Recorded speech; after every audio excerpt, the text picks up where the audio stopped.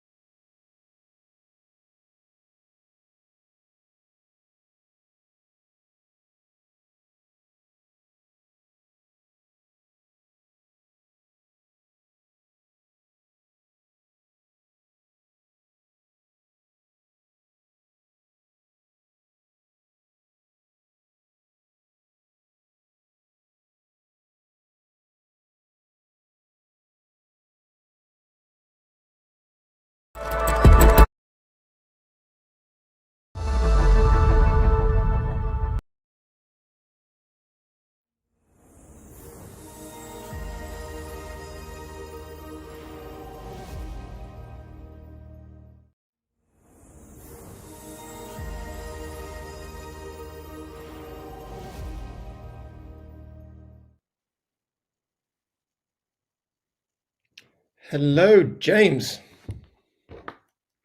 Good day, Paul. How you going? How is he going? Again, yes. You say that like you're tired.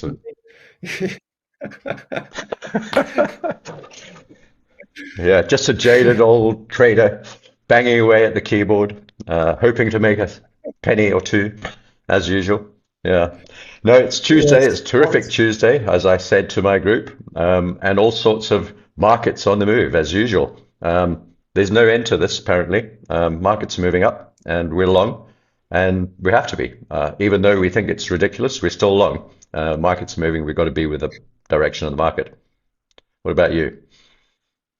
Well, honestly, my builder just randomly turned up today, and then when he heard that I am into crypto and trading, he started a conversation about his investment portfolio.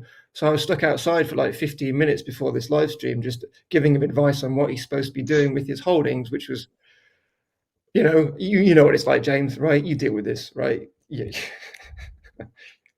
Yeah. It's difficult. Actually, it's quite interesting when people start asking about and talking about Bitcoin. I've noticed a few people around saying Bitcoin's on the move. Can we pay in Bitcoin? And so we're definitely getting towards a sort of a top, I imagine. It's all over the news. And in fact, what just recently happened here in South Africa, believe it or not, although South Africa is quite progressive in some ways, very retro in many other ways. But movie theaters, fast food chains, and I think a property company or something like that are now taking Bitcoin as payment. So that's wonderful news, but at the same time, it's also quite concerning. I think the adoption phase is going to be a very difficult time for crypto because there's going to be a lot of toing froing and people taking profits, wondering whether to spend their Bitcoin as currency or store it and hodl it. I think it's going to be both. And people are going to be starting to look at it as a currency, but it's going to be a tricky period. I've also noticed that a lot of people are cashing out. And we've noticed that even though there's a lot of institutional investment, a lot of these treasury companies buying as much Bitcoin as they possibly can get their hands on, the retailers, apparently, many of them are actually cashing out. So people bought Bitcoin at $2,000, $3,000, $5,000, even 10 or 20 are cashing out at 100,000. Which is, I suppose, understandable in terms of human nature. We've got to, six figures. Is it 6100000? Yeah, six figures. Yeah. So yeah, so I think that's kind of what's happening. And the adoption phase is going to cause a lot of selling of crypto, but it's also going to cause a lot of buying. And we're going to be in this phase that we appear to be in at the moment, where there's equal pressure on both sides. As soon as all those retail paper hands have cashed out, and they will be doing it fairly rapidly, apparently they are, I think these markets will take off again. But we've got to get those retailers take their profits, go and buy their iPhones, their new beds, and their homes and their cars, and then leave us to hodl our Bitcoin. That's what we want, and that's where I think it's going. Yeah, I mean, I think anyone, I mean, it's quite understandable if you've bought it at those price points to sell, but the reality is that retail selling pressure is nothing compared to the buying pressure of institutional adoption. So anyone selling, which we can't blame them, of course, you're just putting it straight in the coffers of institutions at the moment. Exactly. But yeah, let's get into it. Back end, if we could share my screen, please. And while we're doing that, I just want to say hi to everybody Sure. who is posting in the comments. We've got quite a lot of comments already this morning. Hi Lola, hi Roland, hi Sky, Emily, and Eminema. M&A. Is Eminema, Eminem. yeah, Eminem. Eminema, Eminem. Eminem is posting. So let's have a quick look. Thanks for that. Speaking of Eminem in the sexy house. triangles, which seems exactly. Can the real Eminem please stand up?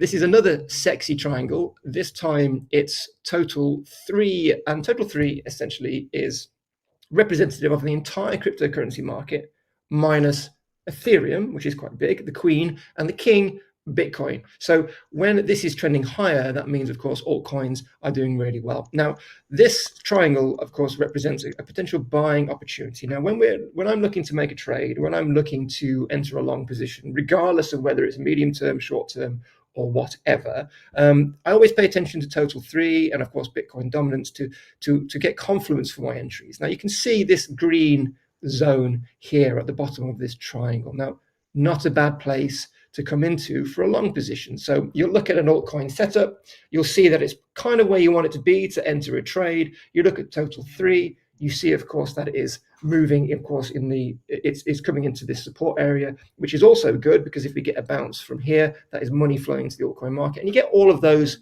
3 things lining up. And the third thing, of course, is Bitcoin. So total 3 is looking pretty good at the moment. We have support on this diagonal trend line. And of course, what we want to see is a move up from here. But we're already bouncing. We're already put a higher low in. So this is suggesting that, of course, after a little bit of reset, we're going to have some continued movement from altcoins. And hopefully, this is the sort of thing which we want to see going forward. And that would be very bullish for altcoins. But very important to just touch base on this chart and see where we're at.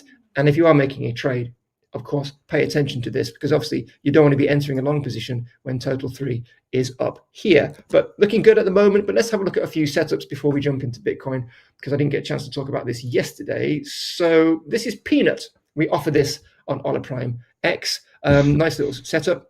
It since broke out of this, again, another triangle. It's all about triangles at the moment. We had a golden cross with the 50 crossing the 200, and now we have come back down to earth to potentially form a double bottom just above support, kind of hovering just above support like on a magic carpet as such. But we've got nice support with the 200 moving average, so it's a pretty good opportunity to trade. And this is Solana, and this has also had a nice breakout of this resistance level, and it's now retesting with a bit of hidden divergence, bullish divergence to boot. And if you're not familiar with hidden bullish divergence, what's the difference between regular divergence? Hidden bullish divergence is essentially a continuation signal, just like hidden bearish divergence would be a downtrend is going to continue. So we have some nice signals here from Sol as well. Not a bad place based on this chart. And of course, as we said, total 3 isn't in a bad place either. But here's the thing. We also need Bitcoin to play along as well. And Bitcoin, unfortunately, hasn't quite made its mind up where it wants to be. Now, that chart doesn't want to load. So let's look at the 15-minute. We've been looking at the 2-hour all week so far. So this is, of course, all week so far. It's only Tuesday. We were looking at on Monday. We're looking at on Monday. So this is 15-minute. And we have the golden zone here. We have resistance. We have support, local support. There is a larger support down here at 112K. Now, anyone looking at this would be a little bit confused because it is all over the shop. completely all over the shop. We're having a bit of a pump at the moment. We found support here, but we're struggling to surpass this high. So very difficult to trade off this, because really, if we want to enter Solana, if we want to enter Peanut, we need Bitcoin to be down here. We need Bitcoin essentially to be on the floor, at least local support. So then you can guarantee a bounce, which would then pull your Peanut trade up or pull your Solana trade up. Excuse me, that did that poorly. So the point is, we are setting up for some good altcoin trading, but Bitcoin isn't at the moment being particularly helpful to give us a good opportunity to enter. So as a trader, it's these three things you need to be paying attention to. And right now, Bitcoin is the only thing kind of letting us down. So if I'm looking at Solana, I'm thinking, you know what? If Bitcoin comes down to local support, I'm going to lose this support area. I'm going to lose it, and I'll probably lose this dying trend line as well. So we might see this from Solana, which means if you enter a position now and Bitcoin comes down, you're going to get trapped below sellers. And like with Peanut, if it comes down, we're going to lose the 200 MA, and we might see something like this just in the short term. So there are some plays aligning quite nicely in the crypto market at the moment. The only thing which is stopping us, despite being really bullish, is Bitcoin. And what we need from Bitcoin is we essentially need it to either move up, put in all new highs, and then we can start looking at these areas. This golden zone maybe is an entrance point, or to come down a little bit. And until it does that, it's going to be quite challenging trading conditions, because I don't think we're going to be shorting the market from here. I mean, James, before I move on to a few other things, what are your thoughts on that? Any dissenting opinions about Bitcoin? No, I think that's pretty accurate. I think carry on, Paul, and I'll come back to my own Bitcoin chart. But I was in two minds last night, actually. I was kind of looking at it and thinking, we're actually failing here at this level. And it's, we had that big clean out through the bottom. We'll have a look. You can see it on your chart there, actually, on this. I think you've got a 15-minute chart. 15-minute chart. So that clear out through the bottom has held pretty well. And actually, you can see on your chart bouncing off that moving average. I'm assuming that's the 200 on the 2-hour. Yeah. Something like, or 24-hour, whatever it is. So bouncing off that support, and it's obviously the previous resistance level. I think it looks good intraday. Very sadly, I actually hedged a wee bit more last night at about 3 o'clock in the morning. It's probably because it was 3 o'clock in the morning that I made such a poor decision, which just goes to show you should not be doing that. But it's not a catastrophe. I hedged another 10%, which puts me at 40% hedge now on Bitcoin. But I won't be hedging anymore. In fact, I'll probably be removing those hedges, or at least some of them, if we break through that top you've got on the chart there. And I'll be re-looking at it when we get to about 136,000, if we should get there pretty rapidly, and I think we will. That's the first fib extension, and it's also the confluence. If you draw those, we had a look at it yesterday, but you can imagine if you draw, we've got two bear flags, and if you draw the projection from both of those bear flags, the longer and the shorter term bear flag, a bull flag, they end up at 136. So, and it's also a fib extension level. So it's a very, very good level to be a little more cautious. And assuming I'm still 30% hedged, I'll probably hedge another 20 or 30% there. And then the next level that I'm targeting on Bitcoin, where I think I will hedge the whole damn lot, is at about around about 160,000. So if we do manage to get to 160 in the next 4 to 8 weeks, which I think is possible and even probable, I will be then basically taking myself out of the market temporarily, looking for the pullback. I'll try and exit those shorts that I'll put on at that level, lower down, back towards where we are more or less trading now, and take profit on those shorts, and then add that money that I've made on the shorts back on as a long to the existing longs that I've got on.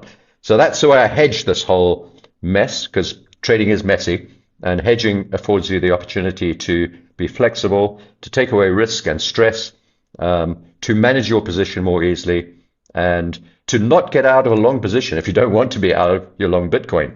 So I can protect my Bitcoin longs without closing them, and that's why I'm hedging. So yeah.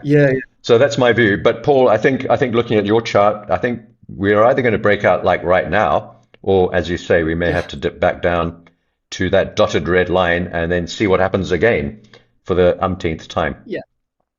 But I mean, we're holding, and this is the thing, we're holding this line pretty good, right?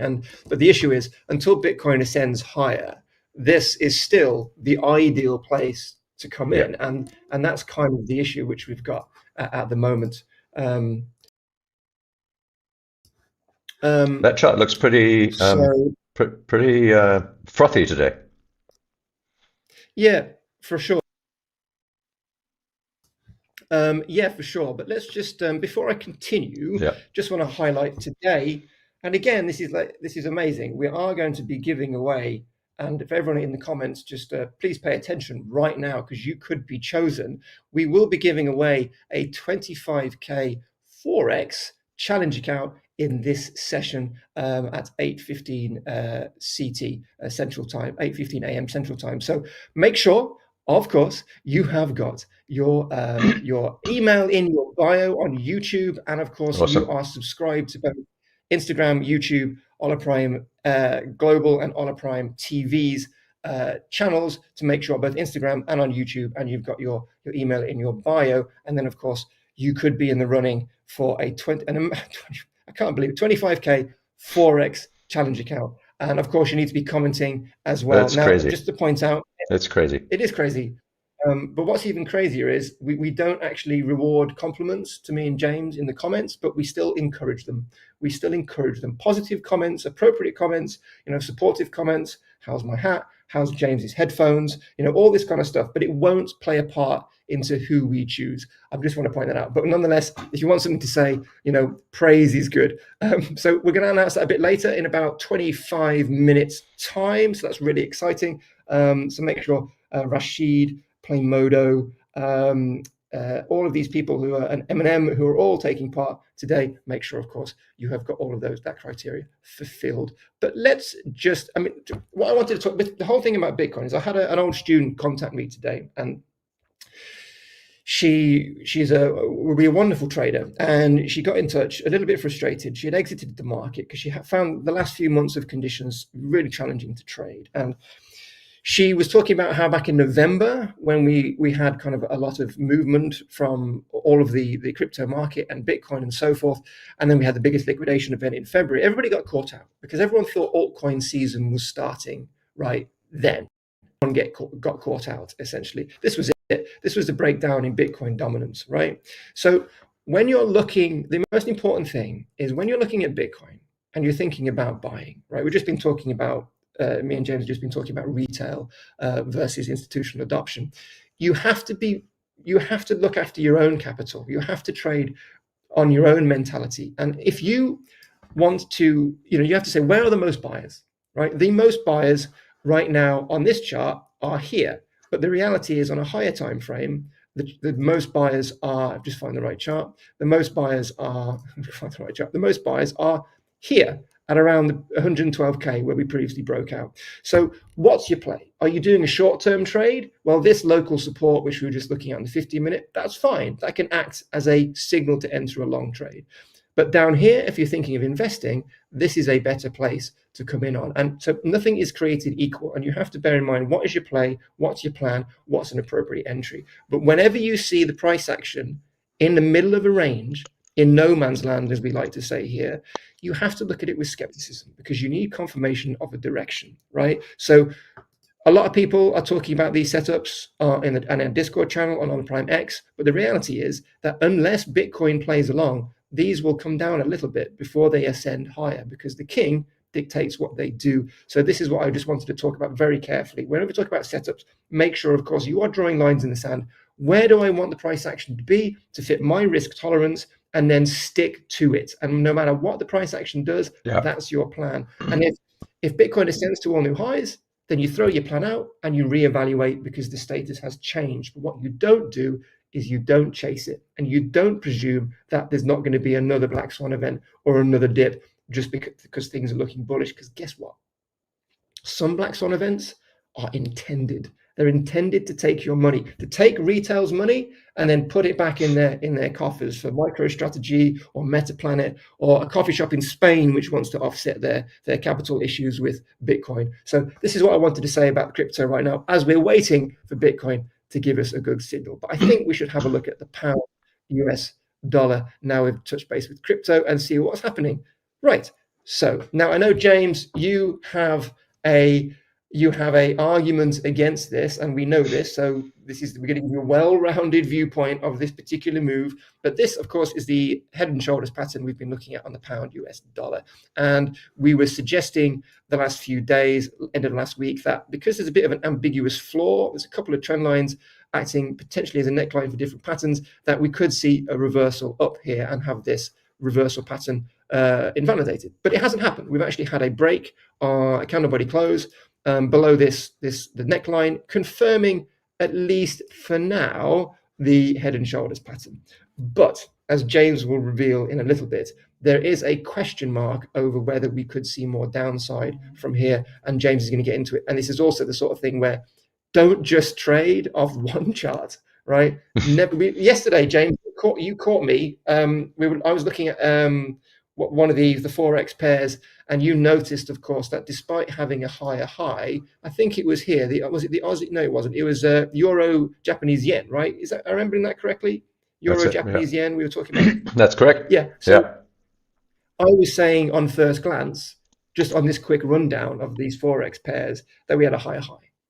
But it's bullish. Oh, Euro Japanese yen is turning bullish. But then James, right, being the experienced trader which he is, right, was looking at multiple charts with different patterns, and we realized that this actually was bearishly retesting another trend line, and it could in fact just be the last gasp before a move lower. So multiple perspectives is really important. So let's just have a quick rundown of the Forex pairs, and then James, you can completely tear apart everything I've said and give everyone a reality check.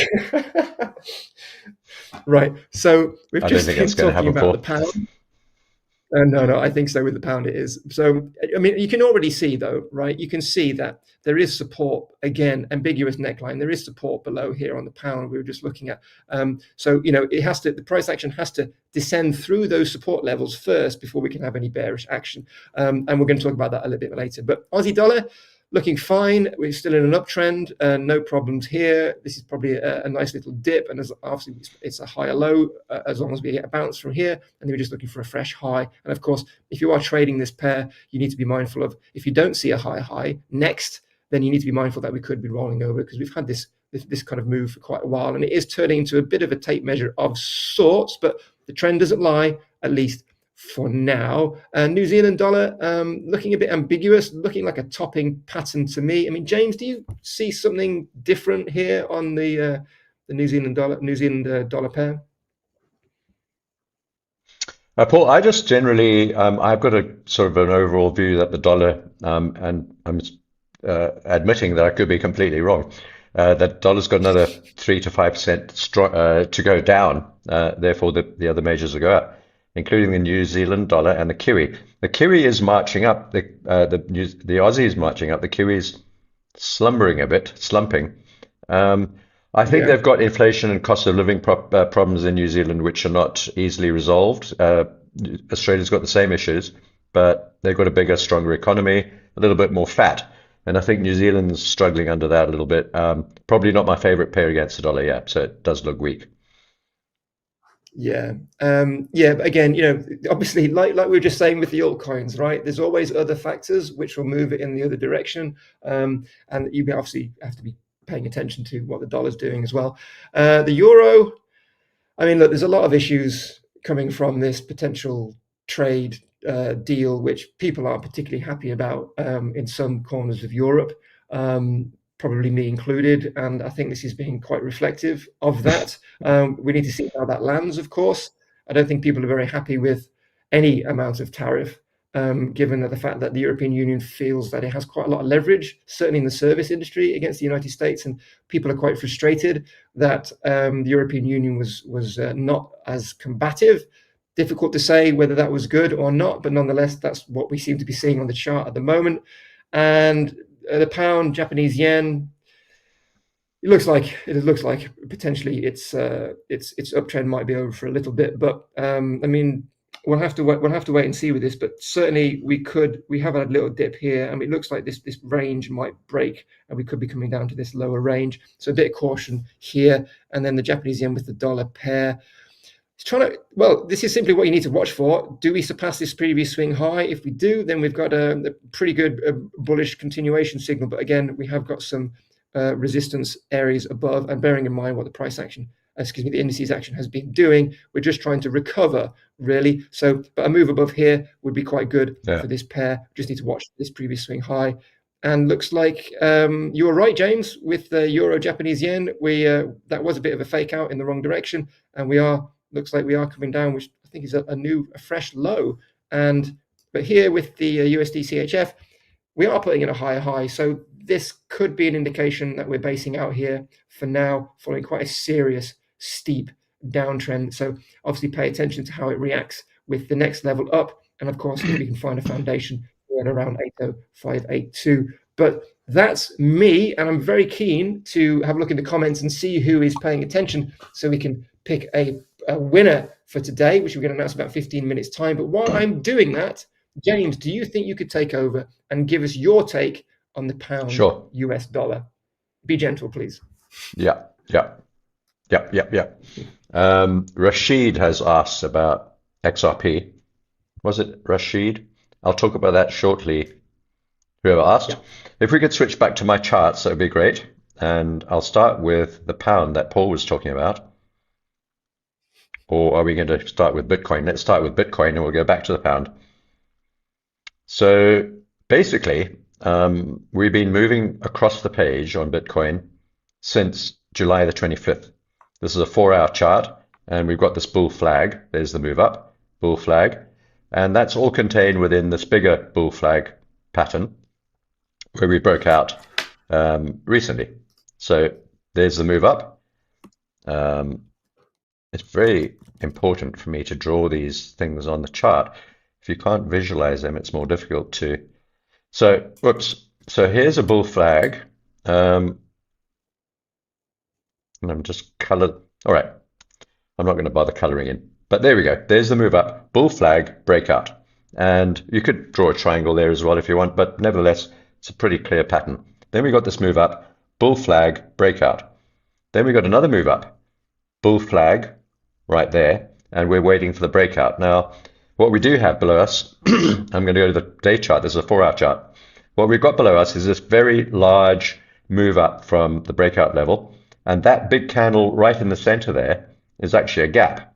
On the CME futures chart, there's no trading there. So the price has never traded in this region, ever. Not previously, and it may want to do in the future, which means we may have to clean that gap out and get back down to the breakout level, as Paul was saying. And that's why at 3 o'clock in the morning, when it was drooping down to the bottom of yesterday's candle, and it wasn't a good candle yesterday, it was a pretty weak one with a tweezer top, 3 o'clock in the morning, I decided to hedge another 10% of my Bitcoin longs. I've got longs from 84,000 roughly, an average DCA'd chunk of Bitcoin, but not starting there. I added, I'd been buying some below that, some in that region, and then some in this consolidation around about 100,000. Right, so that's all very interesting, and it's good for you to know what I'm doing, but what could you do today? Let's go to the shorter term charts and quickly have a look at this. As we looked at Paul's chart, big bounce today, quite frothy, and within this 15-minute chart, we're approaching the top of a range. Look at this big move down, V-shaped recovery off a big double bottom clear out. That was the clear out we were talking about earlier. The price obviously doesn't want to be down there, as you can see. It had a very violent and uncomfortable reaction, having dipped down to 115. But just below there is the CME gap and the route down to that breakout level at around about 112. And that's where we are. Now, since last night at 3 o'clock in the morning, when I took off some of my long side and hedged a bit of it, it's moved up. And I'm now thinking I'll probably get rid of that 10% hedge, that extra, and wait to see what happens. If we do break down, I've got two levels on my charts, pretty simple. And if you want to, so don't get caught in your Bitcoin longs. At some stage, these are going to correct. All right. Most retail traders get destroyed when the market gets really bullish and they get really excited about things, start adding positions on willy-nilly, riding it up. Every day it's moving higher, adding on more, getting into the altcoins, slashing on a bunch of XRP, Ethereum, Peanut, fart coin, Dogecoin, Trump coin, any other coin you want. They start buying them all. Do not disrespect Fartcoin. Fartcoin is a legitimate trading instrument, right? Let's just Fartcoin. It is. It's legitimate. It is. It is. It is. I mean, yeah. What can you say? Yeah, fart coin. Anyway, so what are we to do today?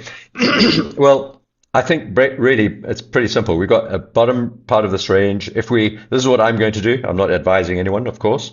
I'm holding a Bitcoin webinar in a few days' time, so you're all welcome to attend that. No, you're not. I'll be there. Actually, yeah.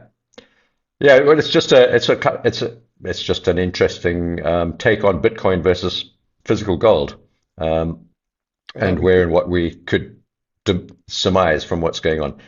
But we've got this range on Bitcoin. Let's just quickly set this up. And really, I'm looking at the tops of these candle bodies. That's all. I'm ignoring the wicks. I've got such a frog in my throat. I do apologize. And you do see that these wicks can be ignored. They're pretty unreliable and they're just froth and foam, really. The key levels are here. And when I'm talking about these key levels, I don't mean a poke down through them like we've seen multiple times, 3 times through the top, 4 times through the bottom, but we're stuck in the range. So don't worry about these spikes up and down below the range if you're a long-term or a swing trader. But if you're a short-term trader, you might be looking for one of these dips and trying to time it on the short-term charts going down to, let's have a look at that dip there, right? I'm going to show you how you can trade this. So let's go all the way back to this dip on the 15-minute chart, and you can see how clearly we got all these reversal candles on the 15-minute chart, all sorts of bullish engulfing candles, and a clear bottoming pattern, ending up with this big spike low following that reversal candle over there. And on the 5-minute chart, it was probably even easier. We pointed this out as well. All sorts of, maybe 5 times you had the opportunity to buy the bottom there. So could we get back down there today? Probably, possibly. I don't know. Anything's really possible. We've got the FOMC meeting tomorrow. We'll find out what the interest rate announcement is going to be. Probably no change, but there could be some statements following the meeting that are interesting. And of course, there's a lot of news going on with JP and Trump. Maybe we'll find out something super interesting that we haven't heard of before, and that will move the markets, including Bitcoin. So I would say any dips down to about 117.5, maybe slightly lower. Maybe we need to get one just a little bit below there. Oh, here we go. Sorry, it's down here. I was looking at the wrong bottom. So 115.5, 115.2. So, if we could get something like that again, let's go back to the 15. Those are the sorts of areas that you might consider buying and looking for the reversal candles. Once we get back inside here and hold that bottom, and you might even consider buying the bottom of this range. As you can see, it's worked multiple times on a day trading intraday basis with occasional, more extreme moves. But so, you could be looking to buy the bottom there. You may even, if you're short of mind for Bitcoin, you may even consider selling the top.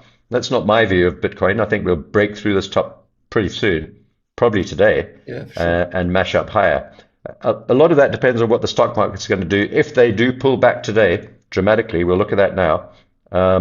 That could put more downside pressure on Bitcoin, and maybe even enough to drive us right back down to close that CME gap all the way down here. So if you're a Bitcoiner and you like long Bitcoin, you should just be hoping that the stock market rally, wrong chart, sorry, those are my white charts. You should be hoping that the stock market rally can continue and do what I think it's going to do, and just drive up to ridiculous heights. So why do I say that? Well, we looked at this chart yesterday. This is the US 500 or the S&P or the SPX or the Standard and Poor's, depending on what you call it or what you're trading, whether you're on the spot or the futures, prices are all more or less in the same ballpark. But look at what we've got going on here. And this is what I think, not only me, but JP Morgan, Morgan Stanley, and a whole bunch of others feel that that's the target for the S&P in this move. And it's not very far from here. It's about 2 or 3 weeks time that we could be up close to 7,000. If that happens on the stock markets, we should see the same on crypto, not only Bitcoin, but also the altcoins, which are trying to break out. Yeah. So pretty much we're at that sort of inflection point, Paul. If this carries on the S&P, you were mentioning, of course, we've got jobs numbers. It's jobs week, you were saying earlier. Do you want to just, how do you see them impacting any kind of bullish momentum which might be triggered in midweek? yeah, so we got today, actually, in 22 minutes time, we've got the Jolts job numbers, which have become more increasingly important over the last number of years as one of the major job economic factors to consider. And then tomorrow, Thursday, sorry, that's today. Not tomorrow's Wednesday. Tomorrow we've got the FOMC, of course, and then Thursday we've got the normal jobs, unemployment numbers, and jobless claims. That's at 2:30 or 8:30 a.m. Eastern time on Thursday, and then on Friday at the same time, 8:30 a.m. Eastern, we've got the non-farm payrolls number, which is the biggest jobs number of them all, the big mama. So we've got 3 really important jobs numbers stacking up from today, Thursday, and then Friday, the big one. And stuck in the middle of all of that is the FOMC meeting, which could be a contentious one. So be incredibly careful. These rallies are very tempting. We're all long. We're all gung-ho. The definition of gung-ho includes caution as part of the dictionary definition. Over-optimistic behavior requires caution. And you can see these markets are behaving irresponsibly and ridiculously. And we've been above the 20-period moving average on the US 500 for 73 days, which has only happened 4 times in the last 100 years. And every time the market has moved on another 20% higher following that. So yeah, jobs, big jobs number, big jobs week this week, plus the FOMC. You don't get much more packed into 1 week. And will that drive the S&P into this frenzy? Or are we going to be seeing something completely the opposite? A little bit of a spike up and then something like that. And that, if that happens, which I mean, it is and a I'm not, possibility. It's a possibility, and this is whenever anyone who's been trading for a little bit, certainly in crypto, but all of these other markets as well, right? The second you start feeling like it's go time, be cautious. Right, be cautious, because someone is always trying to take your money. Someone's always trying to play off your emotions. So there's a reason why I'm really grumpy all the time, because it's a way of managing these things. But again, we deserve some bullish action after some very difficult few months. But with the job numbers, again, also, the jobs numbers, on the face of it, sometimes can be like, oh, that's good. But if you dig a little bit deeper, you need to assess like which areas of the market, which, like the service industry example, is that adding jobs? Is that losing jobs? Which sectors are benefiting? Because sometimes, a certain sector can hold up the jobs numbers when they're actually declining in other areas. So it's very important and what that means is, of course, that any positive bullish impact on the face of it, positive numbers, the hot air can soon disappear. And then we have the bullish rally when the reality kind of sets in, or if a fist fight breaks out on the FOMC meeting. So, caution is important. Yeah. Well, it's going to be, so it looks like they managed to get there was a court ruling that they were not able to hold this meeting, which is going on right now as we speak. Well, will be later on today, behind closed doors. So I haven't heard anything since then. So it looks like they are meeting behind closed doors, but maybe something will come out during the meeting. And I'm sure a lot of the interesting press people, including maybe they've let in some of the YouTube type you know, independent media who might ask some interesting questions. Who knows? But all of this week will also affect gold, and this is one of the hot plays at the moment. Have we got time to go through gold, or are we doing a giveaway right now? Yeah, let's do gold, and then we can do an announcement, Okay. and then we can maybe end on XRP and Uni because we had a question about those. So yeah, let's look at gold. Okay, cool. So we talked about this in some length yesterday. I don't want to flog a dead horse over gold, but very, very simply, we've got a very large ascending triangle which we've broken down through the bottom side. At the same time, we had a smaller ascending triangle inside here, which we broke out through the top of. You can see it there. Let me quickly draw this. Once my triangle's all set up, I won't have to draw them like this all the time. But there's another little triangle that we broke out of, if you can see that. Let's make that white. Oh, yeah. It's also a bit skew. It's meant to be flat on the top.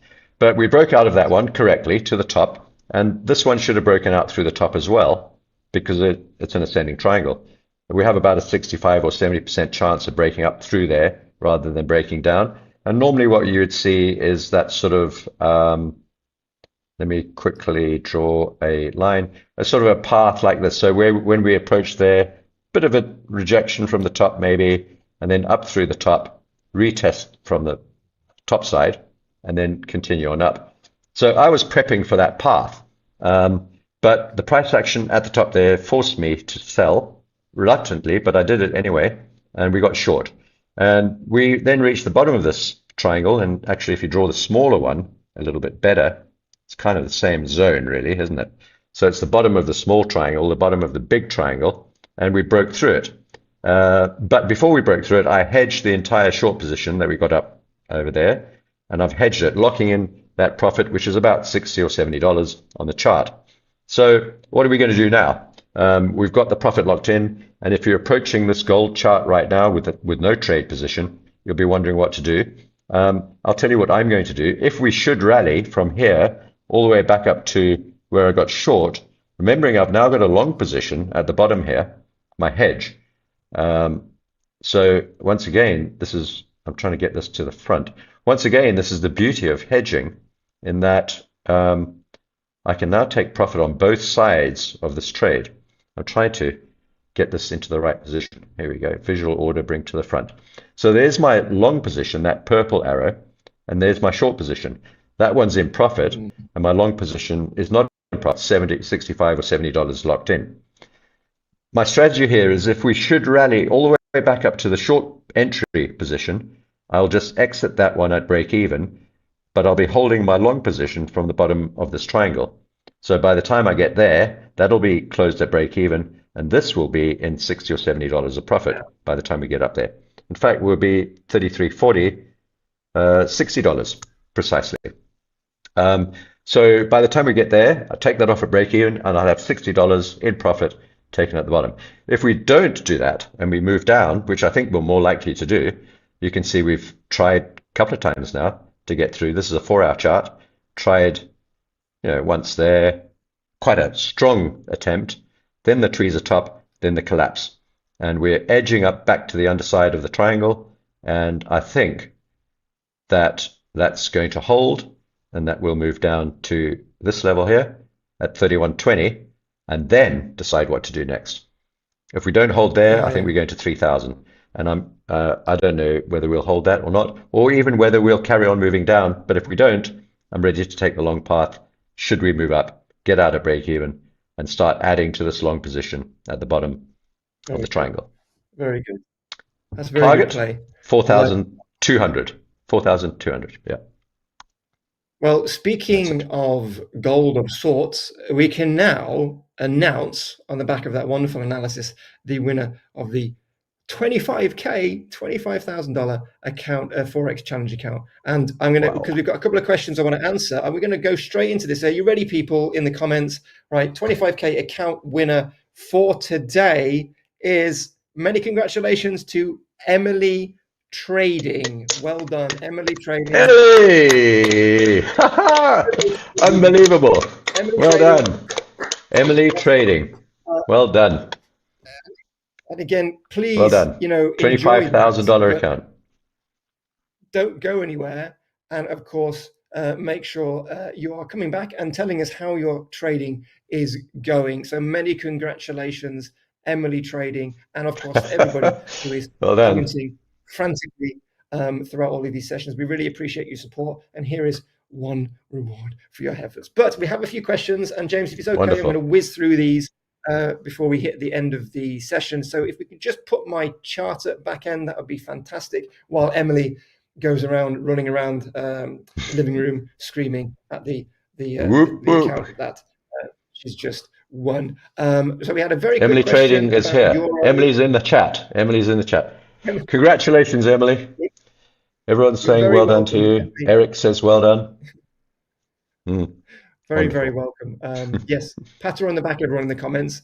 Had a quick question about Euro USD, and I think, as we can see, the top has come in, at least for now. We're descending quite lowly on all of this kind of trade deal news. So the answer to that is you want to be paying attention to see how it reacts when it comes back up to this area, and then but it looks like we're heading down from here, but we need to, of course, just have confirmation. So look for the bearish retest for confirmation, but I don't think we're going to have any bullish news for the euro over the next few days, so you need to presume this is probably going to be coming down a little bit. But we also had a question about Uniswap, which is available to trade on Ola Prime X, and if you are interested in more detailed breakdowns of what's hot and to trade in the altcoin market, this week, at the end of the week, there'll be top altcoin picks over at Ola Prime X, which is a separate YouTube channel. So get over there and subscribe, and you can have all of these analysis in slightly more detail in a less rushed fashion. But Lola asked about Uniswap. So this is what I got.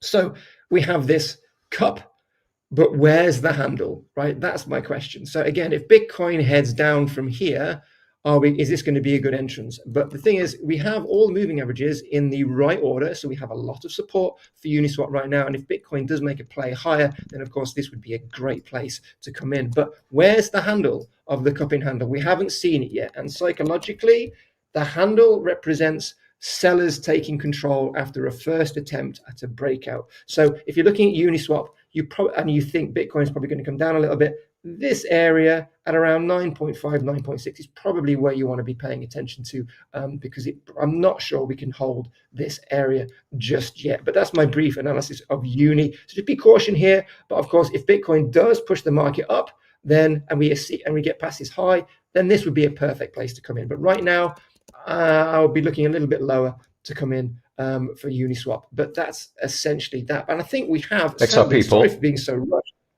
XRP, let's do XRP very quickly, very, very quickly. If I can find the chart. If not, we might have to leave that till tomorrow because we are up against it. I have got an XRP chart. I don't know where it is. Yeah, let's leave that till Lola. Forgive me, but let's leave that till tomorrow because I think many people will be interested in that. So if you are in the chat and you're interested about XRP, please, Dana, I know you are as well. Pop back tomorrow and we'll make sure we look at XRP first thing, and we'll cover that. But that's Uni, and but I think that's it for now. James, unless you've got anything else before we hand it over. No, nothing. No, I'm cool. XRP, I'm long, for those who are wondering, personally. Bought the dip to the 20-period moving average on the day chart. You can check where that is on your own chart. Yeah, and I'm a little bit more waiting for the dip, but we can get into that tomorrow, and me and James can fight it out over what we think is the best play. But next up is pre-market pulse, and again, congratulations to Emily Trading, and thanks to everybody who's been commenting and supporting us. Stream. But Sam and the team are next up, and that's it for now. James, see you tomorrow. Thanks so much. Fantastic. See you. Bye, everyone. Markets are unpredictable, volatile, complex, but your trading journey doesn't have to be. Hola Prime TV is now live. Every trading day, join top coaches as they break down real-time setups, key levels, live trades across Forex, futures, and crypto. From Tokyo's early momentum to London's open surge to New York's high volatility action. We decode every move live. Get sharp analysis, clear strategies, and insights that actually make sense. And yeah, we don't just break down charts. We crack a few smiles too. Only on Hola Prime TV. This is more than content. This is Infotradement and beyond.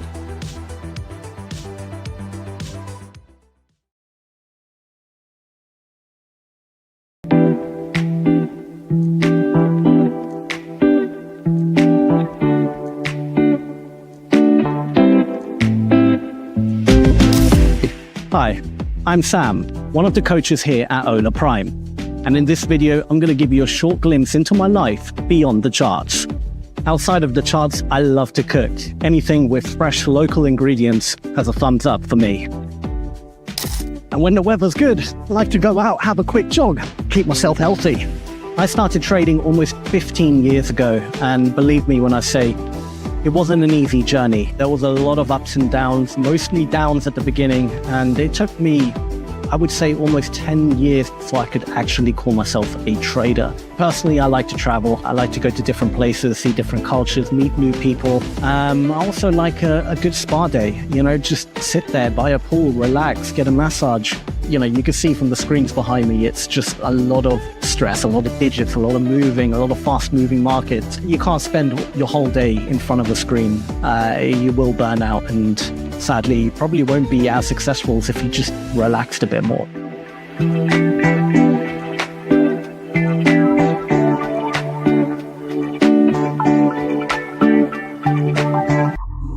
Ola Prime, trade with transparency.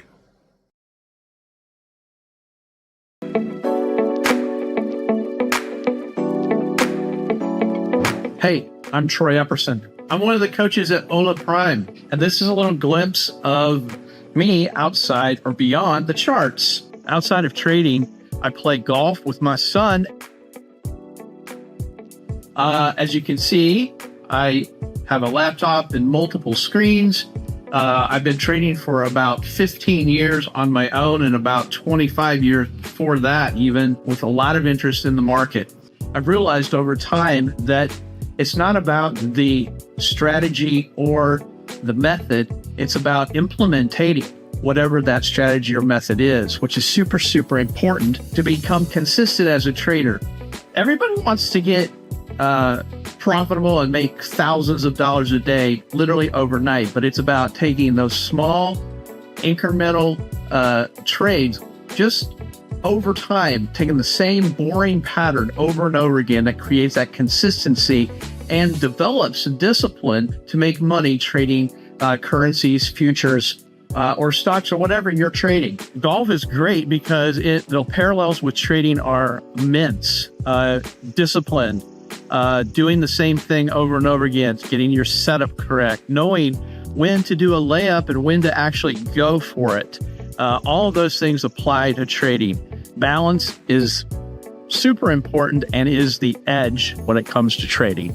We want to be consistent, but at the same time, you've got to be patient, and you need to be able to reach out and ask a coach a question and never feel guilty about doing that. And there's no bad question. Every question is a great question because it helps you enhance your intelligence and your knowledge of the market. Well, that's a bit about me. I hope to see you soon in a live trading session. And remember, we're just looking for one good trade. And once we find that one good trade, we're going to do it again and again and again. I'll see you then.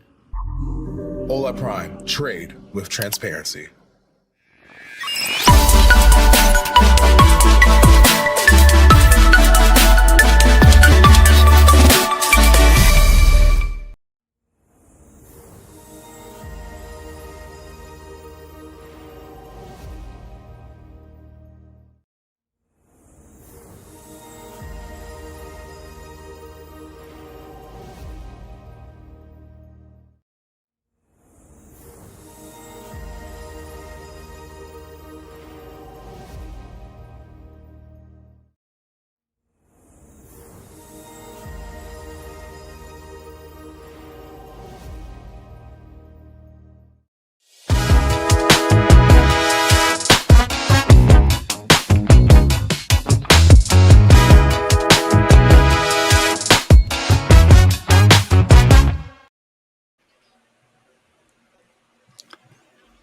Alrighty, good morning everybody. Coach Iris, Coach Daryl and Coach Paul, and to everyone watching.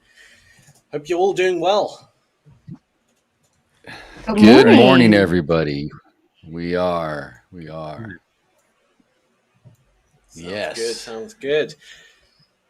Eric Lake's in the chat. Hello, Eric. We had someone called Dana Silva as well. And Yep. Emily Trading, Rashid Trading, all the usual names, a few new names as well. So welcome to everyone who's new to this channel and new to this stream. Great to have you here.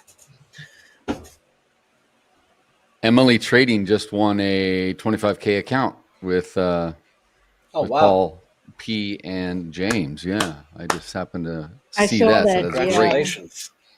Yeah, congrats to her. Congratulations. And yeah, how are things for you, Iris? It's been a long weekend, I think, since we talked to you. Well, to be honest, I've started my day red. My position has to be updated. And yesterday, I did not have a good day as well, trading wise. Obviously, you guys saw Me that neither. as well. It's been pretty tough. Yeah, it was rough. I'm really traumatized almost. I haven't. It's such a long time ago that I had so many losing trades in a row. And yeah, it's brutal, but we're not giving up, and it's tough this week so far. So I'm going to be very careful today. If I'm going to take a trade, it has to be a very, it really has to be. But also the trade that I tried this morning, normally there's just no follow through, and it just wicks back up, and I was like getting a heartbeat, Yeah. like, oh my God, it's just really close to me. So how are you guys? I love little yesterday. I just saw this morning. I have to, you guys, it was so hilarious. But cool. And yeah. It was great. It was great. It was amazing. Oh my God. They Barely outdid any words themselves. I mean, to describe. I still want Paul's suit, man. That first suit there. I'm a little jealous. That thing's like I don't know whether that makes it for a good Halloween costume or just some pimp outfit, but that thing was just perfect. Almost open, guys. Dear. Have to work it open. Yeah, annoyingly, I see a short right now. I see a short, but I'm The not going to market's take right it about to because we're open. literally about to open. Yeah. Right. But I see a clear as day short on the footprint, but I'm obviously, it'd be silly to take it. But if it just plunges down Yeah, on open, please I'm going to be a little bit annoyed. Paul, I think Let's see Paul what was it does. up right now, No, right? we're opening up. Yeah, we're No, having what a I mean, swing Paul, high. his Look at pin this. was Get in up. and take it. Yeah, there you go. Get in and That's take cool. it. Daryl's up. Daryl's up Yeah, I too saw at that. the moment. I guess did some early I morning saw it. trading, huh? I traded a little. I traded some last night, kind of on the melt up before London. It was kind of like just late evening for me. I was just, again, like I said, if I'm at my computer and I'm doing stuff, I'll get into a trade. So I kind of had to ride up, and then I went to sleep and I saw that it really went up, and I'm like, oh well, okay. But yeah. Oh dear. Yeah. What did you trade, Paul? So I had a nice trade on the Nasdaq last night. Only thing is, if I was debating on letting it go, like be a runner for the night, that would have been a really good idea if I had just let it run and I kept my stop loss and just let it go for the night. My goodness, did the Nasdaq run? Because the thought was to retest the all-time highs that it made in the overnight session on like Sunday night into Monday morning. But I was like, you know what? I'm not going to let this. I just don't want to let this go overnight. I'll just take my money and run. It started spiking right towards the end of the session, so I took it. But as I say that right now, the Nasdaq is spiking now. So It's just made an Good all-time thing you high didn't get a again. short, I Sam. really hope. Yeah. Yeah, no. I mean, it would have been really silly to jump in seconds before market open. This is definitely not course. something anyone should do. agreed. I might go But get a short. We got to sell off here. again, I see another I'm getting in short. short. I do see a short. But Me Short too. right now. It's too I'm heavy. thinking for of the getting market. in. Yeah. I'm red already. I just need to wait. Otherwise, I would have got in. 7.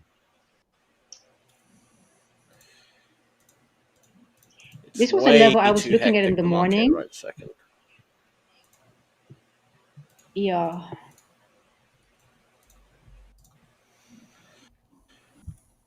Gonna let it. It's a good short. It's just, yeah. Nice. Yeah, it would have been a nice Beautiful. short, but hectic the market at this moment in time. I don't like it. I'm not going to take Because it. by the time you even unless it hits your TP, if you manually exit, by the time it executes, look how it just whipped straight up again. You would have you could have very easily executed out a profit, even if you clicked the button while you were in. It's when it moves this quick, very dangerous. So I'd rather let the market calm down, build a bit of structure, and then trade it. Yeah. Let's see. Oh, we got Nero in the chat. One of our top traders. He says, "Hi guys, hola, hola Nero. Good to see you. Good to see you." Yes. Mr. Pete. Eric is back as well. Eric is always here. I haven't seen Yeah. Robert. I hope we might need to call a welfare check at the California police. Just in, He'll be here. in case he's all right. Here. He'll be It's all We've got right. Sata Drew. I'm sorry if I mispronounced your name. He says Euro US dollar analysis, please. I mean, we could analyze a forex pair. I mean, this is the futures section, but I guess we could analyze the euro futures. They're pretty much identical. So 6E symbol. We could analyze that for you. Mm-hmm. We could definitely do that for you. And yeah. Awesome. Did you see anyone catch some of these earnings that came out early this morning? Pretty interesting. Did not Boeing, yet. man. Boeing is Boeing had a good earnings release, and it's been moving. I know that. Where is it? I got to get back to. There was several that came out. I mean, beyond Procter & Gamble, there was United Health, good print, I believe, if I recall reading it. Merck was not good. Procter & Gamble, very healthy. PayPal, very healthy. Boeing, surprisingly. What else? I think that's it. There's a lot of then we have scrutiny Visa, with Boeing at the moment, Starbucks isn't there? at the end of the day. Yeah, so things are moving. I mean, obviously we have interest rate decision tomorrow. I will be not here, but I will be happy to leave my prognosis before the end of the day. Of course.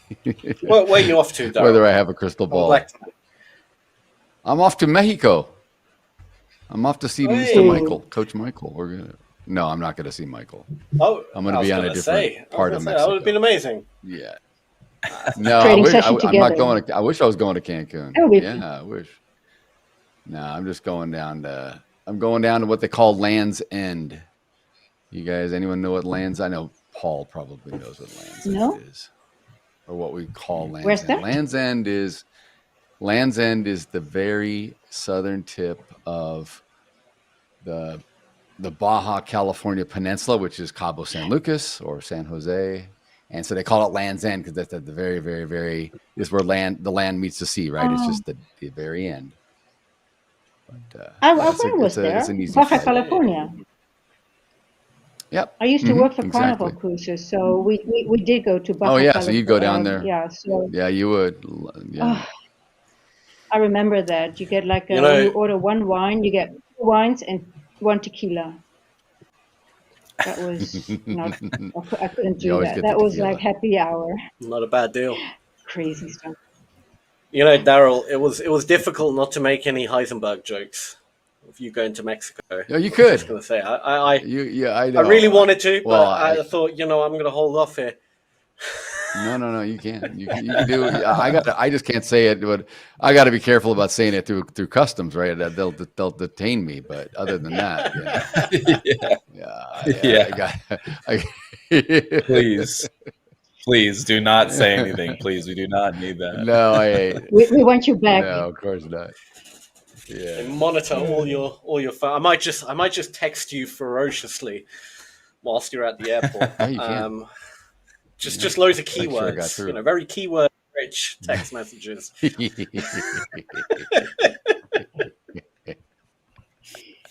Oh my god. So yeah, I just look at you guys differently now since that LOL time yesterday, and that picture of Sam and Daryl together after a session together. That was just hilarious. I was expecting you guys in a yellow suit today. Yeah, so I know. We should have been in a yellow suit. Oh, that would have been great. That would have been great. Oh, dear. A Better Call Paul. That was hilarious too. That was the best. Troy, his chicken. Honestly, that was hilarious. It was all Paul, fantastic. you need to frame that picture. I will. I will print that out and frame that. I will. Did you show your wife? It's just perfection. I actually haven't yet because she worked way late last night. She had a night shift at the hospital, so she didn't get back until like 11:30 last night. So, but I'll show her today for sure. So, sure.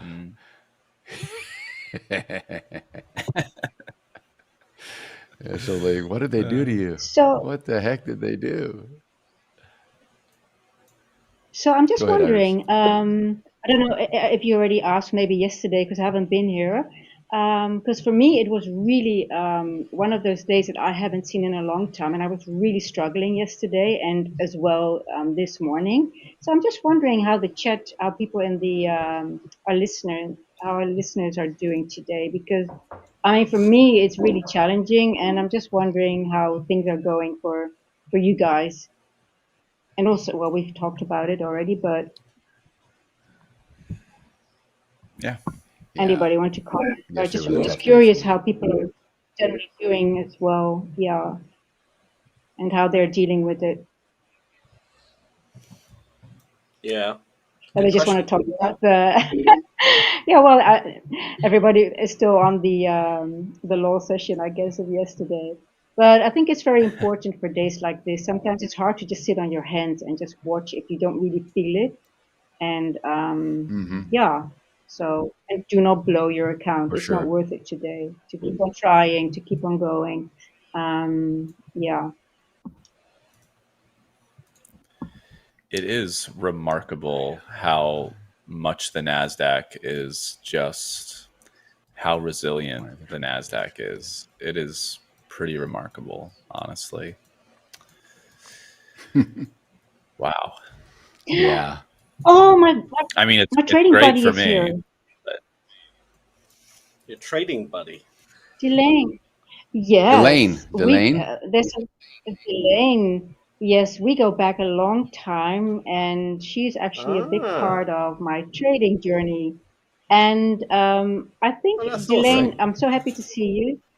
Because last time I checked in the chat and there was not many females around, so that had to change. And we had we go way back, and I wouldn't be here if it wasn't for her, to be honest. Oh, Yeah, wow. she's part of my Awesome. trading That's identity. incredible. Yes. Yeah. So really Well, awesome. welcome, happy to see you, Delane. Thanks for Delane. joining. That's great. Yes. Exactly. Yeah, definitely. And Delane, welcome and thanks for joining. and I told her about you guys because you are, said we have the best volume profile traders here. And if I'm correct, Delane, we still have to catch up. We'll do that this weekend. No, we're not going to do that in this chat. But if I'm correctly, you're still going with the volume profile, right? You're in the right place with these guys here. Yeah. Absolutely. Good move. Good move. Absolutely. All right, so let's let me look ahead here and see what we got. We got Jolts, U.S. Jolts job openings, guys, which will be released here in what, 18 minutes. So I will definitely expect a reaction from the market. And I think we're just kind of, we had a pretty good rotation here on the swing low and the open swing high. So things may sit in the indices at least until we get the Jolts opening report here shortly. We also get U.S. consumer confidence. And we get jolted. And then we start opening the floodgates for the end of the week. All the news coming out now. Mm-hmm. Yeah, we could get a jolt. Is that what you said, Sam? We get jolted, yeah. Yeah, we're going to get jolted. Shock me. The punniest. Gotta make some puns, right? We do. We do. Let's see here. We're gonna in the ES. Good old trading ES, puns. We're just in the ES, Paul? We opened outside of the yesterday's range and value. I'm short. I'm short ES. I just got short. Back down low day. Sorry, just keep talking. Nice. Keep that's good. Have we got a chart up? Do you want to get your chart up? No, I'm sharing. I'm sharing. You can put mine up. Yeah, back end. Pull up. Daryl's we might as well look chart. at something in our mugs. We don't want to look at our mugs. Yeah. Oh, I want a mug too. No, I don't mean a coffee mug. I mean our ugly, our mug shots. Oh my. I didn't sound have a mug. It's just kind of a slang. It's a slang. It's a slang thing. I do have a mug. You're right. I have I know you do. You have a nice Ola Prime mug. Right here. Yes, you do. I know you do. There it is. Jealous. Exclusive merch. All right, I'm gonna sit here. Let's see what happens. So I think most people. This is our overnight high. This orange line up here.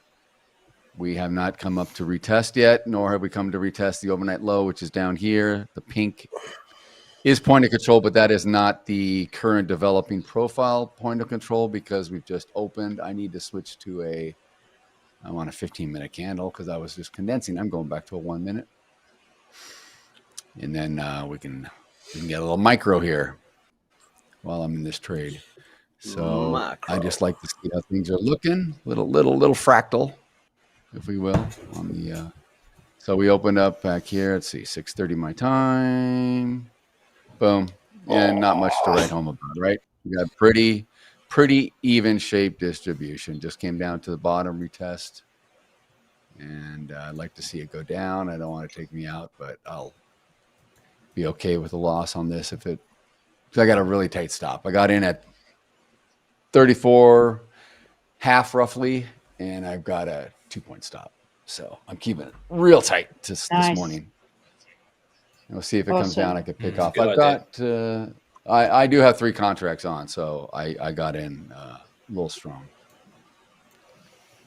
But I'm willing to just keep it tight. Very strong. Where's my little plane? Where did my little son go? He left me. There he is. Now I can move around. So yeah, that's what I'm doing. Just it was kind of a momentum deal. It looked like it was kind of retest the low. And oh man, I'm getting everyone. I'm gonna get you guys all dizzy again doing this. I don't know why. When I don't want to go on auto because auto doesn't help me on the 1 minute. I've noticed, so I need to be like this. I need to manually just stretch it. Anyway, yeah, that's my only problem when I get too. Oh, man. Come on, thank you. Grab that. Anyway. What I was mentioning earlier was, we opened out. No, it's okay. We opened outside of the yesterday's range to the upside, and the smallest of gaps, relatively speaking, in the regular trading hours. So not meaningful there, but the fact that we opened outside of yesterday's range to the upside and value area, obviously.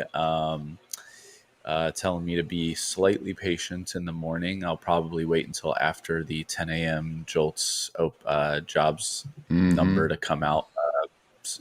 Just coincidentally, I'll just wait for that. And yeah, and right now the value area high of yesterday's session was basically between 64.30 and 64.32. So if there was going to be some really bullish support, I would expect it here. If the market needs to consolidate a little bit more and come down into a little bit more of a comfortable area, I'm looking for 64.24, which was the point of control of yesterday. And if it really needs to get comfortable, I'm looking for 64.16 if it needs to come down even further, 64.16 as a third support area. So that's my thoughts for the ES. I'm watching my trade as we speak. I got one eye on my trade. One eye on my trade. I'm trying to just show, because my screen is up, I'm just trying to show what Paul was talking about with the value area high we dropped in. So here we go. We're coming down on my trade. I'm moving in to lock in some profit anyway. We'll see. It's pretty hard to see now because I zoomed out. There we go. Come on down. Nice. Let's go. But at least I locked in. So yeah, I'm also waiting for 10 o'clock. Yeah, so I'm glad Paul mentioned the where we opened and we came back down to 2 yesterday. This is yesterday's distribution here in yellow, a little top heavy, obviously.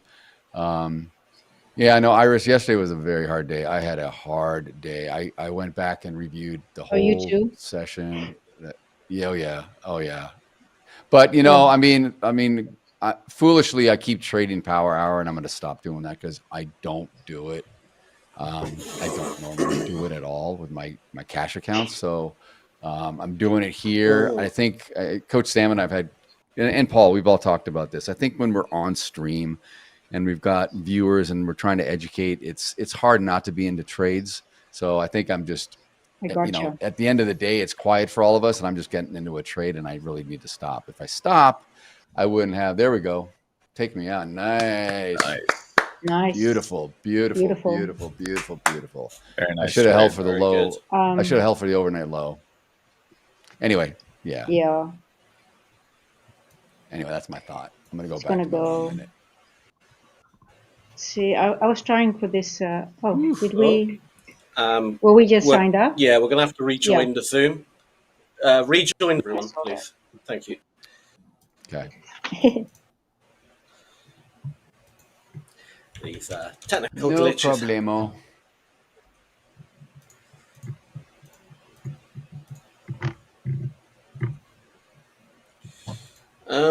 Where is it?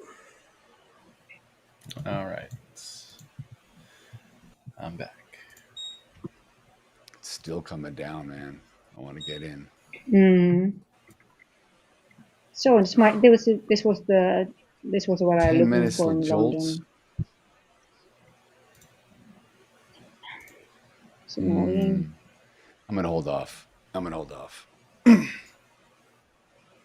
is my trade I was looking for. All right, let me share my screen. How do I? Paul's sharing. If you want to share your screen, Paul, there's not much I'm in right now, so. Yeah, I just shared mine just in case the back end wanted to put something. Yeah, I saw that. Smart. That was good. That was a good move. That's a veteran move right there, my friend. That was clean. Look at that. Look, no, it was perfect, man. He's like, I'm gonna be proactive. Get it up. Perfect. And don't go there. We're not talking about mixed nuts today. I know we're not going there with Sam. Oh, Sam's on the mend. Sam's looking good, man. You're looking healthy. Yeah, I feel a lot better.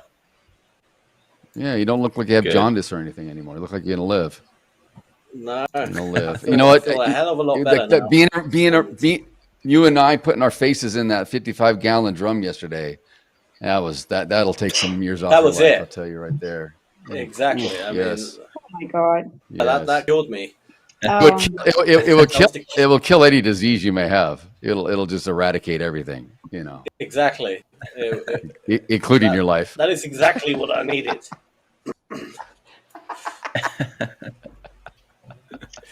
It was incredible. Best thing.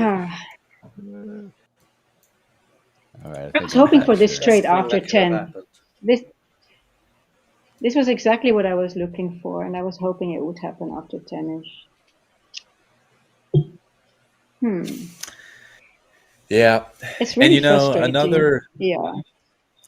another idea that I think some I would say some market profile people and some volume profile people do use when trading the profiles is sometimes, you know, like for example, when I talk about levels that I'm looking for support or resistance in the value areas and whatnot, and I'm saying, okay, I would like to see price get to here to then be able to show, like, see the order flow, see how volume is looking, how the structure plays out, to see if, like, you know, maybe I can get in a long at support or into a short at one of the resistance areas. Some people, what they'll do is they'll look at those areas as possible, like magnets, or like gravity should pull price to those areas. And you could do the exact opposite of, you know, what I'm saying. And, you know, maybe if we do open a little bit, a small gap up, that means nothing. The gap doesn't really mean anything, but the value area is, let's say, 8 or 10 points in the S&P, below where you currently are. Some people look for a short setup to get short into that area, thinking, hey, if today is going to be a logical day, we should retest an area of comfort from the previous day, and I'll use that as my take profit. I'll use the value area high, let's say, as my take profit on that short. So there's multiple ways to look at things like that. And, you know, I tend to gravitate towards the former, where I just wait for it to come into my levels and then look at price action. But that's not to say that, you know, eventually at some point I will look to be more aggressive and look for those levels to be areas of like a take profit instead of looking to get into an entry. Yeah. So, and I do use the areas sometimes as take profit areas, but usually, like, for example, when we're rotating from a value area high to like a value area low. So if we are testing value area high as resistance, we'll say, and the structure looks good, the order flow looks great, and I get in a short, maybe I'll look to get out at point of control, or I'll look to get out at value area low as my target profit. So that's kind of two different situations. Just wanted to mention that because it popped into my brain a few minutes ago when Daryl made that great trade. Nice. So Great point. nice, Yeah. Daryl. You can get some tacos in Mexico. I'm making back my loss from yesterday. Is what I'm doing. Yeah. My account's Expensive tacos in Mexico. $1,400. Yeah. Well, I'm sure there's a place where you can get those kind of tacos. You probably get some rules with that as well. No, just normal. I mean, some gold plated tacos. Yeah, some gold flaked tacos. Hey. That's a Mexican choice beef right there, prime grade A. I don't know. Yeah, I know there's. I'm joking. All right, let me put my IBs. It's interesting. We have kind of like what we've experienced going back to last Thursday. We opened with some velocity, and then I mean, I understand we got a report coming out here in 3 minutes, but we haven't retested the overnight high or the overnight low in the ES. For as much as that down move just was, we have not. We're 3 points off the low of overnight. We didn't even come to it. So I'm a little surprised, but yeah, me too. It's just interesting. It's just an interesting. I mean, let me set my. It's very IBs weird here. Well, I think we got interest rate. Again, everyone's waiting. Yeah, they're waiting. Get ready to be jolted. I am not in a trade. I will not get ripped on this. Yeah. Well, you know what NFP stands for, right? Not for professionals. Well, they don't. Not for They stay away. They sit that one out. Yeah. Yeah. Yep. They sit out a lot of them. Whoa. That was big. Look at that. Volume. Yeah. That's Crazy. an algo right before that's a preemptive move right up to VWAP. Woo, literally to VWAP and I always back. thought NFP stood for nuke full position. Just nuke it. Full position on it. Yeah, that's funny. That's true. It could. You know, we have these crazy acronyms. I'm sure you know every government, every central bank has all these crazy stuff. But I always get a kick out of when the U.S. releases their BLS numbers, their Bureau of Land or BLM, like the BLM, Bureau of Land Management, and they have the BLS.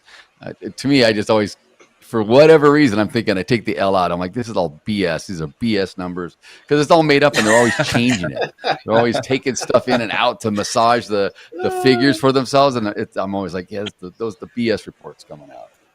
I don't know why. I've always thought that way. From when I first started trading, I just always was thinking, yeah, BS. The BS numbers. That's so good.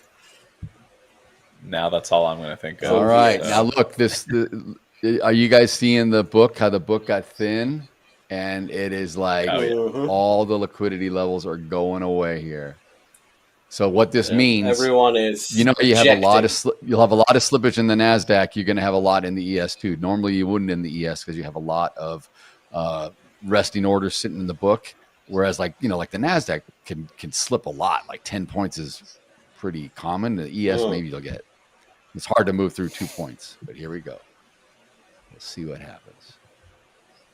And Robert, good morning, Robert. I know I saw you here.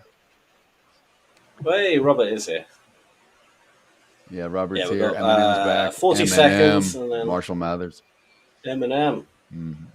Of course. Point of control just migrated south, and the ES down to 33. So the opening range gap, that means the opening range between the 9:30 opening time Eastern and the closing time 16:15. We didn't hit the mid level yet. It's also below the 33%, so it's hanging in between there. So I wouldn't be surprised we are. That's what I'm saying. We haven't. It's sitting right between the overnight highs and lows in the ES. See what happens. Yeah. Down rejection. Bit of a reaction. Spike down. Nothing terrible actually. Let me go check the number. No, it's not. It's not.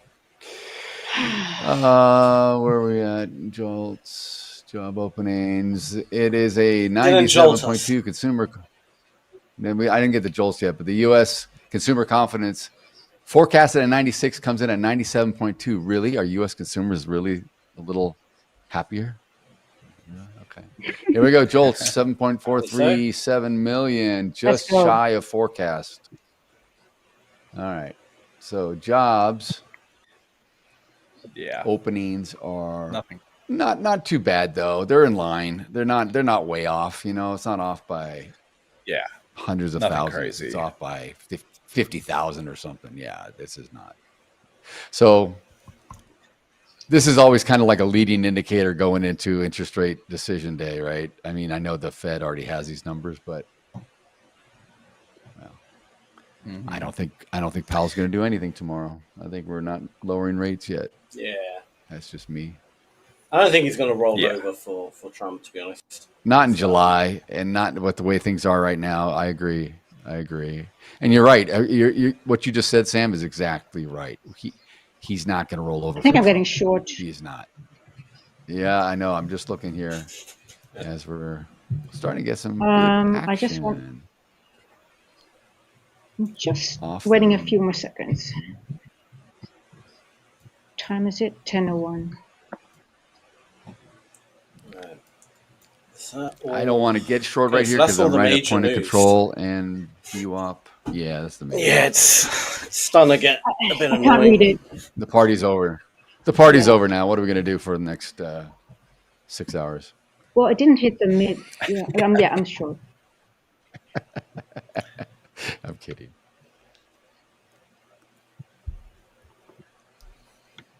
Is your All right, so we have. I assume your stop. Oh yeah, let's put Iris's screen up since she's getting into a trade here. Yeah, she's in one. Yeah.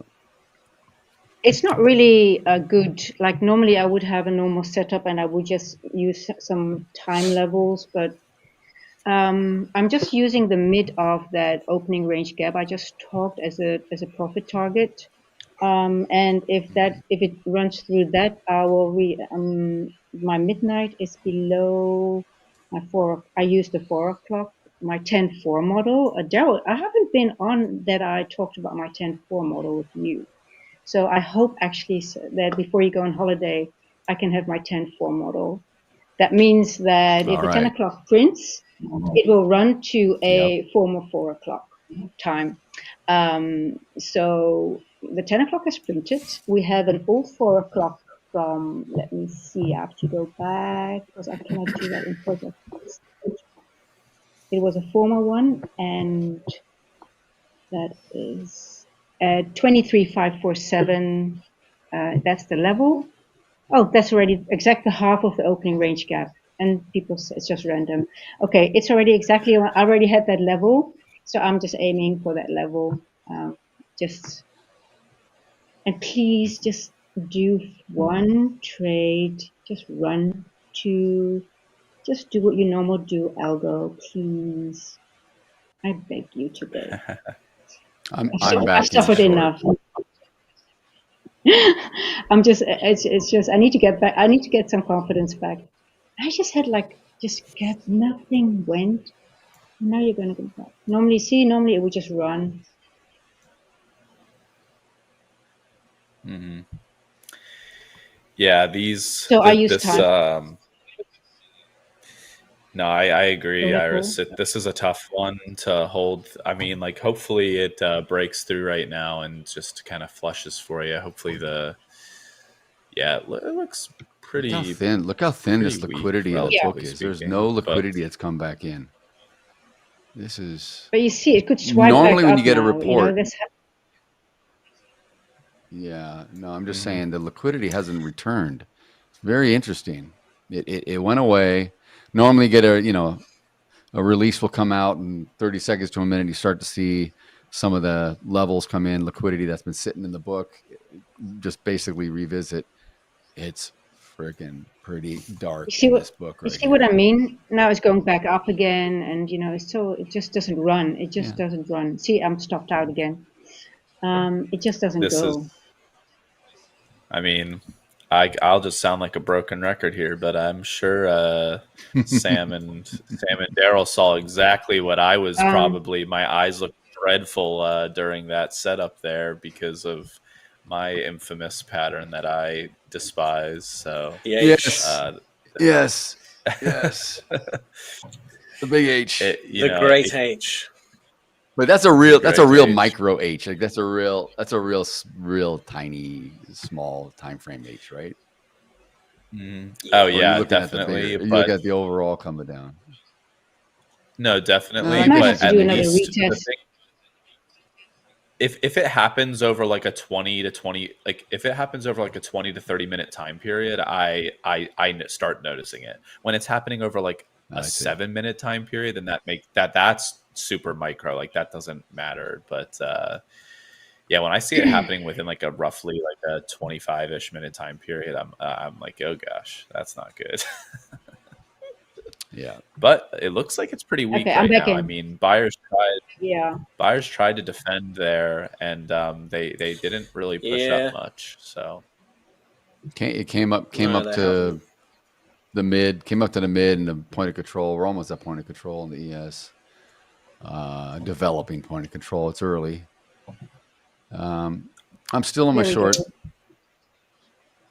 I'm still holding my short, so we'll see. Yeah. I just have my take profit down at 24.5. You can move to me if you want. Okay, quite a bearish day, to be honest. Yeah. I'm getting that sentiment. I'm feeling that way. It's almost there. It's looking very. I don't know. There's something not quite. I don't know. Is this your H, Paul? You're talking like this bar came down and then it kind of rolls over, like this one here, this little one. Because you could say this down and then maybe an H would come down, right? It would be. Yeah, I could that's see both. essentially exact. I'm looking at the 1 minute time frame from 9:39 a.m. Eastern time till now. But yeah, like I agree. Yeah, Sam, here you go. Yep. Boom. What's your target, Daryl? 24.5, just below the IB low. The overnight low is at 23. If it gets down here, I will move my take profit, and then I'm trailing. So I'm not trailing yet. I still have I got in at 31.5. I've got roughly a 3-point stop with 2 contracts short.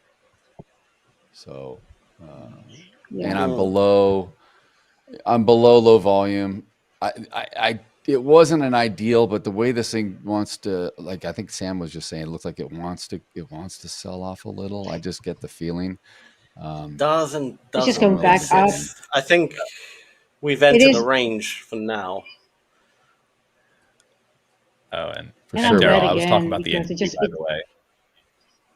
Oh, the NQ? Oh, okay. But I could see the H on the ES as well. I see what you're saying. But it's going down, but it's just going back up before, just 2 points before the level. It just wicks back up, and it just did it back on me again. But I'm just sticking. Yeah, I'm not getting out now. Today seems like warp speed compared to the other days. This thing's moving today relative to the other days, right? Just like finally we get some movement here. It's got a bit more movement than yesterday, that's for sure. Yesterday was a joke. Yeah, crazy. Yeah.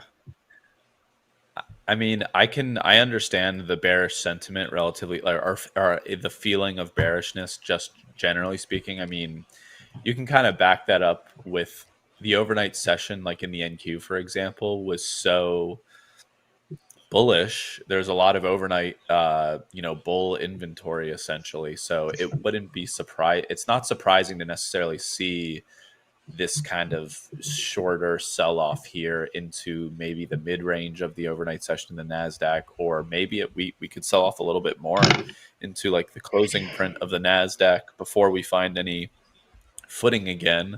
Or if the Nasdaq wants to be, turn it around and be super bullish, it would find support here. But I wouldn't be surprised either if the Nasdaq, specifically the Nasdaq, at least sold off a little bit today.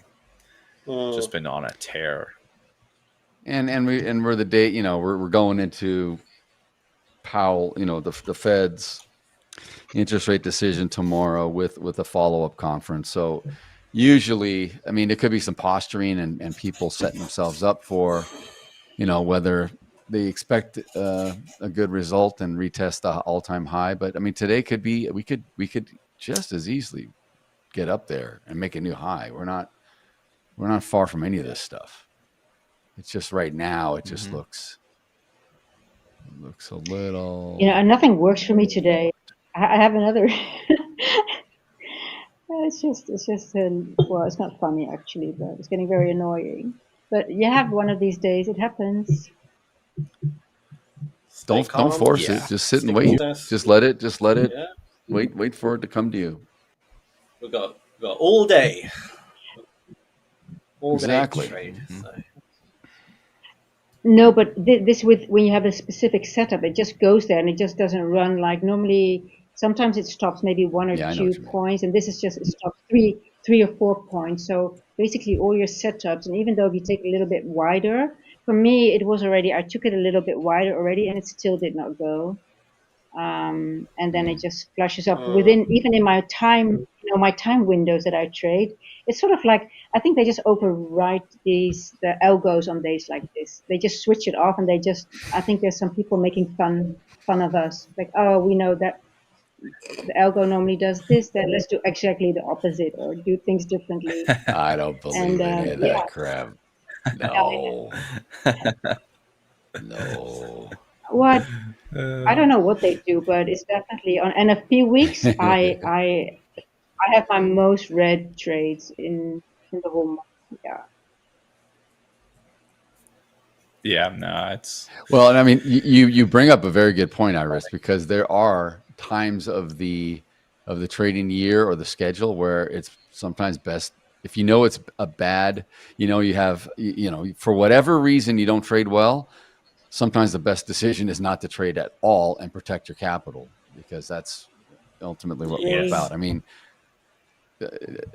there's a lot of people that will not trade with heavy news releases or non-farm payroll day or CPI or something like that, where it's a big mover. They will just not trade that day, and there's nothing wrong with that. Exactly. Yeah. No. there are people that It's won't just not trade in the volatile. summer.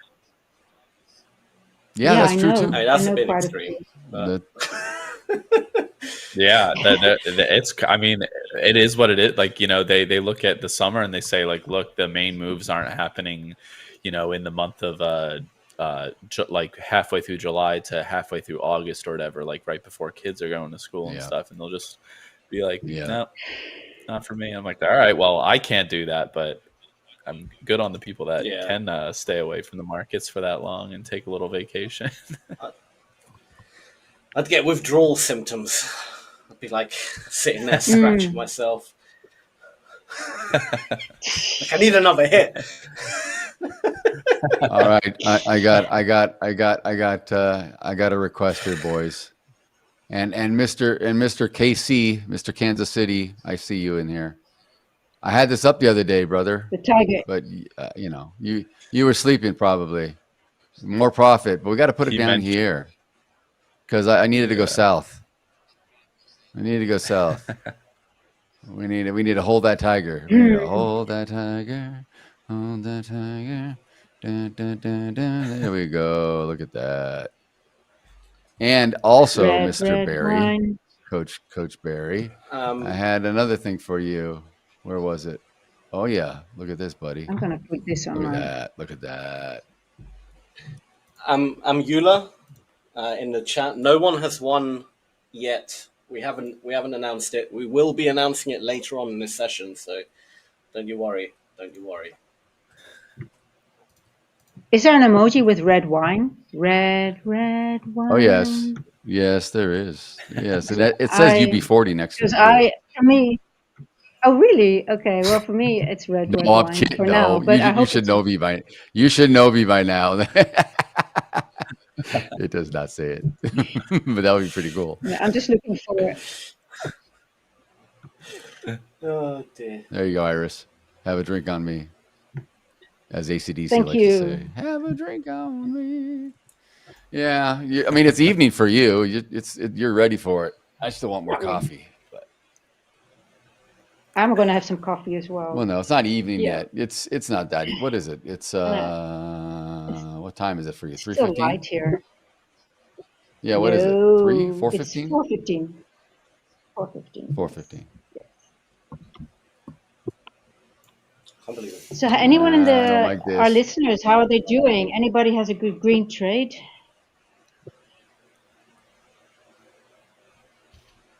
I'm just going to be really careful from that. I think. All right, Tiger. I'm glad you saw it, buddy. Eric is up quite a bit. Anyone I saw up? in the chat earlier. He's up 950. Eric? Eric's usually up. He's usually up. Yeah. Eric is smashing it, man. He's Eric, killing it. Nice. Can I join your signal group at this stage? I'm Yeah, Eric. Look at this. It came right up to it came to the tick. Point of control to the tick, and now it's coming down. Look at that. I'm just unbelievable. It's clean. Robert it's had clean. It just wants to rotate. Sorry, guys. Robert had a great message. Sam needs another hit of the Nasdaq. Oh yeah, Definitely when you were. Yeah. Well, I think I'm breaking up with him tonight. For the Nasdaq. You can't break up with Nasdaq. And Q's 2 days in a row. That. No good to me. Treating me like shit this week. I don't deserve this. Eric I've always been says- nice to you. It sounds like a lover's quarrel Eric to says me. now. Now if I can We have a smash bad the week live this week, account, yes. I'll be set. I struggle with my live Right. funded. So Eric, what exactly are you struggling with on your live accounts? Because usually, actually, I would So say it's almost the just other real way quick, around. Sam. People- I asked him. I know. He messaged me in Discord, and I responded in the lounge section of the Ola Prime Futures, and then and I kind of put a lot of information there. Maybe other traders can read it, or maybe we'll pin it or something like that. But I did also encourage him, and I'm glad you're bringing it up, Eric, because kudos to you, man, for having the courage to admit that you're struggling. Because I said to him, if you wanted to bring it up in this morning's session, guys, that there's other coaches that may have a different opinion than I do. So by all means, you guys can address his quandary and help him out a little bit. Give him what you think he should do. Absolutely. I mean, if you're struggling with the live account but good on the challenges, I think it comes straight from just being a bit too overly excited. Then I would say maybe that now it's live, you're more excited about getting paid, making money, and every trade means something a lot more than in the challenge phase. Maybe it's that. I mean, you know yourself better. If you can give a bit of information exactly what you're struggling on, I could probably help pinpoint or help you. I'll read. I think I he explained it. I think because it's to save you from typing all this in the chat. I will read his question to everyone. If that's cool, Eric, you want me to read it? Do I have your permission to read it? I mean, you put it in the Discord, so I would think you're fine with it. So he said he seems to struggle with the funded live accounts. He was asking me, did I ever have this issue? He seems to have the utmost confidence with evaluations, but once he's funded and live, it seems that he is more hesitant or late because of the hesitation. And is there a simple way to get that out of his head and maybe forget that it's funded? It seems like it's really mentally struggling for him because he seems to not be as good with live funded. Any advice? Greatly welcome. Do I just ignore that it's funded and just stick to what I do best? And is there an easy way to not hesitate when I'm on different accounts? And is there an easy way to adjust our hold times to 5 minutes or linger, or just simply do not matter what's happening? Ignore all that until 5 minutes has passed. I have a thought about walking away once I'm in a trade and have my stop loss and take profits set. Can you help me? So I gave him some pointers, so you guys can add to that. You're taking it probably too seriously every trade. You're overthinking it. I mean, that's quite common actually. That's not a you're not unique in that respect. Your experience. So best thing to do, and I would always say this: if you treat your live account as half the size of what it is, the only reason you're panicking a little bit when you're in a trade is because if the trade goes wrong or if you have a losing streak, that can end your live account, right? It could be an element of too much risk being put on the table, right? So if you treat the 50K account as 25K, and I'm talking about lot size or contract size, whether you use micros, whatever it might be, I know the profit doesn't look that great at the end, but believe me, it's about accumulating the accounts, right? You get 150K account, you get another, now you got 100K, you copy trade over it, then you get a 100K account, and then a 200K, and you accumulate all those accounts, and across all of them, across the board, right, your P&L will be really nice, right? If you're just trying to do it on one account and kind of push it to the limit, you're going to panic, obviously. Because you're going to be right on the edge of that risk, right? So step as far back away from the edge, right? Don't even go close. I'm talking maybe try to aim for like 1 or 2% a month on the account profit, right? That way you're never even getting close to any of the risk limits, but focus more about collecting a bunch of accounts, right? And then letting them all work together combined. Once you have, let's say, $1 million in capital, 1 or 2% a month is, you do the maths, right? It's a decent amount of money. So just focus on keeping the risk really low. Don't care about the P&L too much at this moment in time. Keep it nice and low, the risk, and just focus on accumulating accounts. That would be my... and then you'll realize, like, if you lose 0.2% or something on a trade, you just do not care. I mean, it's so insignificant, Right. the percentage. Exactly. Right? It doesn't hurt anymore. Very when similar if to you what I lost told 2%, yeah, that's a bit painful, you know. So, yeah. And also, I'm curious, Yeah, Eric. I started do you out trade telling him that. micros or minis? That's a good question. I think he's more on Yeah, well, I know micros. that Eric. I mean, are you on micros or minis? It's a good question, but I told him Because that for me, I told him I think he sounds like he's overthinking it. Sounds like he's trading with scared money because he's afraid to maybe lose a funded account that he just got, right? Where it's easy to yeah, maybe when you're in a challenge account, it's just you're a little more carefree.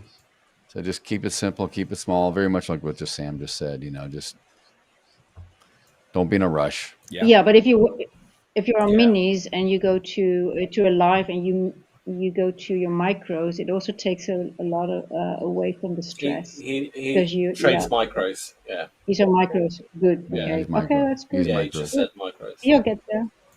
Yeah. Yeah. Yeah. Just remember, the aim of the Yeah. game is to accumulate as much capital as possible, not to try and maximize the P&L of one account. All right? That's the aim of the game. Get as Agree. much capital in your control as possible. Great advice. It's a marathon. Yeah, since I just love micros, especially on my funded and my live accounts. I actually it makes me for me it's you can make a lot of money with micros because you can scale in and out and you can go from 1 to 10, and if it's a bad day today, well, okay, I'm down $100, but that's easy to get back from. And yeah, well, I have hurt feelings to NQ, but yeah, it's nothing that I won't come back from, I guess. But I'm pretty upset with NQ these 2 days now. It's just trickling and just doesn't work. Yeah. Yeah, look at this. Damn NQ. Look at this level. I 23,560. see It it. just wants to stay there and not doesn't want to break through. It is having a hard time. Yeah, we're just ranging a bit.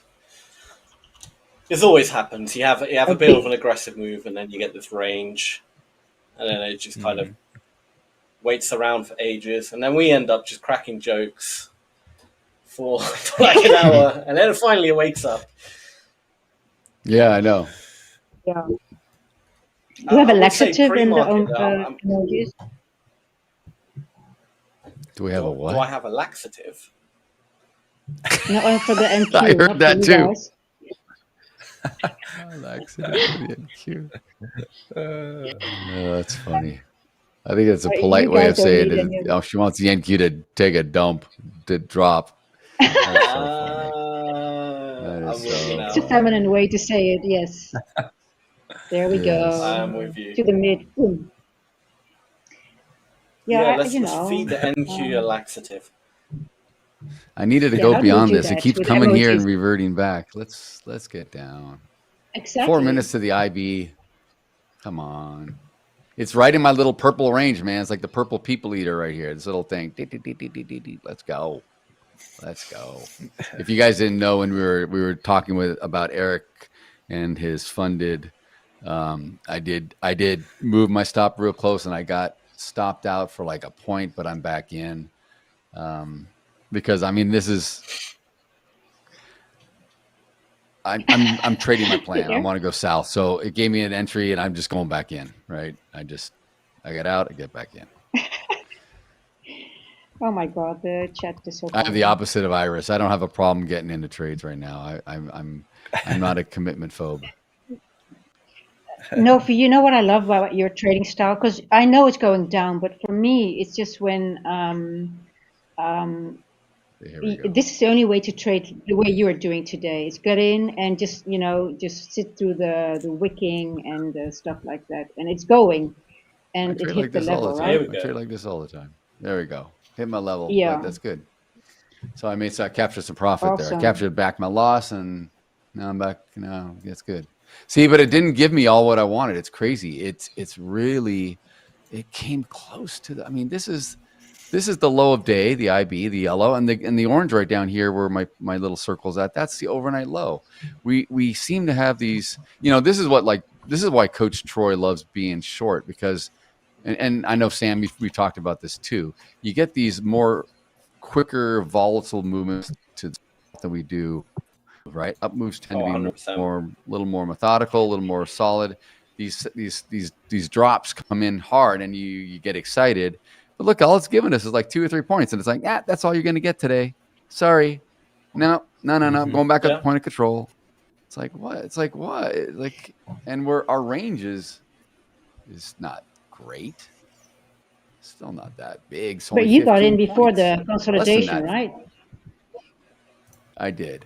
Yeah. I got in just below point of control. I'm watching the ES. Point of control shifted down 1.5 points, and I got short right there because to me, point of control means popular retail price, and participants are happy or accepting that it's lower. So I want to go lower because I just feel we're going to retest something down. Just basic. Yeah.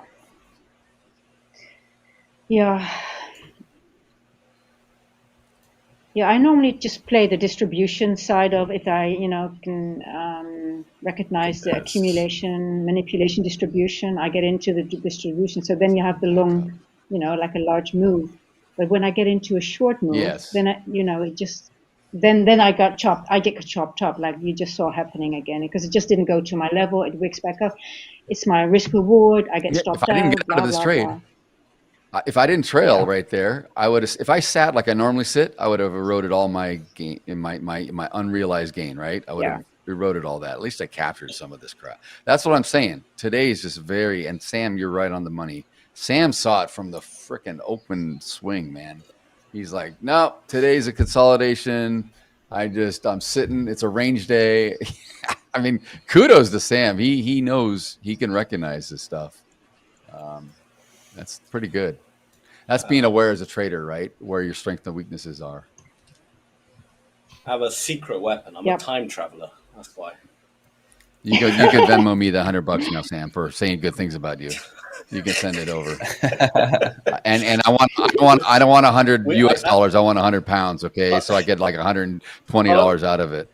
I want the exchange rate. Daryl, the deal was that you can't mention it on live. I pay you to say nice things, but you got to keep it quiet.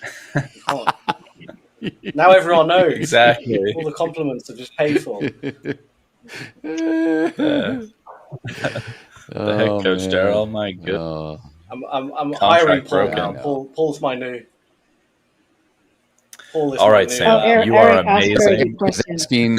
Thank you, Iris. I was going to say Eric asked you a question, so that's good. So it's a very good question, because if I would play AMD in these moments when consolidating, the thing is, when there is a long period of consolidation, we know there's going to be a good move. But for now, I feel like you can see we had a beautiful accumulation before the open. Then we had the manipulation. Obviously, that was the 930 move, and then the distribution now down.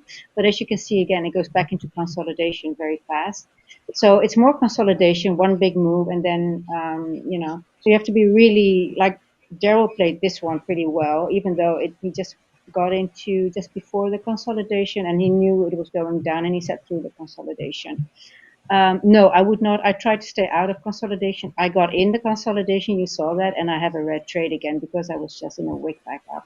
So I try not to, but it was one of my models that I saw that might play out, but it just didn't go to the level. There was no follow through because you're in consolidation, obviously. But my eyes are now, because we're consolidating, I'm just waiting for the next manipulation and the next distribution. So if there's a lot of consolidation, I do get excited because I know we'll be rewarded. So yes, I do play it, but for now, I'm just watching and just waiting for an opportunity later today, because I missed my 10 o'clock didn't work play out. But yeah, I'm watching. So it can be boring, but the good thing about consolidation is there will be a nice move again coming, but you have to be patient. So it's a yes and no answer, but it's a yes eventually. Yeah. Man, I want to be long. I want to be long the ES, especially based off the last. Why? The last 5 minute Really? candle, it makes me want to get long because of the price is always dipping below value area high area, and then closing above it. You. It's like constantly being supported. But the thing is I don't feel comfortable getting long like right at this level. Like I'd like to see a dip again to try and buy when it dips into the value area of yesterday, and then see a breakout actually occur, like just continued support close to the 64.27-ish area in the ES. But it does feel like it's like the shorts are really trying. They're trying. The shorts are definitely trying. I mean, the reason I'm teasing you, Paul, was because you're in a short CVD, the delta.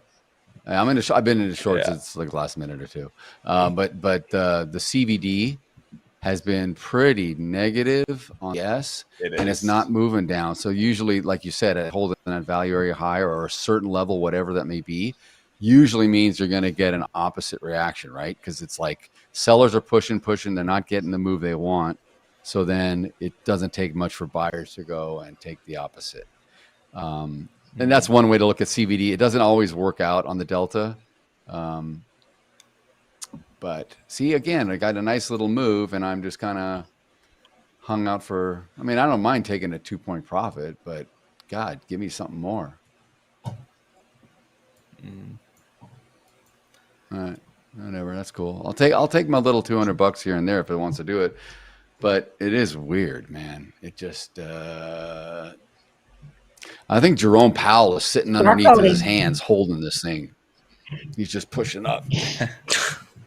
Yeah, his barcode. With his hard hat, like he's like, I got you.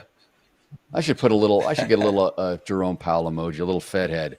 Get somebody, I'll get all of them. I'll get Bernanke, I'll get Greenspan, I'll get Janet Yellen, I'll get Powell. We'll do like a little God, what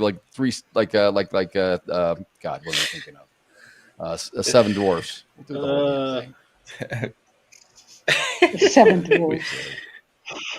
Yeah, we should. We do have a 750 lot bid at the 64.26 area, which is kind of where I was saying I would like to look to get long, but maybe that. Well, what's so funny about that? Sellers.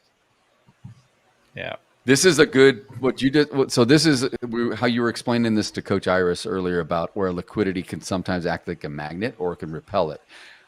I see it as a magnet right now because there's orders that want to get filled, right? There's buyers sitting there that want to get executed, and the 64.26 in the ES is, I mean, it's two ticks over the IB low for the day, and if it does a sweep, it'll easily touch the overnight low, and there's your stat for me. There's my probability stat. So that's why I keep gunning short here, guys, because I have a high probability target down here. If we were on the other side, of point of control and VWAP, I'd be gunning for the overnight high and then maybe all-time high retest, right? But I'm just, I know a lot of you guys see me look at the volume profile, and I'm looking at low volume nodes, high volume nodes, but I'm also looking at stats, especially the initial balance early on in the session. So yeah, I don't know. It's weird. It's just moving slow to get there, though. And what's funny is I'm seeing a lot of trend line liquidity. I would like to see your IB low. I would like to see that IB low break on like high volume but then immediately get bought up and look for a reversal and to get long. So like it's funny because like you're in the short right now looking to break the IB. No, I'm out. I'm out of the for short. the IB. I'm out of my. Oh, okay. I was looking for the IB I'm to in break, now, but we're then gonna sweep. get bought up. Yeah. Yeah. I know what you're saying. It's a perfect buying opportunity. I would agree. If we get a sweep down here, if we get a stop pick, because there's stops under here, right? We get a stop pick that comes down and just rips through here, and it kind of consolidates. It could easily come right back up. And you're right. It's how I like to get in long, right? You know, I like to buy when there's selling pressure, and I like to get out when there's buyers. So it may serve you well to sit and wait for this move. That big lot I don't of know. 750 contracts just moved down to 64.24 on the ES, by the way. So it moved down 2 points. Yeah, it worked below. It went below it now. Yes, exactly. It's interesting, isn't it? Yeah. Now it's right at the overnight low, literally right at the overnight low. So you know, I'm putting my take profit right below there.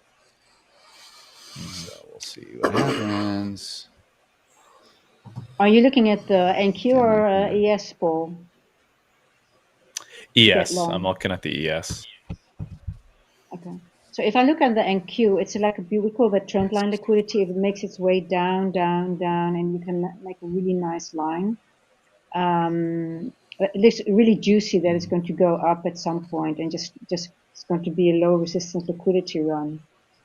Just creating liquidity right now. I wanted a manipulation move to the downside.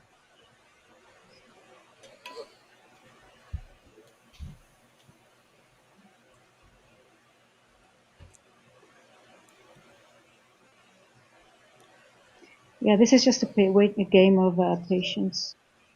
I love the pool, by the way.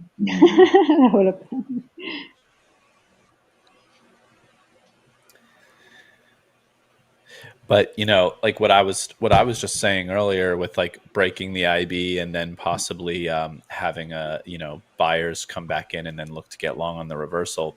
This is like where different people's strategies start aligning with each other, and like you have confluences occurring. Like for example, like what I'm talking about is something similar to like what Sam looks for, where he's looking for trapped sellers and then he wants to get in on the reversal. That's something similar as to what I'm looking for. I'm looking for like a massive amount of buying pressure to come through, essentially hold that area, dictate it as a failure on the side of the sellers to push through, and then get long on the reversal. Whereas Sam would see on the footprint a high amount of, like, let's say sell pressure at like closer to the bottom of a candle or a 1 minute time period, or maybe a 30-second time period, whatever, it not push through, and then he would look to get long. There's basically the same kind of the same strategy, but in a slightly different worded or thought of way. So that's very well put, actually. Exactly.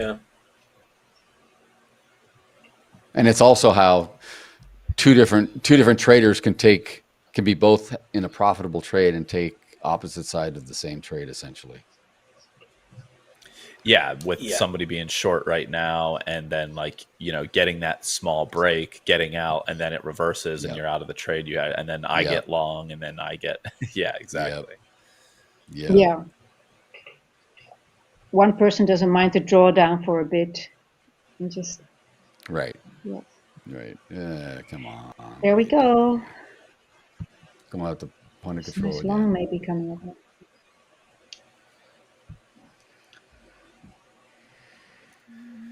Might be a nice long, but it's not my time.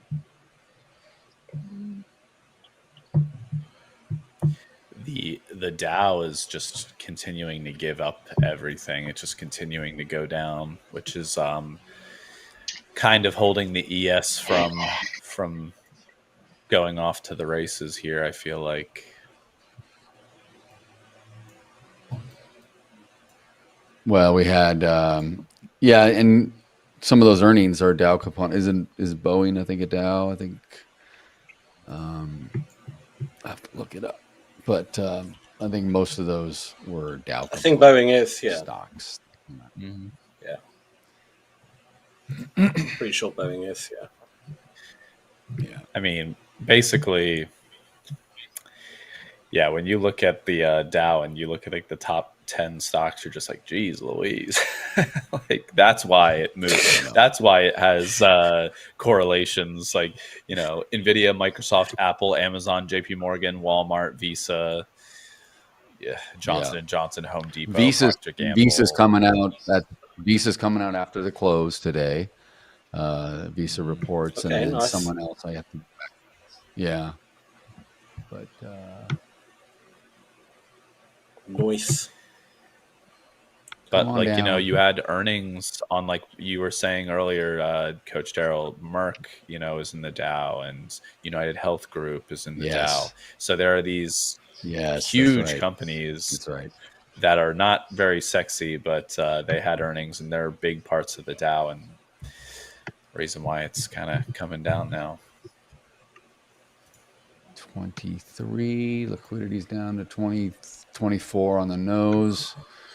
I'll be happy putting my take profit at 22. Half if it sweeps through. Let's go now.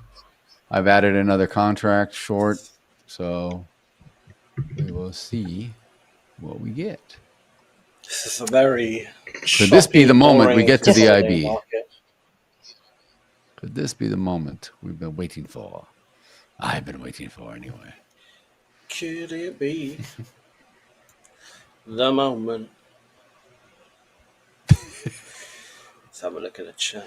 I'm gonna buy you a karaoke Could this machine. be? I'm gonna buy. When's your birthday, Sam? That would Oh, here we go. 22nd of June, and that would be the best birthday gift ever. We should all have one here when we're all together on They should record us all singing. That'll be our entrance song. Look at this. Come on. We're down to 26. Hold down. Hold the fort. Keep going. There we go. Breaking through. Oh, liquidity got pulled, Paul. Liquidity got pulled just now. All those contracts are gone at 24. Yeah. That means free falling, baby. Clear the skies. Let's go. Let's go. I like it.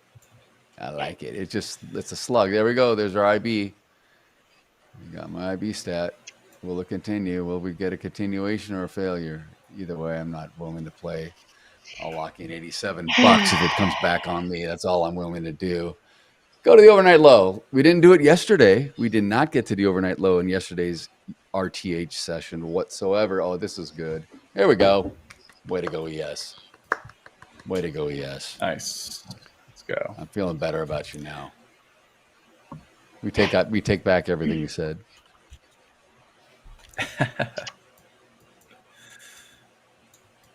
Maybe I'll get Iris to convert. She'll come over and say hi. She's going to abandon the NQ. All right, I got taken out. Look, they didn't even get down to the overnight low yet. All right, $2,000. That's good. Cool. I'll take my little base hits. That's good. Very nice. That's Very the one. Yeah. Base hits all day long. That gets me. That makes up for my losses yesterday. Now I'm feeling good. My account's getting back. my drawdown has been eradicated. Yes. Good. That's awesome to go back when you go on a holiday to have that sorted at least. Yeah, I know. You got that right. All right, now we're gonna keep selling off. Are we ready to go? Oh yeah. I'm just gonna get in with one and dip my toe. This move's not over, I don't feel. I agree.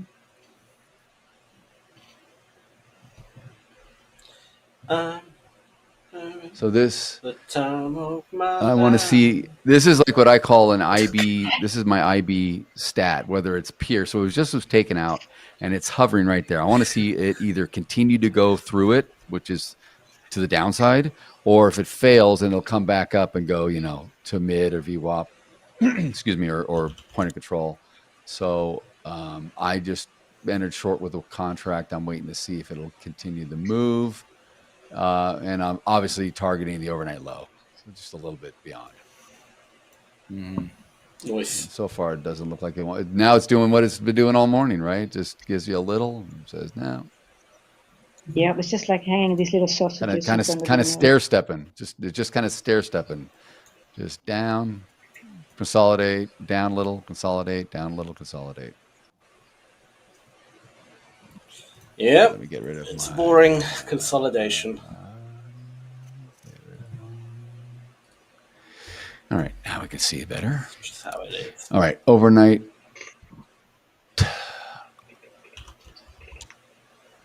Get rid of my IB. That's gone.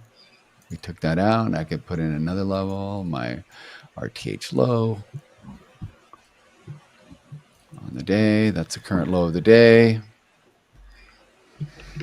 These are just things that I track. If anyone else is in something or wants to talk about something, oh, you missed your Yeah, I was not paying attention to gold earlier, and at 10 a.m. this morning Eastern time, kind of made like a little double bottom, and I wish I was paying attention to it. I was very dedicated to the ES this morning and the NQ. Dang. Gold was. We can was show it my. selling I think it was selling off last night. Yeah. Yeah. Switch to you. It was. Yeah. Oh, it was. It definitely was. But it kind of has it had like a small rebound today, essentially. It's up about $14 per ounce at the moment. Okay. It's not too bad. James Daryl Enberg on a roll.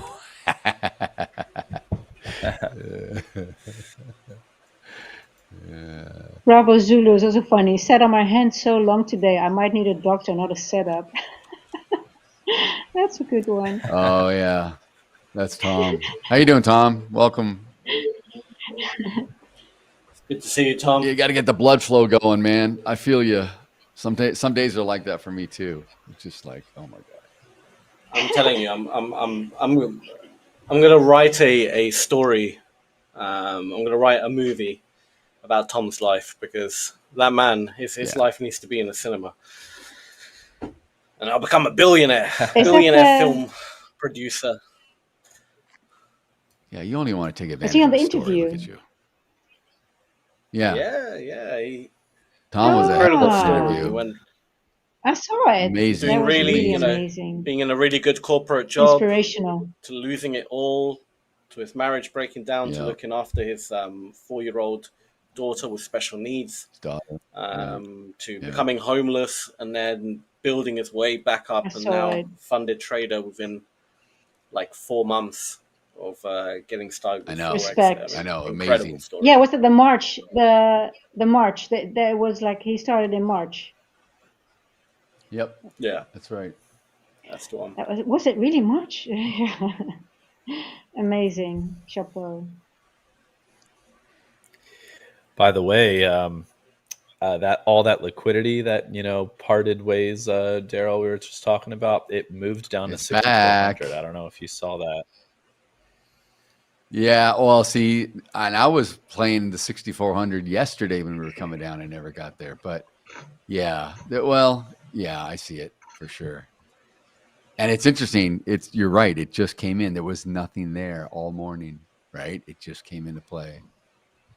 The 6415 has resting liquidity, almost a couple hundred contracts, but that's been building up and it's been there since the overnight. But this is, it's interesting. Very interesting. Yeah. It may eventually get there today. It just may take forever to do it. Mm-hmm. Yeah, also sometimes it's difficult to really, like if you see those little wicks down, and then is that the manipulation, and then it's confusing a little bit. So sometimes you just need to zoom out. Mm-hmm. What's up, cuz? What up, cuz? Good old Tom. Where do you live, Tom? I know you're in the U.S. So what state are you in, if you wouldn't mind sharing?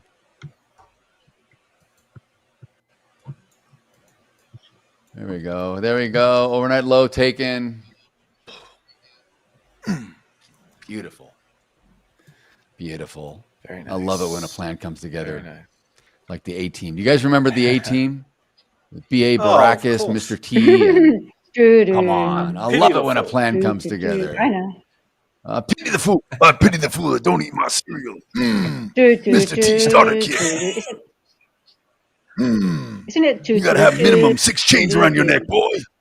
My prediction for Rocky, I'm Clever Lang. Pain. I love that. Rocky 3 is probably one of my bets. That's Rocky 3. Yeah, you guys got me going now. I love Rocky 3, man. Of course. Rocky 3 is probably Rocky 3, man. probably the best of all of them. Great I mean, film, I love Ivan great Drago film. too. Rocky 4 is great. Here he goes. Oh, yeah, coming down. Coming down. Here you go. I will crush I don't you. see an entry for long yet, Paul. Me either. Nothing. Crazy, huh? It is looking pretty bearish. I pity the Looking fool. Yep. bleak. I pity the fool. Yo, mama. Yo, mama. I just Since you took mean a they got no small heart. short just to the weekly open. I don't Why look don't you out bring on your me. pretty self over to my place and I'll show you a real man? Yeah. Oh my god. Remember that when he was when Rocky had the statue unveiled and Mick got Oh, and he's hitting on Adrian. Hey, woman. Since your man ain't got no heart, why don't you bring your pretty self over to my place tonight and I'll show you a real man? Oh, dear. Yeah, great damn line, man. Great freaking line. That was a great impression, by the way. Fantastic impression.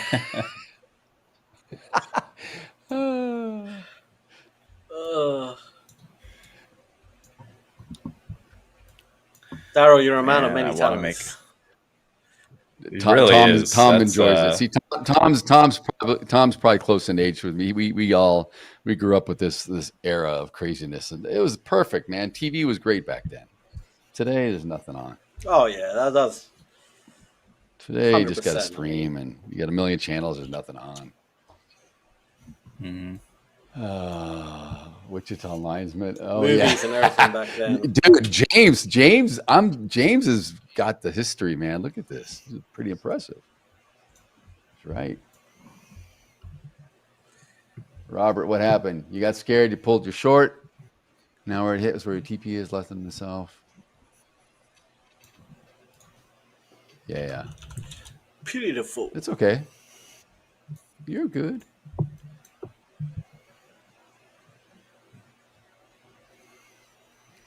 All right. Let's see. Man, just rolling down. Look at it. Now it just wants to go.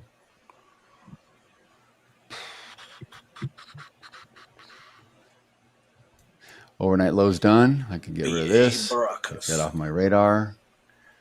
I'm just keeping it clean. Yeah, B.A. Baracus. Yeah. Oh, remember he was scared of flying, so they always had to put him out in the helicopter on a plane or something. It was great. Oh, well, in the 18s, And then yeah. and Or Murdoch. 18. Murdoch was that crazy. Murdoch was a crazy guy for Vietnam, right? And Murdoch was just like, Yeah. those two guys. Just God, that's great. Great show, man. Oh, I may see a long entry. Classic. Paul, what do we see here? I want to. Even the little 18 van. I used to love that van as a kid. Like that was That my van dream was car, the believe it. bomb. The 18 That van was the bomb. Yes, it was. No, it was. See, my mom we had 3 Ford vans growing up, so I grew up with like custom van conversions and all that back in the day, and vans are awesome. That little van was awesome. Yeah. Yeah. It was the greatest. Well, would you rather have that van or We used the to have a little Scooby Doo toy. van? Would you rather have the murder mystery 18 van, van, 100%. Sam, or the A-team? I knew you'd say that. 18, 100%. Scooby Doo van. Give me the Scooby Doo van. If Velma I'll stick up. I'll take the Scooby Doo van. I'll stick up for the Scooby Doo squad. Well, the party van. Well, the party van with Velma. Daphne can take a hike.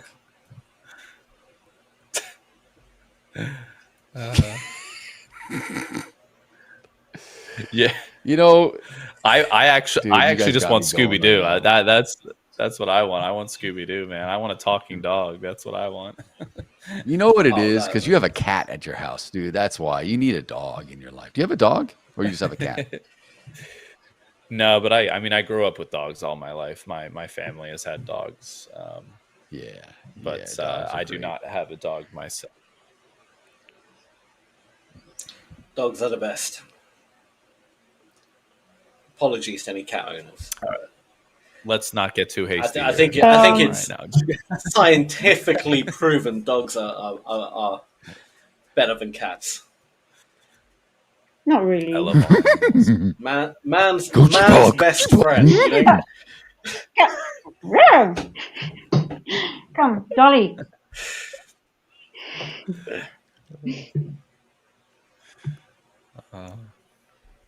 I think they're both good. They Paul, are. You know they what are I see? good. You look at I'm sharing my chart, right? Yeah, look at this, Paul. Paul, check it out, dude. What do you see here? What does this look like? I don't know if you can see my blue. Oh, I need it. Yeah, that's what I'm not talking about. Let me move it. Yeah, exactly. Let me move it. Let me move it here. What did I just make a shape of? There's your H. Perfect example of what I am not speaking of.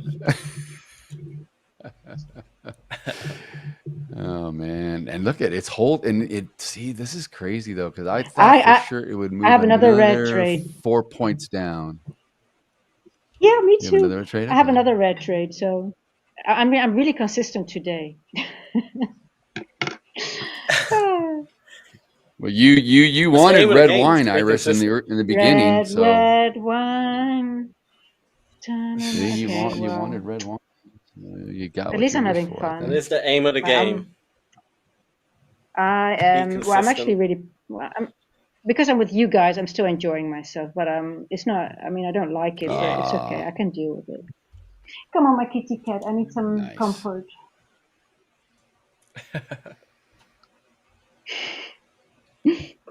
James is long. What are you long in, James? Are you you trading any of the indices? I know he does a lot of Forex too, but let's see if he I should stay out from now. Comment. It's not my day. It's not my day. NQ. And now it's going, of course.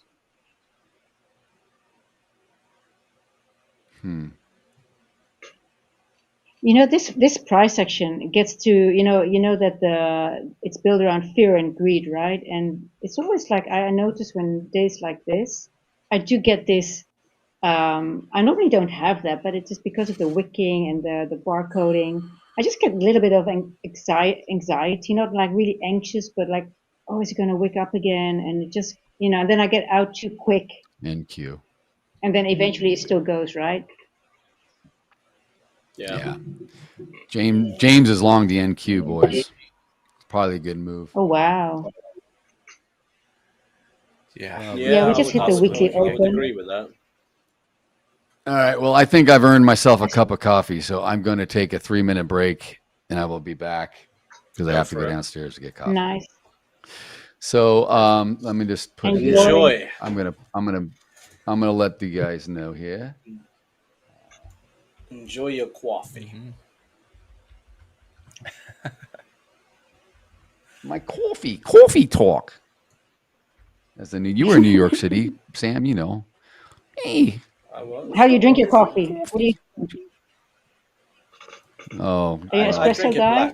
This is a PG channel, like but I espresso. drink it hot and black like my women. I used to put cream and sugar, but I did switch to black years ago, and now that I drink black coffee, I love black coffee.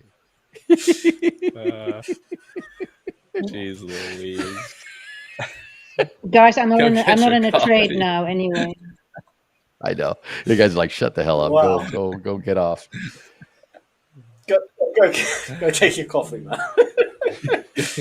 Daryl on a winning streak. Au revoir. Au revoir. Au revoir. Au revoir. Au revoir. Oh, well.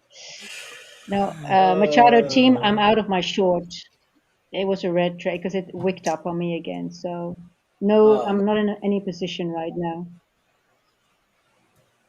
Robert, if you, I didn't sneeze.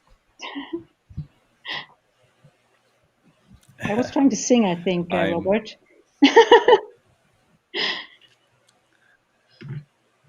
I'm looking for a long in the ES, but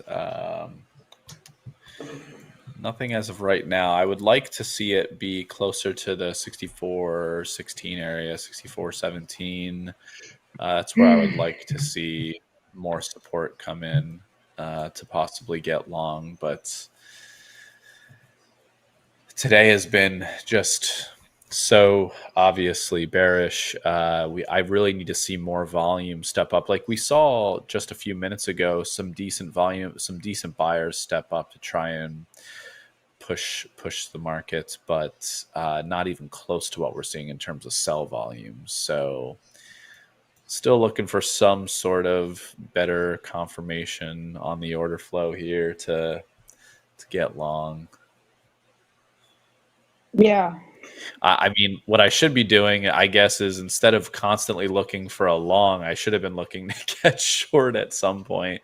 But yeah, my whole thesis was long setups for today, and those obviously have not panned out. Good thing is that I haven't taken any trades because it's all been not pointing towards longs. But yeah. All right, here we go. Oh, my shorts haven't worked out either. Yeah. Yeah. It's crazy. It's going to go there, but it's just like, I'm waiting just for a nice gap somewhere. But the gap I've got on my chart is so far away still. So whether it goes up or down, they're just far away. So I'm hoping it actually goes somewhere. Because where it is right now, there's just high volume in general. I don't see any gaps.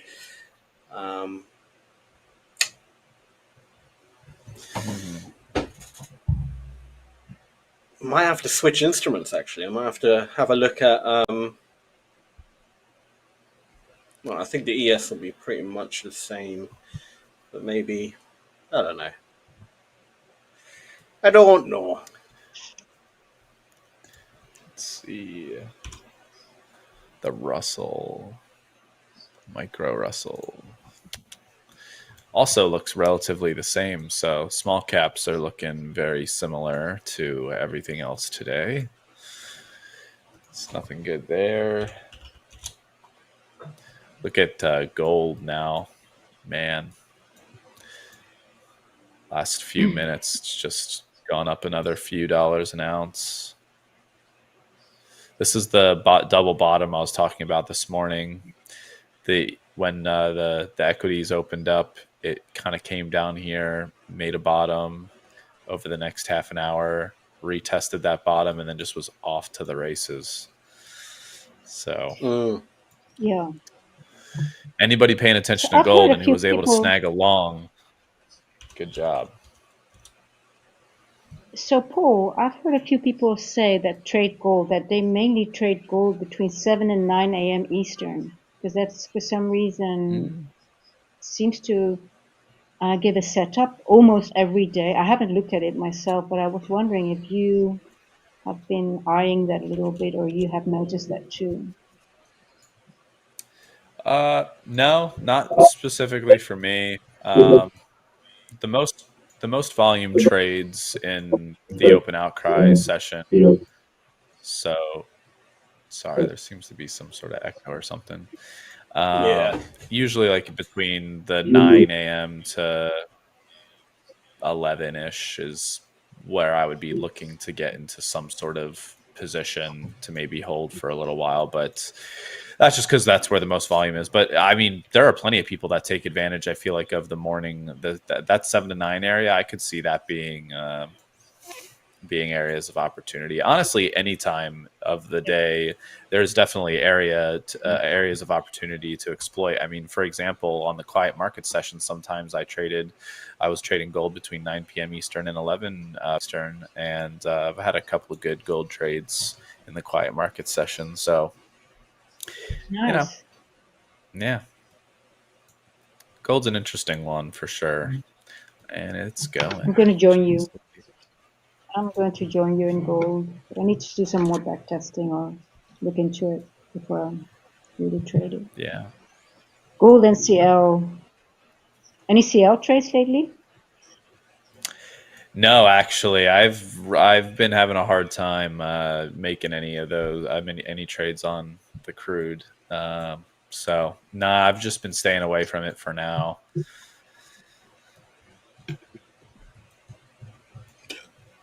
Excuse me.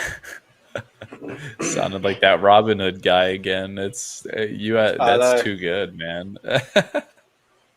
It's all this water I'm drinking, and I'm just like liquefied.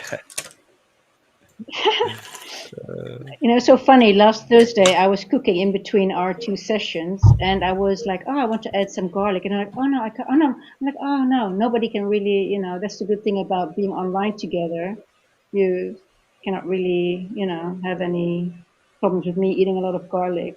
I was really thinking about it. Oh no, so I have to, you know, we broadcast later. We are together again. Oh no, it's online.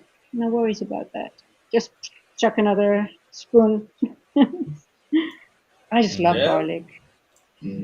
Oh, Garlic's great. not too much. Healthy as well.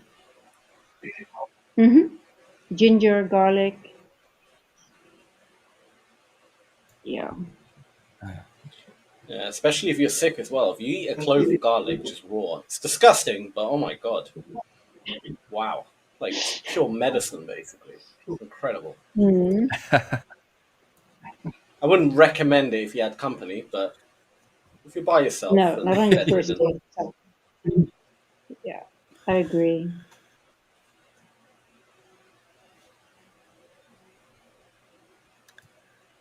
And it's just going down. All those trades would have worked out, but it's just, I find this is my biggest challenge to this kind of environment. The Dow is trying to consolidate at the moment, in like it's been consolidating for the last like 20 minutes or 25 minutes or so. I might look to get long the Dow at some point soon. Let me take a look at the market profile. Garlic is not a laxative. No, that would be a problem if I would have a session afterwards and sit here. Yeah, so we don't.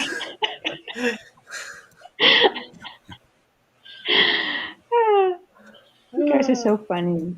No, it's definitely not a laxative. I don't need a laxative, by the way, and Q does.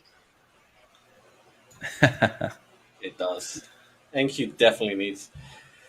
Well, I mean, it has dropped quite a bit, to be fair. I mean, right. Yeah, but it needs to be smooth. Just, you know, it's just filling up the opening range gap. It's almost there.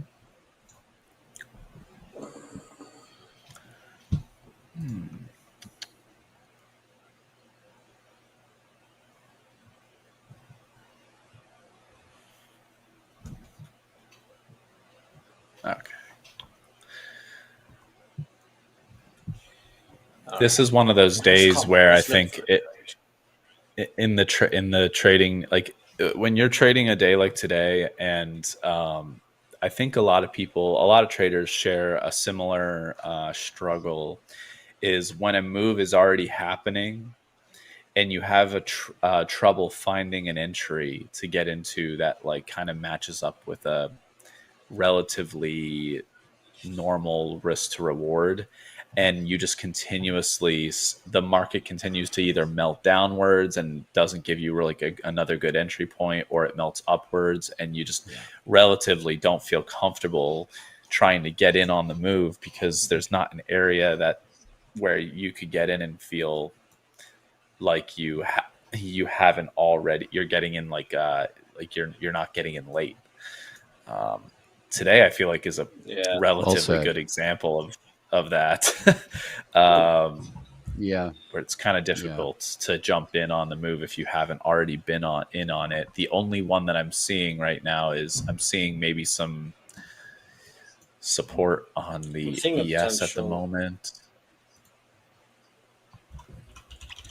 I'm seeing a potential short now, finally, on the NQ. A potential short, but the footprint doesn't line up with what I'm seeing, which is approaching an area where I would expect some kind of sell pressure to come in, but I'm seeing now trapped sellers at the bottom. And now I'm questioning, is that the low? I don't think, because where we stopped at is just a very random place. It's not even at the point of control of yesterday. So I think, oh great, it's just shot down now, yeah. All right, I spoke too much.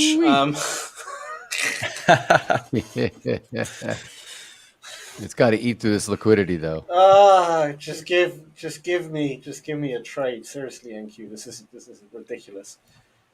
Just retrace. Give me a nice, good retracement into that area to around 540, 2.3, 540, around that area, and then show me something on the footprint. Just let me enter, so I can be done. Because this is annoying. I just want one trade. Are you looking to enter short? I don't even care anymore. You looking at it?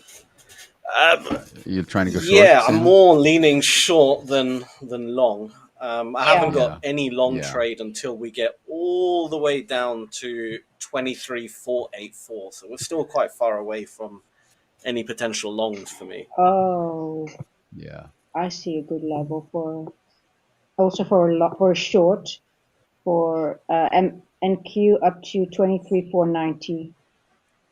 But when I just don't want to be stopped out again. 23,490. That's the point of control of yesterday. Yeah, that wouldn't be a bad place to target for a TP if you were short. That would be my. I can imagine that. But I don't know where to enter. This is the thing. The pullbacks are very shallow. They're quick, but very shallow. There hasn't really been much of a retracement. 64. It might just be a market order.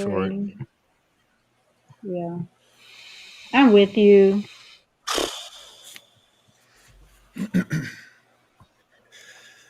See, I really want to get in, but at the same time, I'm not breaking my own rules. I'm going to wait for the opportunity, even if it takes some time. I'm just going to wait. That's literally exactly where I'm at, Sam. It's unfortunate. Like, yeah, it's draining to be this ready for a trade and to not be able to take a trade because it's just the things aren't lining up the way you need them to, and that's exactly the way that I'm feeling as well. Yeah. I'm restless, but I'm just trying to stick to everything that I should be sticking to, and that's all there is to it. So, as we've said many times before, sometimes just not taking a trade is the best thing to do, and that's just is what it is. I agree. Come on down to 64.10. There we go. There we go. Eat it up. I got my take profit at 09 half, just below Come on. the 64.10. Come to mommy. 491. Come on. 491. Come on.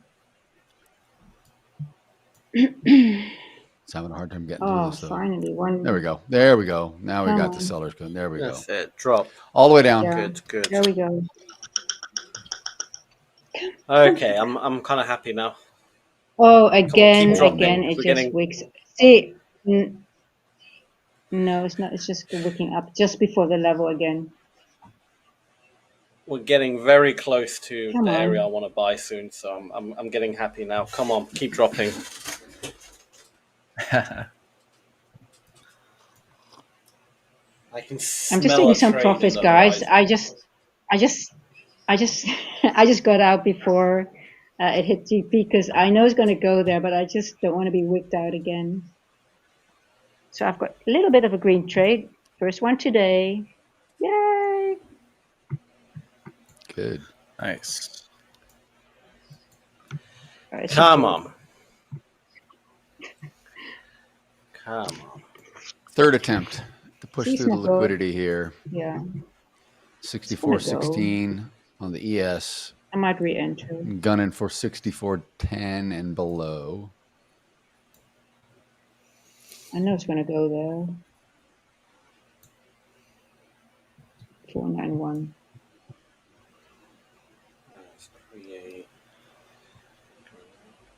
All of Yeah, I'm that getting that in. that huge It's a very that short huge one. bid is gone on the ES. The huge bid Yeah. at 6,400 left a while ago.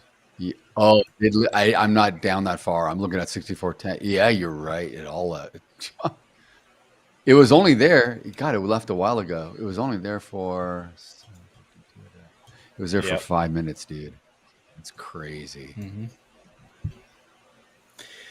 Which is And also some people another would say, point. Yeah, go ahead. Yeah, that's what I'm talking about. Like with the way, like, you know, yeah. Do I want to get into, like, is there longs that I'm seeing levels and I possibly can get into a long? Yeah, but every single time we get to one of those levels and I'm looking at the order flow and I'm looking at the bid and ask, at the depth of market, it's all just telling me do not get long. So There we so go. I'm not going to get long. 491. Go. So I've got to take profit at 64.09 half, but interestingly, yesterday's regular session low was at 64.08 3/4. So I've kind of got my take profit right about where the low of yesterday was in the regular session. I don't know if we'll get down to 6,400, but I am hoping, because I am short, that we'll get down to the 64.0. I mean, I the only reason I put it at 64.09 half is just to get below the liquidity that's sitting on 64.10. So we're gonna, if we sweep those stops, we do a little bit of an exhaust move, and I'm hoping to get picked out and get an extra, have them take my profit out for me, so I don't have to trail. Just let it do it. But we'll see. We'll see if it gets there. It's trying to eat through this liquidity here. There's a bunch that keeps coming back in. There probably looks like there's an iceberg here building, because the same amount of contracts keep coming in. They're trying to get through the 64.15. Point of control. And it's another 35.80. Yeah. They just keep. Yesterday's point of Someone's control on NQ. That's where we are. Oh, you are? Okay. Yep. Yeah. It's also settlement price. It's also an old settlement price of yesterday. Mm-hmm. Come on. One more ticky.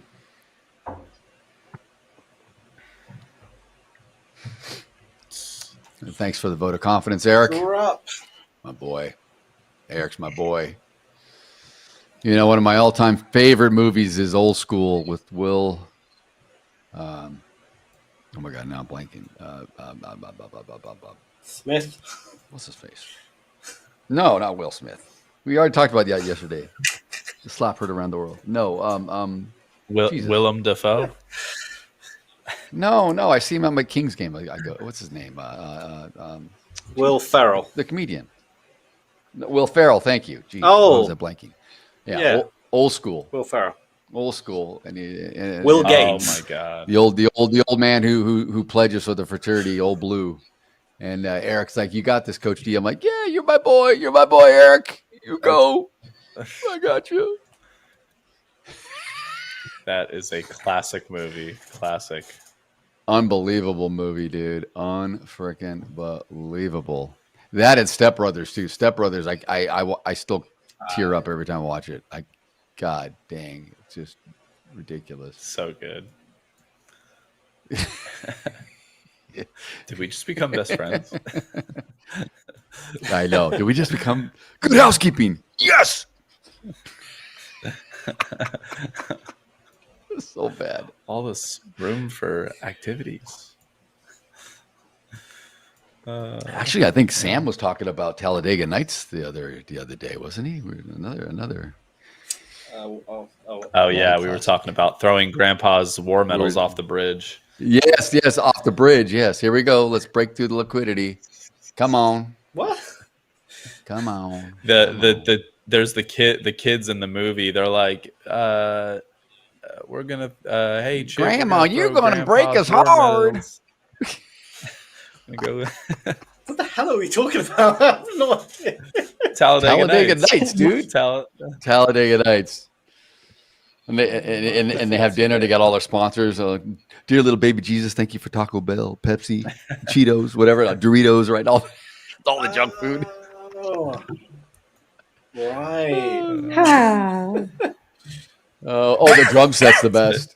Eric, yeah, the drum set is absolutely the best for obvious reasons.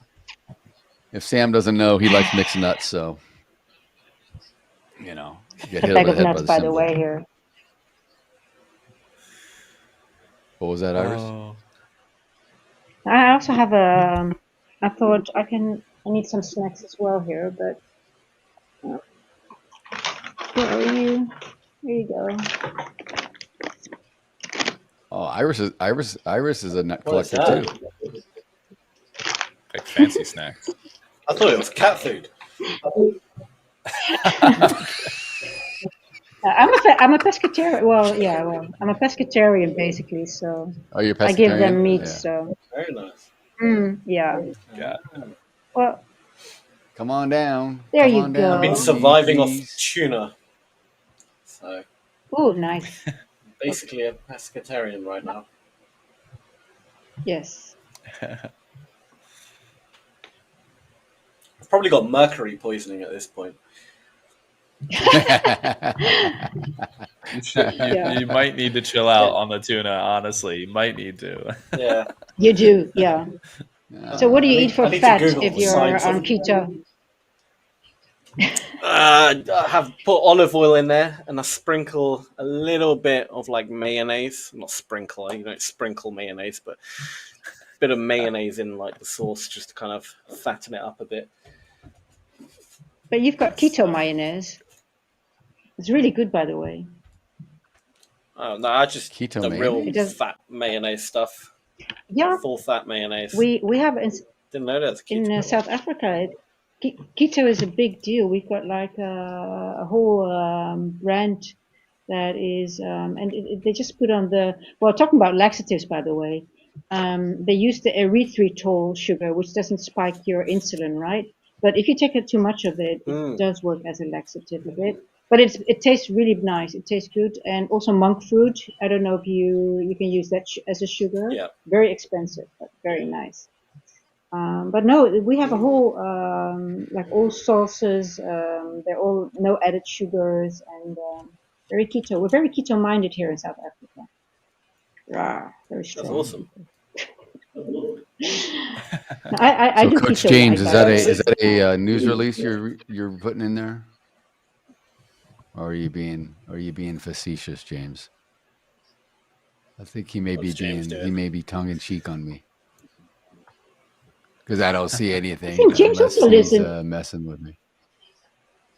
Yeah, he's a South Coach African James boy. also in South US Africa. tariff exemption. Where Yeah. are you from in South Africa?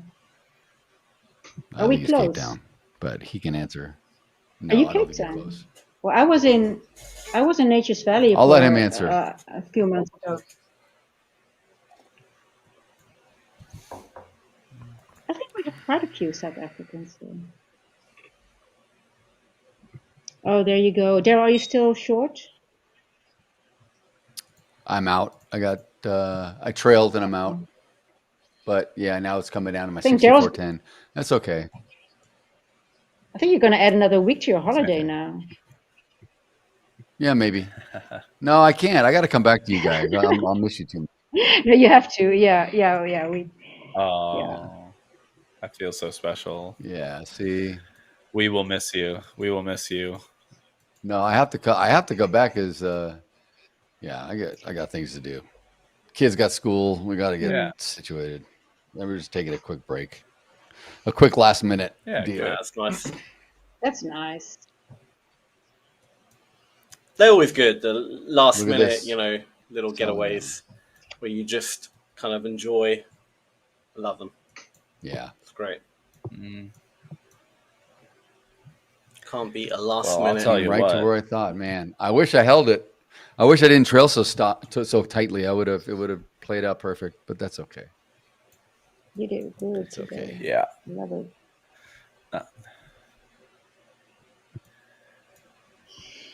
Wow, what a No long change opportunities. of That's for events, sure. though. My goodness. I know. I know. Go to yourselves. We love it. Gold is also Eric, coming off of and that's its some breakfast. highs of the day. It just kind of came down. It's almost down $10 per ounce from its high that it made of the day. Just not even 20 minutes. Yeah, 20 minutes ago. So looks like everything is coming Continue to down sell now. off. My goodness. Big sell off, yeah.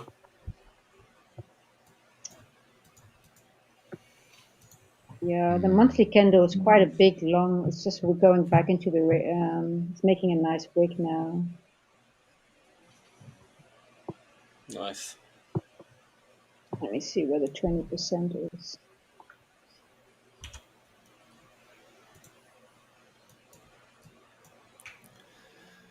Still got 2 more days to go, right, for the day for this month. It's 20.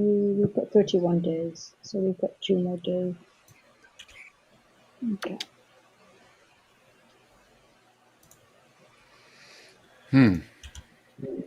As I look through everything, silver's not doing good. Copper's not doing good. Soybeans isn't doing Look at good. this. Wheat's Look at not this. doing good. ES is falling. I'm looking at literally everything under the sun right now. Oh, Iris, you know where KQ Berga is, or if I say it right, I don't even know if I said Well- it right. yeah, I was in Nature's Valley. That wasn't too far from Nature's Valley, was it? I stayed there for 3 months before I Is he- got here. Is he near? He's near the ocean, though. I think, isn't he? He's got a surfboard in his office. And I Well, think he's so near the I beach. stayed in Nature's Valley, that is like near Pembroke Bay for 3 months in the summer, for our summer, obviously. And I just moved here like 2 months ago. So I think I don't know how to pronounce it correctly, but I think it's very Is it Cape Town? Is it near Cape Town, or is it like Near- near Durban, or something like that on the east? Eastern. I'm near Durban. I'm between Durban and Richards Bay currently. Oh, you are, okay. Yeah. And I just came from the eastern, or is it western? It's on the border of the eastern and the western Cape. But yeah, I think you're near Nature's Valley, right? Yeah. Yeah, really close. I was very close to you for 3 months. Yeah, he says near Nature's. Yeah. Yeah, Yeah, he says that's near beautiful. I mean, I love it. Hello, Wide That is so FX. Welcome to the chat, Wide FX. Wide Hello, FX. hello. Come on. Nice to see you. We've got many FXs now. Put me out. What was that? I trailed it, and I'm out of my short. Might get ready Just for your another long now. 200. Add another 200 Yeah, to the I know. bank. I'm just stacking them. I'm stacking them, baby. And we should go to the casino today, guys. Go! Great idea. Wait till Sam leaves his slot machine, and then jump on the chair, right, Sam? We'll just jump right yeah. in after you leave. Hit a Please, yeah, jackpot. please do. That'll make me happy. Yeah. All right. Looks like we're going to have another giveaway here in this session, boys and girls. Yes. That will make me. That is giveaway. something nice. Let's make someone happy.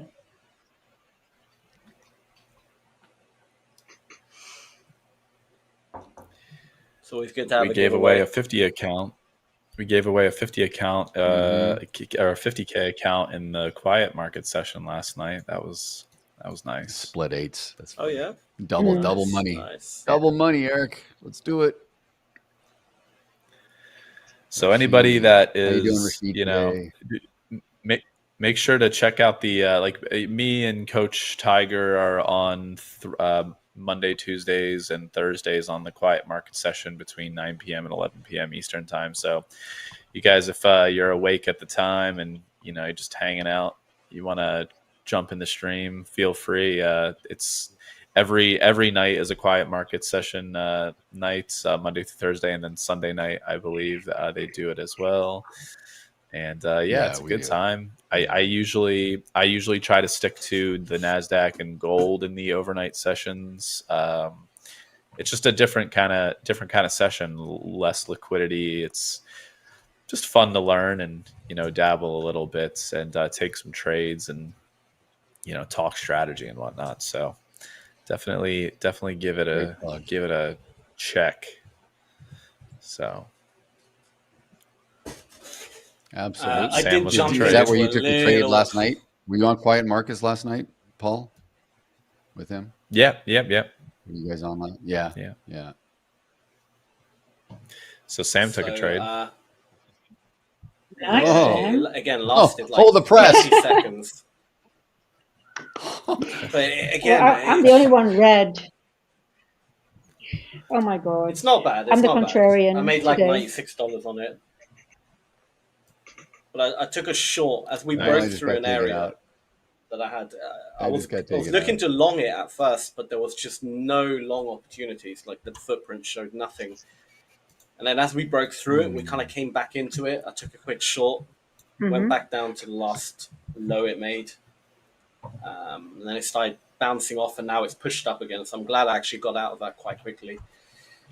Because I think the original idea of longing it was probably the correct idea, but I'm just trying to make sense of the order flow at this moment in time. Yeah, 800. Yeah, I think I should have longed it, not shorted it.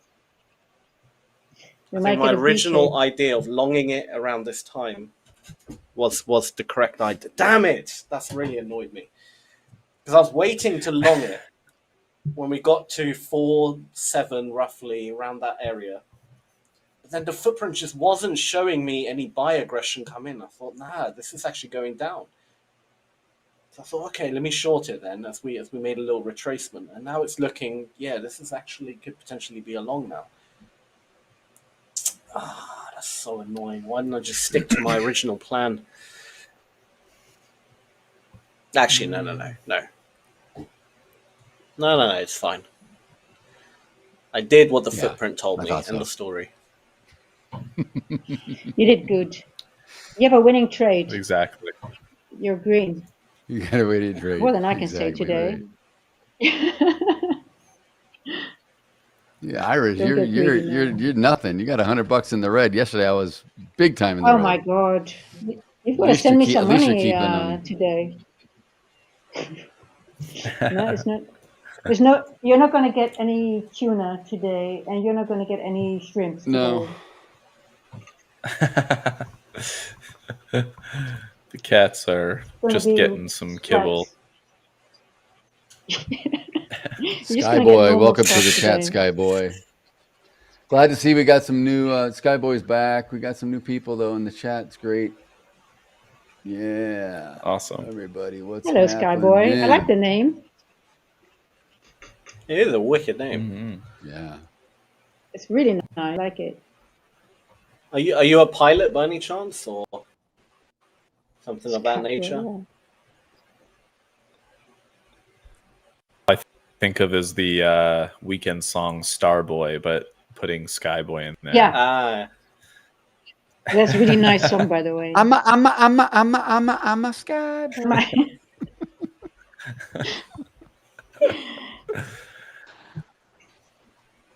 I'm going to make a song. Thank you. I'm going to make a lyrics because I think if we put music on, it cannot be longer than 30 seconds, right? Before on YouTube. So if we make our own text, there's no issue, right? I have no idea. Yeah, you can sing it. I don't know. I'm not a content we can sing creator. it, but I don't know. No, we cannot. You can't play the actual song, but you can like hum it and stuff. But maybe it's so good that we do get a like. Oh my god, it sounds so real.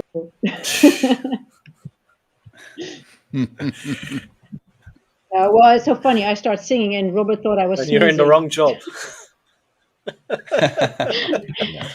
Oh, Iris. Yeah. Yeah. No, time to sing. That's hilarious. That would be awesome. That you get like is quite somebody's funny. in the chat, and you just sing a cappella, and they like they discover you, and then they you get a new career. It's not going to happen to me with singing. I know that for sure. Okay, we're going to get another leg down.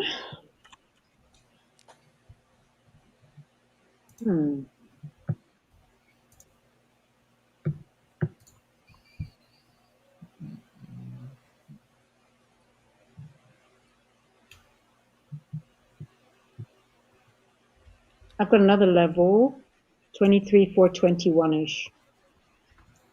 But I don't know if this is going to be this session or it's going to be PM session.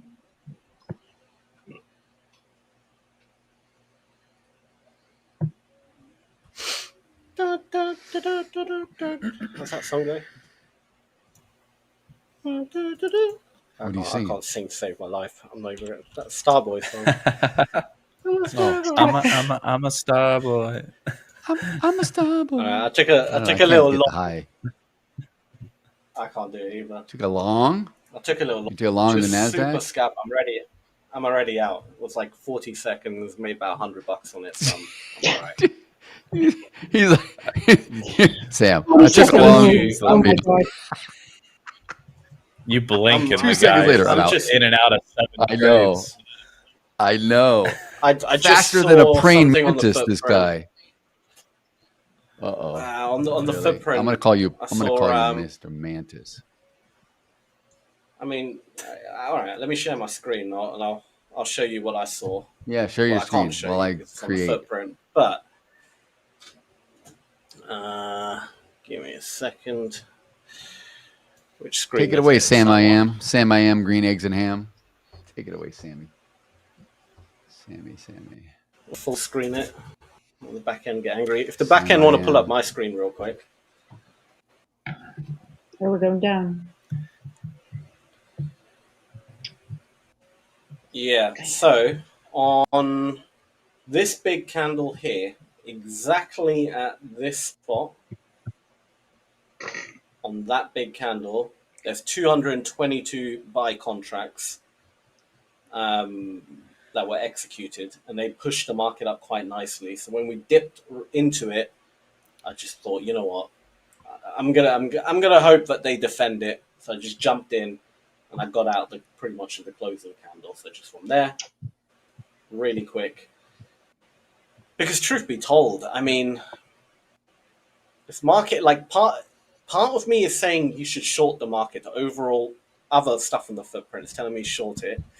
And then there's little glimpses where it's like, you should be long in it. So I'm very conflicted in this moment in time. So I'm Yeah, but happy isn't to that just scalp isn't that it, the super scalp isn't it. that the definition of an edge or probability? Because if you're leaning more, let's just say a little more, 51% or greater towards something, you're always going to have. There's nothing 100% guarantees. So we're always going to have a little bit on the other side, right? So you just, I mean, you just got to take your trade if you see it. I know what you're saying, but it's But just apart from like today, like all this, there hasn't been any gaps. There was a gap created here, but I didn't spot it in time, and that would have been a trade, a short trade as we broke through, shorted it, and come back down.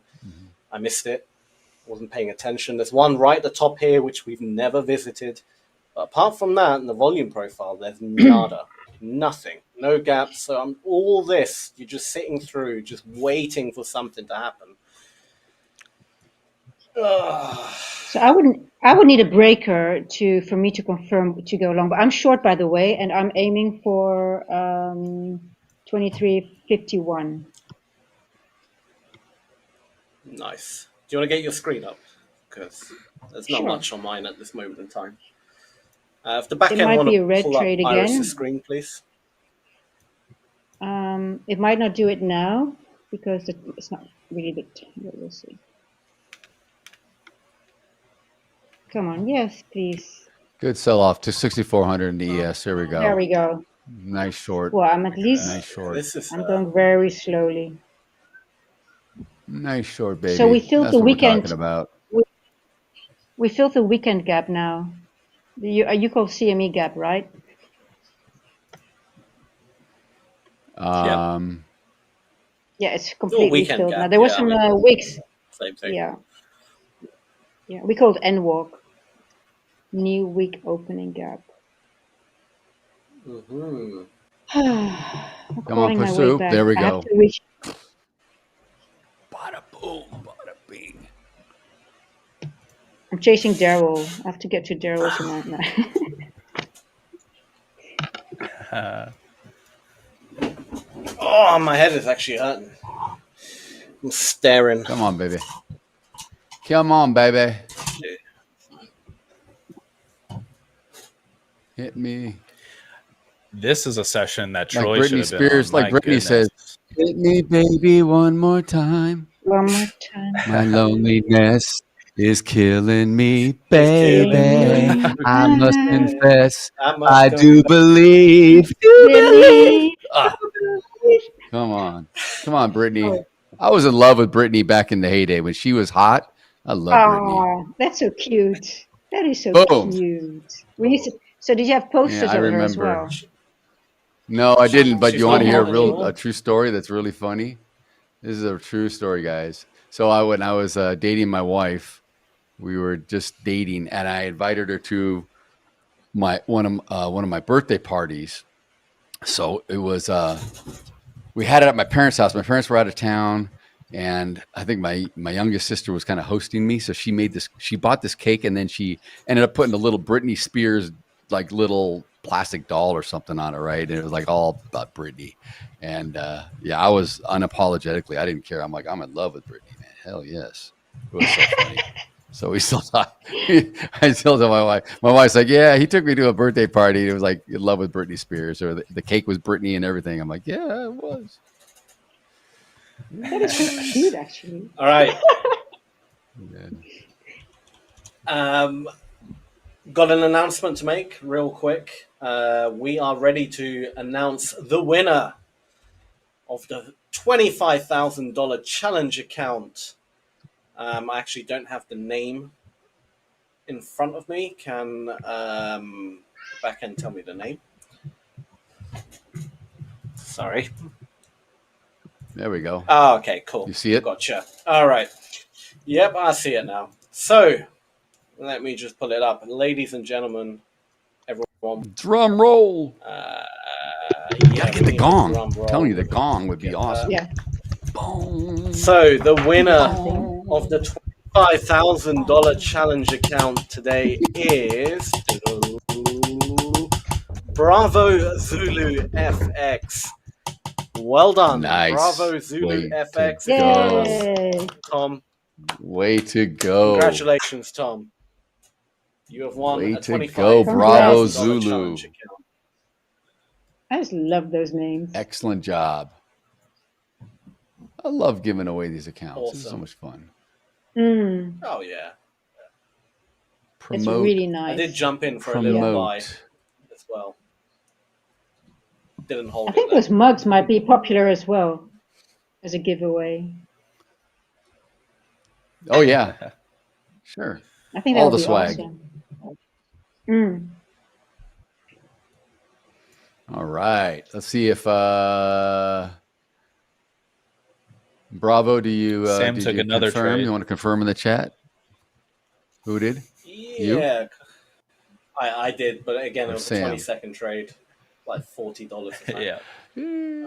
I did buy exactly where it reversed now, and it's just keep pushing up. But look, it's fine. I don't like this market today. Yeah. Super quick scalping. That's all I'm doing today. Mm-hmm. Bravo Zulu, Tom. If you heard us, let us know in the chat. Yes, Bravo. We need to Give hear us from some you. kind of Confirm. indication. Confirm. I want to say bravo, but I can't. Come on, bravo. Yes.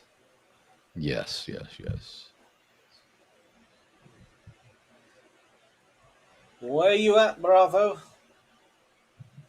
My loneliness is killing me, It's baby. I must confess. I must still confess. believe. I still believe. Oh God. Still believe. Oh gosh, look at this level, the Give me a 2.27. sign. Hit me, baby, one more Hit time. me, baby, one more time. Are you guys seeing my screen? See, you Yeah, could I'm sing. That was good. We're seeing your screen now, Iris. Yep. You see this this level, the 2.27 that hit exactly. Talking about Yep. calculations. So these are 2 time boxes that I always use as a roadmap, and they always help me. And this it reached exactly 2.27 here. I just love it. And did it do any? Didn't go this high. Yeah. It's nice when things work out. Eric, perfect comment. What did Eric say? Yeah. That's why we're all day traders and not singers. You got exactly, buddy. Exactly. I'll have you know, Eric. I was a winner of Britain's Got Talent. Yeah, he was on Britain's Star Search. Incredible singing skills. I had the X Factor, but they cut me out of the show because they said it was unfair to the other contestants. They said this is a show for people who aren't professionals wanting to become professionals. You can't be a professional on the show. So I was disqualified. Oh my god! Understandable. You're a nutbagger. Oh my I was trained by the late Pavarotti, so yeah, took me under his wing.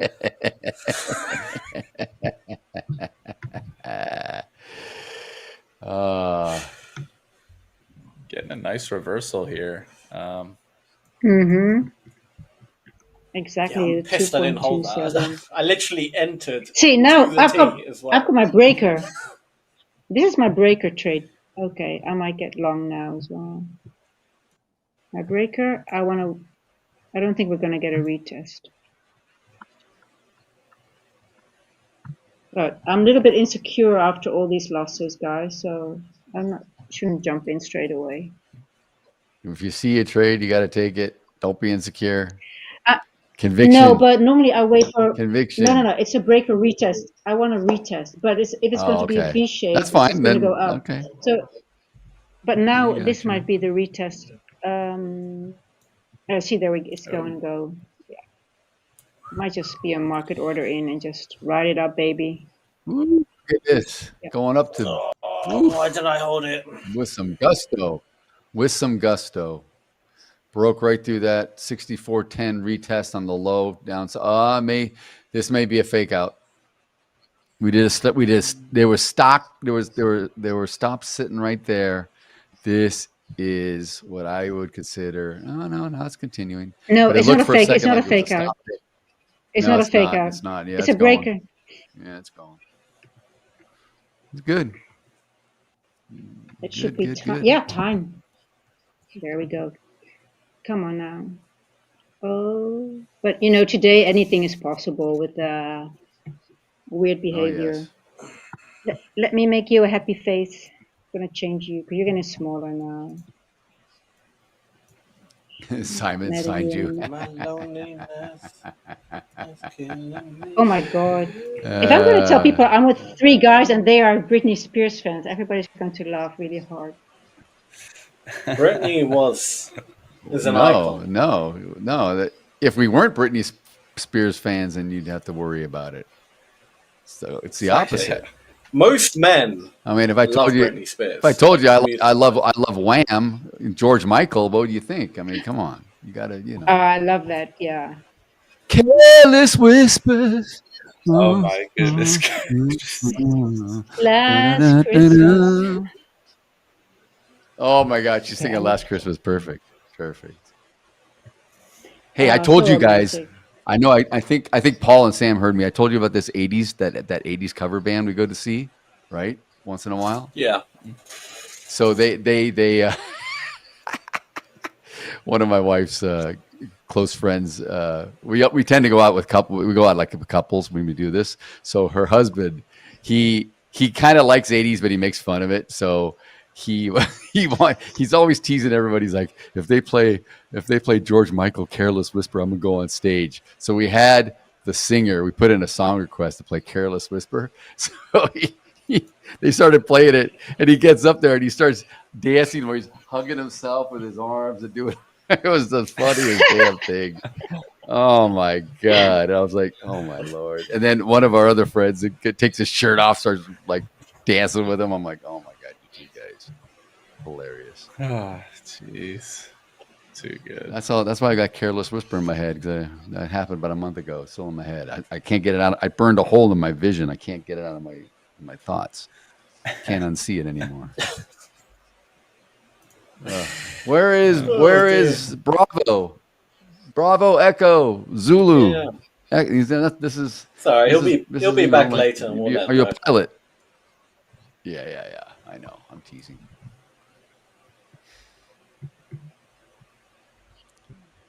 Skyboy the whole time. Yeah. Yeah, you could be next, Skyboy. Yeah. We're actually May. I don't want to let the cat out of the bag.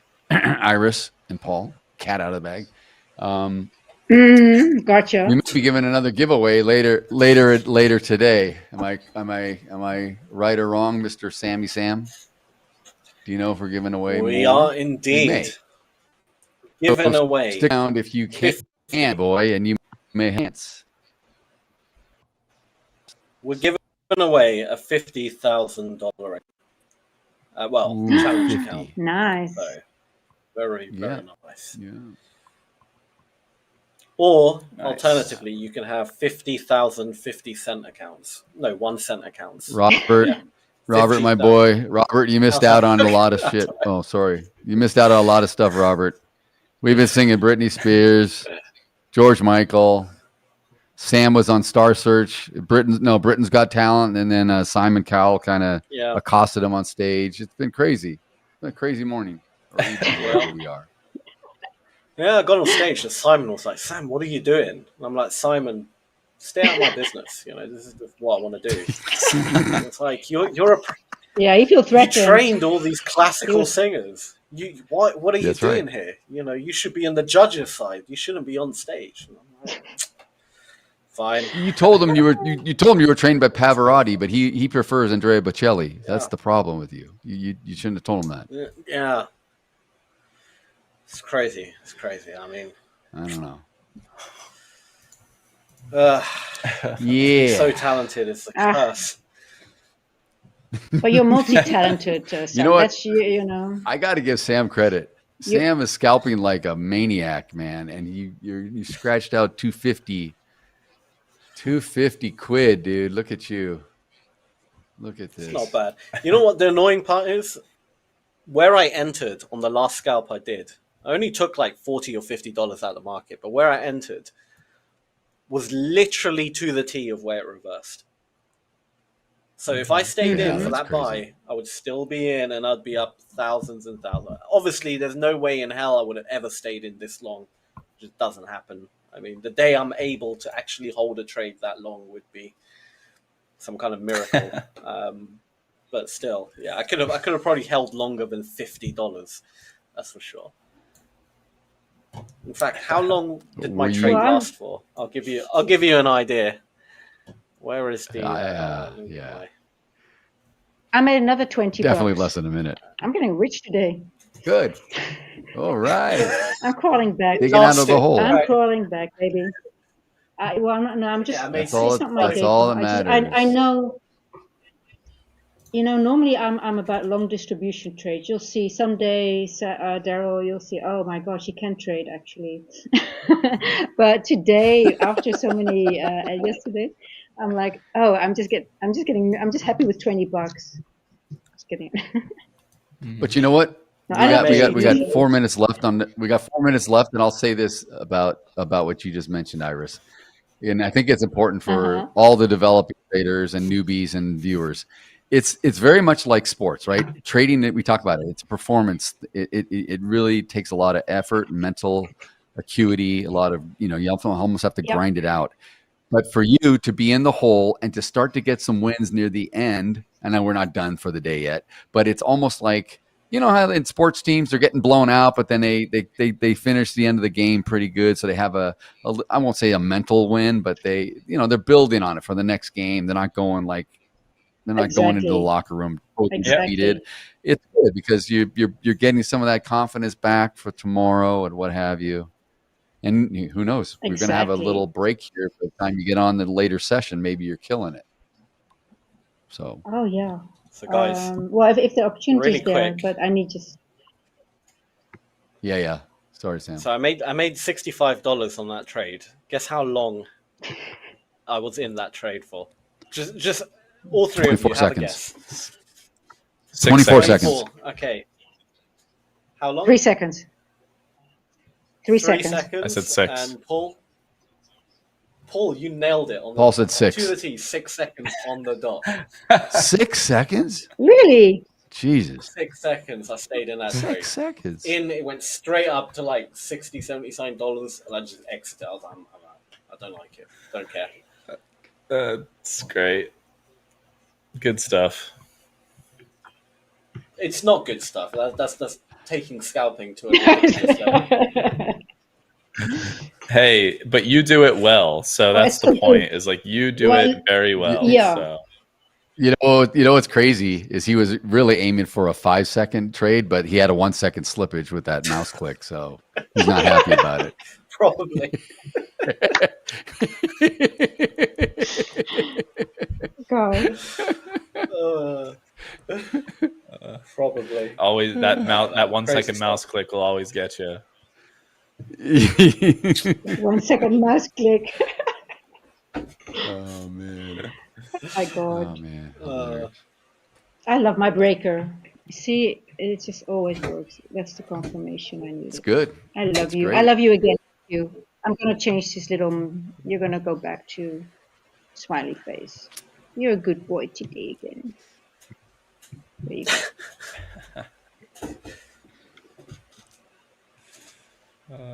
All right. Right. Well, guys, Well, that was the end of went the by session. quick.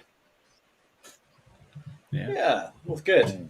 To everyone watching, we are back again later on, back to trading. I'll give you the exact times. We are back to trading in exactly 1:30 p.m. Central Time or 2:30 p.m. Eastern Standard Time, i.e. New York time. So, yeah, wherever you are in the world, convert that. We're back, all 4 of us, sorry. And, yeah, we'll be back to trading. But until then, we're going to have a break. Thank you all for watching. Coaches, have a good break. See you. Good trading in a bit. until then, Thank everyone. you, guys. See you later. See you guys. See you later. Bye-bye.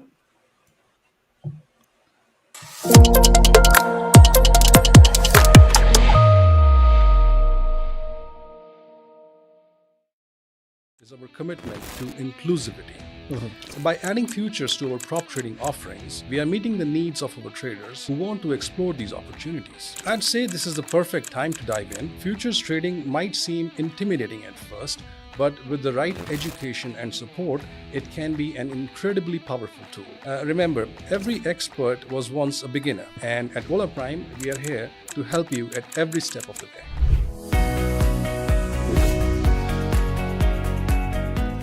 Hello, everyone, and welcome to another episode of the Founders Playbook podcast.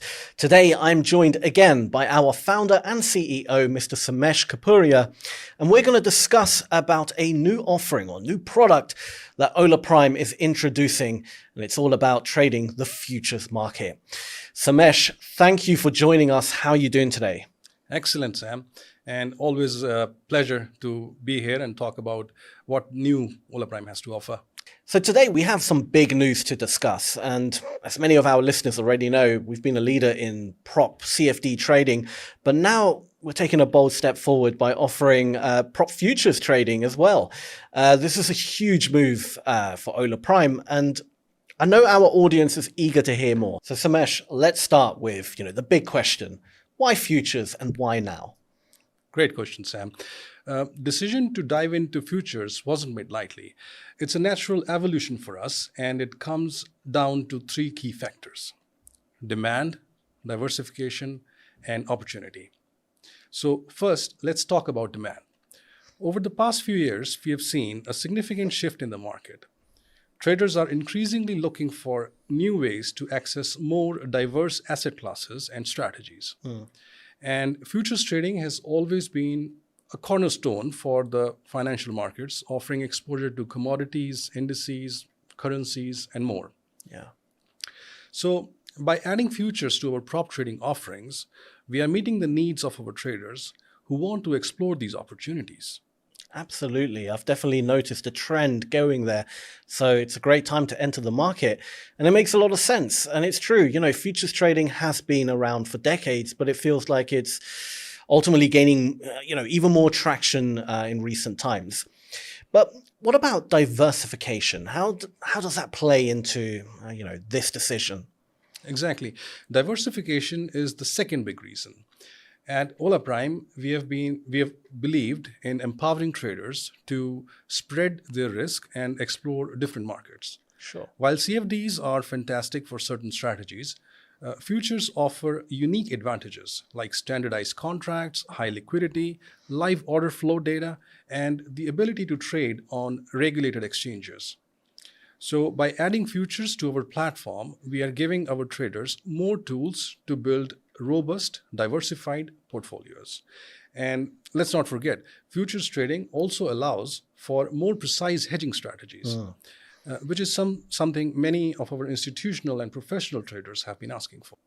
That's a great point. It's all about giving traders, I guess, flexibility and different options. But you did mention opportunity as the third factor. Could you elaborate on that a little bit? Of course. The financial markets are constantly evolving, and we see tremendous opportunity in the futures space. For one, the global futures market is massive. Trillions of dollars are traded every day. By entering this space, we are positioning ourselves and our traders to tap into that liquidity and volatility. But it's not just about the size of the market, actually. It's also about the timing. Right now, we are seeing a lot of interest in commodities like oil and gold, as well as equity indices, as traders look to navigate the current economic landscape. Sure. Right? Futures trading allows them to take advantage of these trends in a way that aligns with their risk tolerance and goals. Absolutely. And it's really exciting. And I'm sure our listeners are probably wondering, what does this mean for our existing, CFD traders? Will they have access to the futures as well? Oh, absolutely. One of the things we are most proud of is our commitment to inclusivity. Whether you are a seasoned futures trader or someone who's only traded CFDs, our platform will offer the same user-friendly experience with added tools and resources to help traders understand and navigate the futures market. Simply take a challenge for a funded futures account and you can start trading futures too. We will be also rolling out educational content, webinars, and dedicated support to ensure everyone feels confident exploring this new offering. That's fantastic to hear. And it's clear that this is, a well thought out move, and it's all about empowering our traders. But before we wrap up really quickly, what would you say to someone who's curious about futures trading, but, just hasn't tried it yet? I'd say this is the perfect time to dive in. Futures trading might seem intimidating at first, but with the right education and support, it can be an incredibly powerful tool. Yes. So start small, take advantage of the resources we are providing, and don't be afraid to ask questions. Remember, every expert was once a beginner. And at Ola Prime, we are here to help you at every step of the way. Very well said. Very well said. This is, an exciting time for Ola Prime and, our community. So, Samesh, thank you again for sharing your insights and I guess your vision for the future. And thanks to our viewers for tuning in. Once again, we hope you're as excited about this move as we are, because it really is, a really good move. And I think a lot of people are going to be super excited about it. So go ahead, like, subscribe, check out olaprime.com, follow us on social media, do all of that good stuff, because we're pumped for the future. And I hope you are too. Samesh, thank you again for joining us. And we'll see you again very soon. Take care.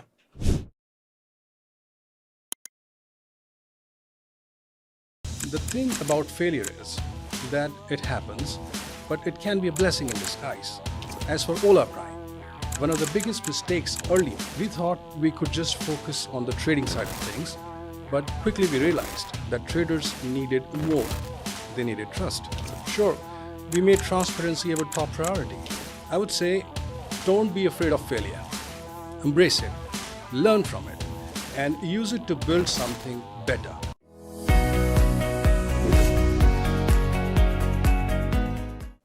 Hello, everyone, and welcome again to the Founders Playbook podcast.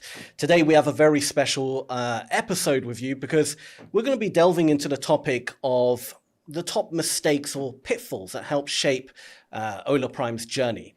Again, I'm joined by our founder and CEO, Mr. Samesh Kapuria. Samesh, it's always a pleasure having you on. Thanks again for joining us. Thank you, Sam. So, Samesh, failure is obviously, part of the journey for every entrepreneur, every company at some point. And I'm sure, you've experienced failure in your personal life. And I'm sure also at some point, in Ola Prime as well, there's been some, element of failure as well. But what's your overall take on failure? Failure is such a big part of the journey. Regarding Ola Prime, we haven't had any major failures, but everyone on our team has experienced failure as a trader at some point. But that's completely normal and fine. The thing about failure is that it happens, but it can be a blessing in disguise. At the time, you might not see it that way, but when you make it through the darker times and you look back, you will realize that it was the failure that ultimately helped you succeed.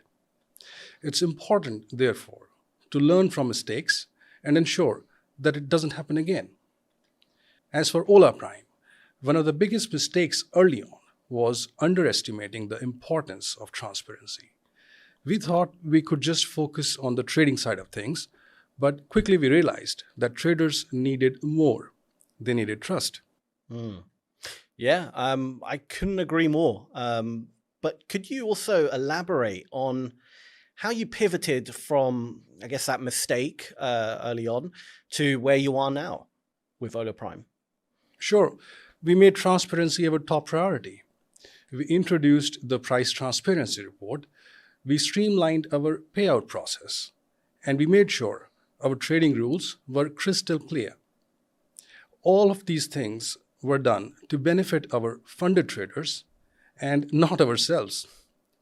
Because ultimately, our traders are part of our firm, and that's the only way this business model can succeed. If our traders are not happy with us and they decide to trade elsewhere, right? So creating transparency, therefore, is essential to build that trust and loyalty, where we as a firm value you as a trader and vice versa. Yeah, absolutely. And, that makes a lot of sense as well. I'd like to know, though, what's another mistake that ended up being, I guess, a turning point for Ola Prime? Well, I think another big one was not listening to our traders enough in the beginning. We had this vision of what we thought they wanted, but we realized we needed to hear directly from them. So, for example, our focus is on finding the best traders worldwide and having them trade for us. However, we failed to recognize at first that there are many traders who have the potential to become world-class, but needed that extra guidance and support. So we decided to introduce things such as risk alerts and personalized video lessons along with the Prime Academy. All of this to help those traders that are on the right path, but just need a little more time, knowledge, and experience to get them to their full potential. And with that, they can become funded Ola Prime traders in the future. No, I absolutely agree.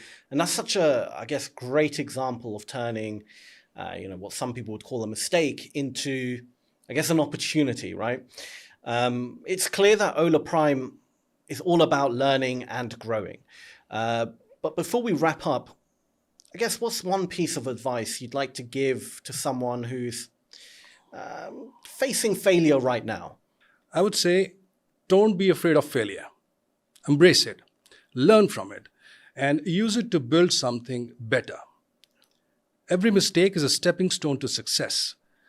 I know that's easier said than done, but in the world of trading, failure is part of the game.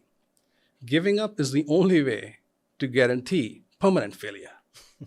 I really like that, and absolutely well said, very well said. Samesh, it's always a pleasure. Thank you so much for coming on. It's been an honor. Guys, that wraps it up for this episode. So you've had, a lot of good information there about failure, and I hope a lot of you took that on board. Don't be afraid of it. It happens, and it's part of the game. It's part of the deal. It's part of life. But as long as you learn from it, as long as you, acknowledge those failures and try, do better next time, that's the only real way to grow. So once again, thank you to Samesh for coming on. Thank you guys for watching. And yeah, we'll be back with a lot more really good content. So hit that like button, subscribe, share, and all that good stuff. And we'll see you again very soon. Take care.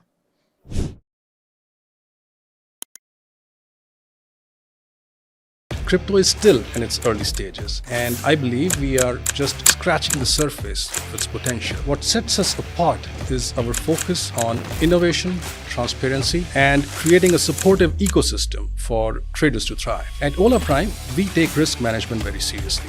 We have strict risk parameters in place to protect both our traders and our capital. Hello, everyone, and welcome to another episode of the Founders Playbook podcast.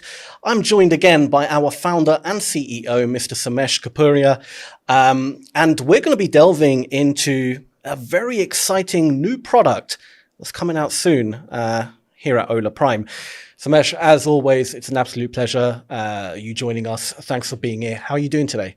Excellent, and always a pleasure being here and joining you in these podcasts. Awesome. Let's start with a few basics for our listeners who might not be too familiar with Ola Prime. Could you tell us a little about what Ola Prime does and what makes it unique in the prop trading space? Absolutely. Ola Prime is a prop trading firm that empowers traders by providing them with capital, tools, and resources they need to succeed. What sets us apart is our focus on innovation, transparency, and creating a supportive ecosystem for traders to thrive. Awesome. That's fantastic. And now Ola Prime, I hear, is stepping into the crypto space with, prop on-exchange crypto trading. I mean, this is pretty huge, right? Can you explain what this means and why it's such a big deal? Of course. Prop on-exchange crypto trading is a game changer for us and for traders. Essentially, it means that our traders will now have the opportunity to trade cryptocurrencies directly on major exchanges via Ola Prime.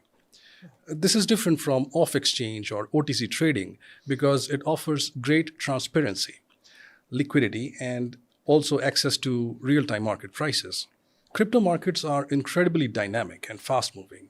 And by introducing this offering, we are giving our traders the chance to capitalize on these opportunities in a secure and sort of regulated environment. Absolutely. And that sounds honestly super exciting. What inspired Ola Prime to, venture into crypto trading? Great question. Crypto has become an integral part of the global financial ecosystem, and its growth over the past few years has been phenomenal. We have been closely watching the space and listening to our traders, many of whom have expressed a strong interest in cryptos. We believe that by combining our expertise in prop trading with the opportunities that the crypto market has to offer, we can create a win-win situation for both Ola Prime and our traders. It's all about staying ahead of the curve and providing value in emerging markets. Yeah, I mean, that makes a lot of sense. But I'm interested, what are, the key benefits for traders who want to get involved in crypto trading? Because a lot of traders might not fully understand, like in CFD trading, for example, you can trade, a few cryptos, but it's only really the major ones, Bitcoin, Ethereum. So what are the key benefits and what is the difference, with what Ola Prime's offering now with on-exchange crypto trading? Excellent question. So you're right. In the typical OTC Forex market, you do get access to a couple of cryptos, or you can get maybe up to 5, 7, 8, 10 cryptos at max, right? Yeah. But the crypto market is very big. If you are trading with any exchange, you can see that you can trade on almost 150 different cryptos, right? Yeah. That's, I think, the foremost benefit of trading in on-exchange cryptos product, that you get access to the whole depth of the whole ocean of cryptos, more than 100 or maybe more than 150 different crypto instruments. And other than that, there are several benefits. First, traders get access to our capital, which means they can trade larger positions without risking their own funds. Second, they have access to top-tier exchanges with deep liquidity and tight spreads. That's the on-exchange part, right? And third, we provide robust risk management tools and real-time analytics to help traders make informed decisions. Sure. And I guess finally, our profit-sharing model ensures that traders are rewarded for their success. So it's a low-risk, high-reward opportunity for anyone who is passionate about crypto trading. That's incredible. And it sounds like, you're really lowering the barriers to entry for traders, I guess, who want to explore the crypto markets. Exactly. Our goal is to democratize access to these opportunities and empower traders to achieve their full potential. Awesome. Now, okay, so crypto trading, obviously, it's known for its volatility, right? What are some of the challenges or risks involved, and how is Ola Prime addressing them? Volatility is defined as a double-edged sword in crypto. It creates opportunities, but it also has risks, right? At Ola Prime, we take risk management very seriously. We have strict risk parameters in place to protect both our traders and our capital. Sure.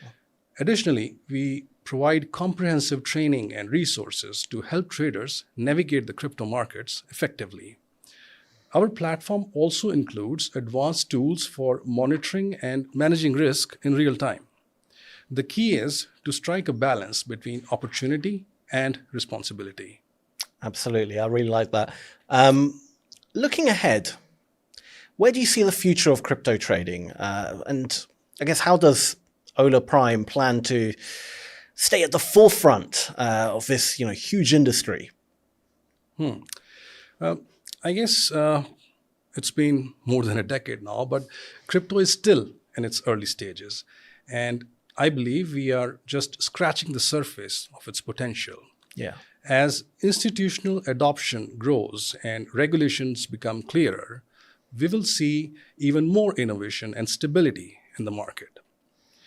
At Ola Prime, we are committed to staying ahead by continuously evolving our offering. We are investing in technology and listening to our traders.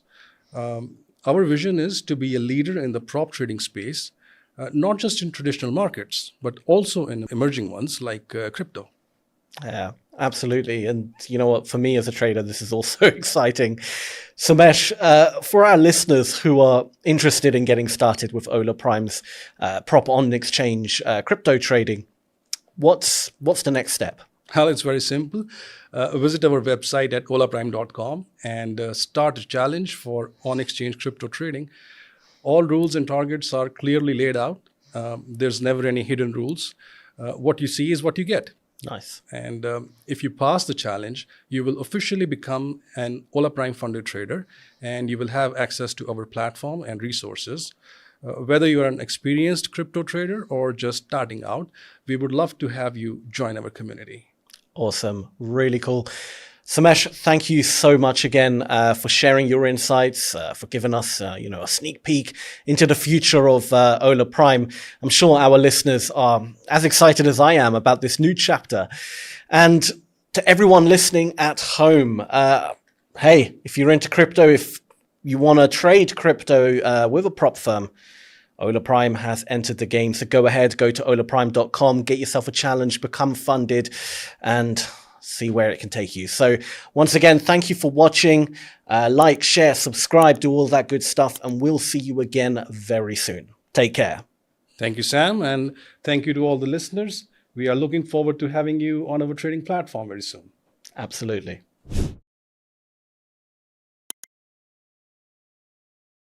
My journey began at Citibank in New York. We managed their investment portfolios, which in total combined was over $500 billion in assets. At the most random, spontaneous time, you will have this reality check that billions of dollars are under your management or supervision, so as to say.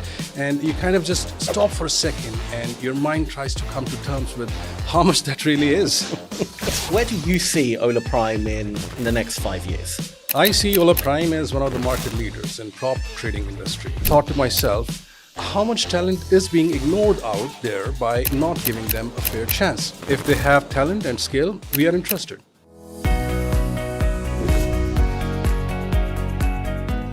Hello, everyone, and welcome to the Founders Playbook podcast. Today, it's a very special episode because we are joined by our founder and CEO of Ola Prime itself, Mr. Samesh Kapuria. Samesh has had a fascinating career working at one of the highest levels of the biggest financial institutions in the world. And today, he's here to share his story with us and the viewers at home. So sit back, grab a coffee, and let's get into it. Samesh, it's an absolute honor to have you here today. Thank you so much for doing this. Thanks, Sam. I'm glad to be here and excited to share my story with the world. That's awesome. So, Samesh, let's just kick it off on how your career and journey started. As I know, it's a fascinating career you've had, and I think the viewers would be really interested to know how it all started for you. So my journey began at Citibank in New York. I was fortunate to work in various leadership roles within their securities and funds management division. It was an incredible experience, and I was able to drive innovation in both technological and financial products. Those were very formative years, and they gave me a deep understanding of financial operations, corporate governance, and strategy management. I managed their operations for over 12 institutional clients that included over 80,000 separately managed accounts, SMAs as they call it, and we managed their investment portfolios, which in total combined was over $500 billion in assets. And after Citibank, I moved to BlackRock, a global titan within the investment management industry.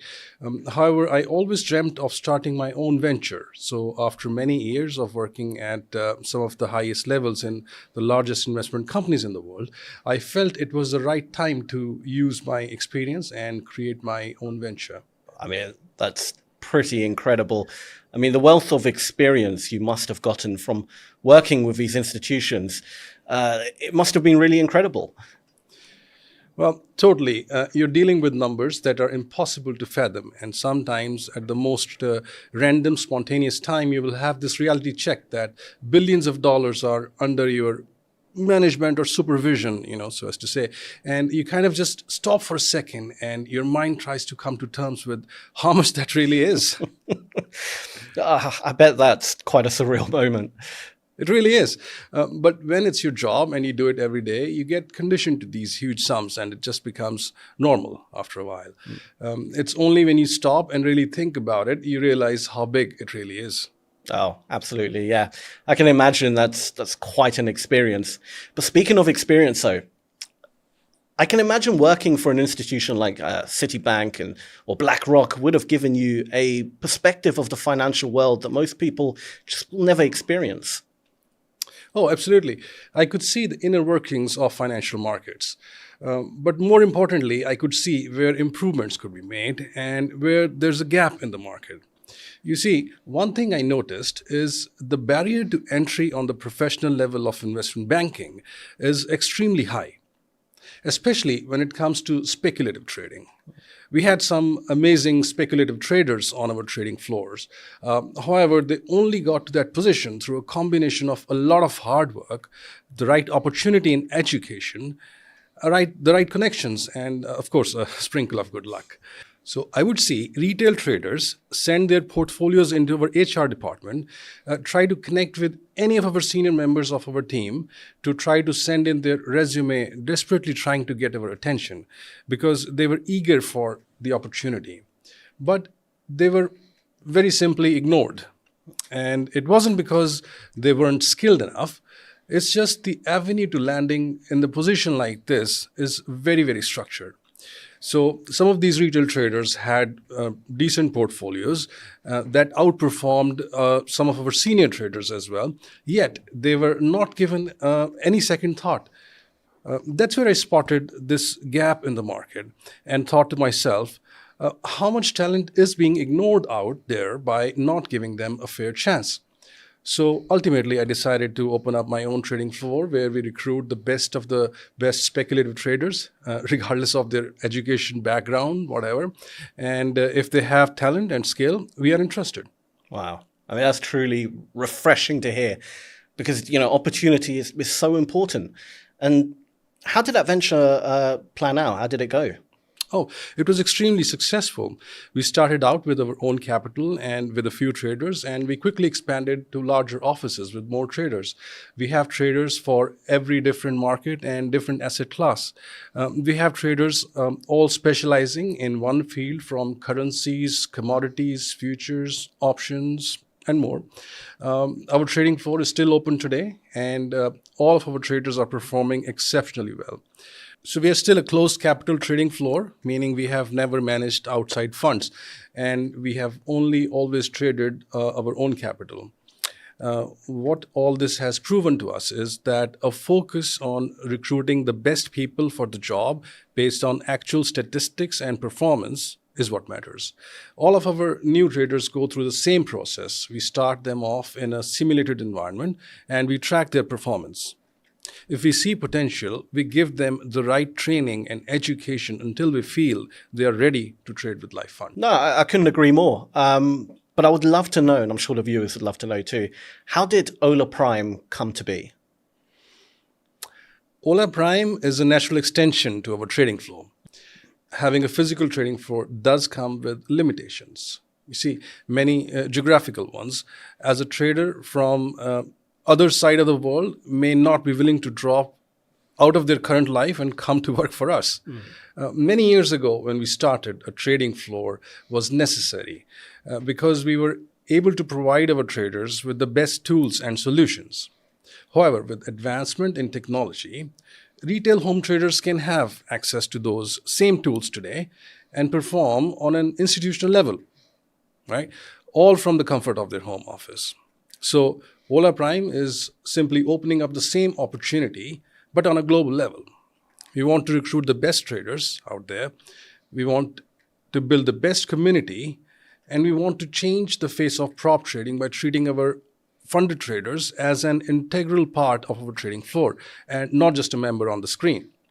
That's why we have things like our price transparency report, a feature that no other firm offers, but any professional trader would know how important fair pricing is in the Forex market.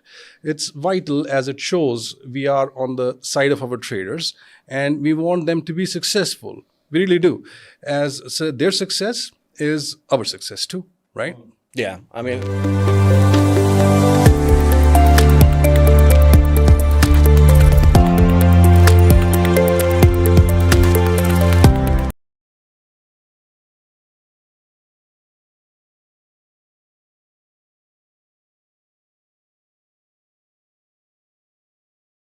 What's your experience so far with Ola Prime? It's been great in this industry, as you know, and your listeners probably know there's some shady ones out there. You know, will find reasons not to pay out or can just straight up disappear overnight, kind of deal. So, you know, I did some research before, joining you guys and paying the valuation, and you know, the 1 hour payout that you guys promote. I mean, that's awesome. If anybody knows, waiting on a payout can be torture. Like, you have the 300,000K account payout of 9,500. It shows that you're not, you know, trying to do 50% in a month or something, you know, because while it's possible, technically, of course it's possible, right? The chances are you're going to do that consistently, probably not. So targeting, you know, like a smaller amount and kind of just consistent gains, that's exactly what we're looking for.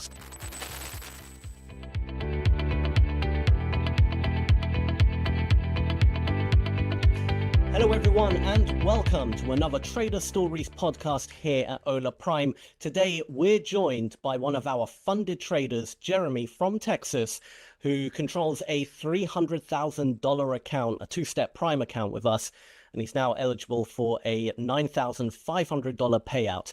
So Jeremy, thank you for coming on. It's an absolute pleasure to have you here. How are you doing today? I'm good. Thanks for having me. Awesome. So Jeremy, we'll get straight into it. The viewers love to learn a little bit about, you know, our traders, how you got where you are today. So I guess the first question would be, where did it all start for you trading wise? By accident. I got lucky and bought, this is probably 10 years ago. And there was all sorts of little newsletters that go out of this hot stock that was, you know, coming out. And so I opened up a brokerage account and put some money in there and went all in. And unfortunately, I got lucky and it took off, it shot to the moon. And I was thinking, like many people, wow, this trading stuff's pretty easy. And so that was probably the worst thing that happened. Because then when you start doing that over and over, and as anybody that's traded knows, that's not a winning strategy or risk management style that you want to follow. So that was kind of just backed into it, and I think just came across a newsletter of some hot stock that was going to the moon, and it did for me for a little bit, but eventually, like most people, I think I lost all that money pretty quick. So yeah. It's funny, how I actually. began just trading equities. Yeah, no, it's absolutely funny because, you know, every beginner, let's face it, we all lose money at the beginning. Sure. But some people do have that little bit of luck at the beginning where they overestimate their abilities then. And I almost feel that is worse than if you just lost like straight out of the gate. Do you know what I mean? Oh, yeah. Because it kind of like builds you up. And it is because you don't know what you're doing, and you don't know how quickly it can turn on you until it actually happens. So yeah, that's what happened to me. And so then went back to the drawing board and you know, started trying to actually learn how to trade from there, and studying everything I could online. Just every trade guru that I could come across, just would, you know, read their stuff, read their podcast, took a class here, that kind of stuff. Probably like most of the listeners here have done the same thing. Yeah, no, absolutely. So you started in stocks. Do you still trade stocks today, or are you mentioned equities as well, so I'm assuming. Yeah, I do. I trade stocks, equities, but mainly with you guys, the indices, a little bit of Forex, but mainly the indices. And sorry. Yeah, for me, I just started studying charts and just screen time. For me, I actually took a job probably about 5 years ago. I'm not there anymore. With a brokerage here in the Dallas area, and learned a lot about the market there. Learned a lot about market manipulation. How some of that, you know, the specialty there was we located hard to find borrows for people that are looking to short stocks. You know, garbage stocks that have gone parabolic and then no shorting. So that was the kind of niche of the brokerage I worked at. So I saw a lot there. But what it allowed me to do is it allowed me to have charts open all day long. Yeah. And so just watching the movement of stocks and how to respond and learning about support and resistance levels and the different moving averages that seem to work for me. And so that's really where I began to kind of learn, you know, as far as entries and how to read entering them, and where to put my stops and where to put my targets and that kind of stuff. So yeah, no, absolutely. And you're right. I mean, there's no replacement to just getting that pure screen time, you know, just watching the charts. You almost build like a sixth sense. Do you know what I mean? Like something you just can't learn. Well, yeah, you like I've seen this before. I've seen this play out a million times, and that doesn't mean that the next time it's going to play out exactly like that. But you've seen it play over and over and over and over, and that's what, you know, I'll have friends or people find out what I do, and they'll say, "Hey, can you teach me?" And so, I mean, I'll point them in the right direction, give them, you know, here's a book, or I like these guys are really solid, to learn some basics. But there's really no replacing just screen time and sitting there and learning. And I think that's where you really learn.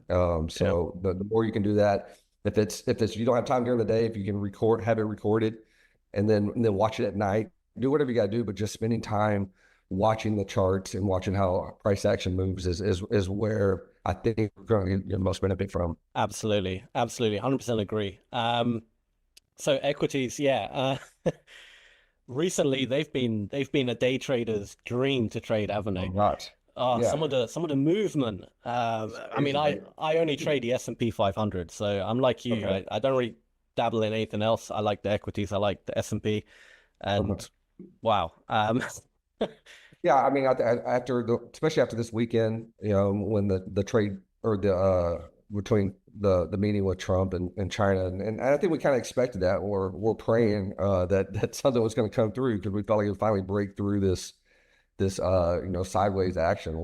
But it's been extremely volatile, but this week especially, but last week the stocks have been on fire. A lot of the ones, some of the ones I'm in now. I think I just closed out Tesla today. But I mean, it's just stuff that's just gone. The last 4 or 5 days it's been a dream for day trading, for sure.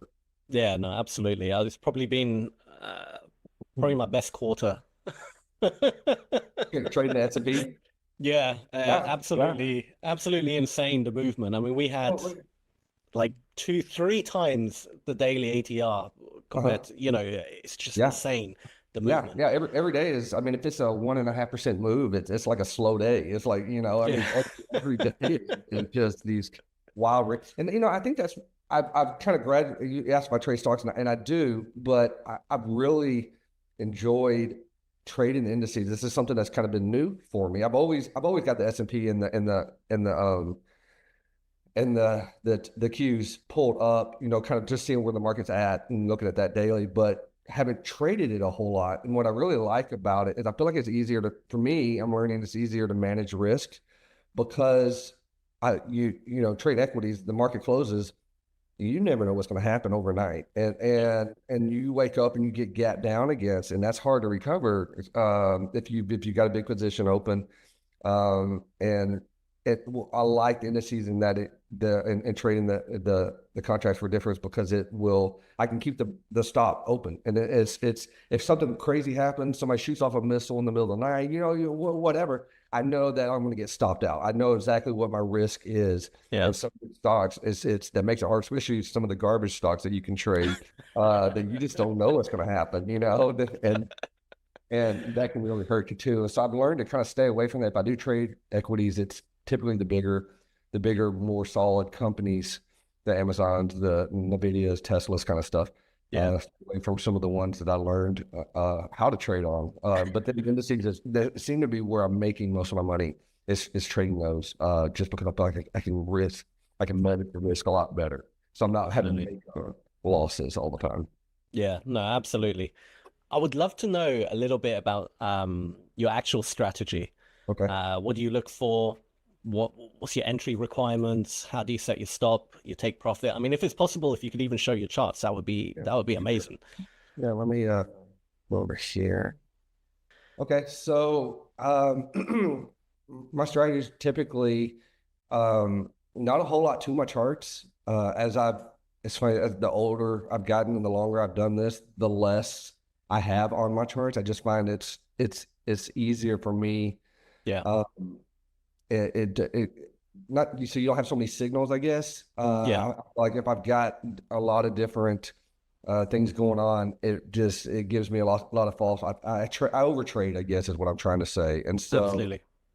So I've got 3 moving averages on here. I've got the 200, I got the 50, and then I have the 20. And those are my three. And then I have volume, and that's really it.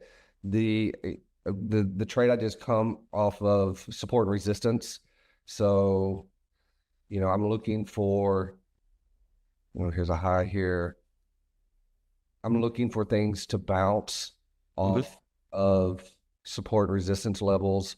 Right here recently, the trade that I was in kind of broke. You and I were just talking about how crazy the S&P was these last 8 months. I mean, up and the down, and when it finally kind of broke through the 20 and the 50-day and pulled back, I think this is where I entered last week, right around this level right here, right around this 560 level, and then just kind of let it rest. So I really I use those support resistance levels and moving averages to kind of find where I want to. And then once I identify that, then I'll go to the 5-minute charts.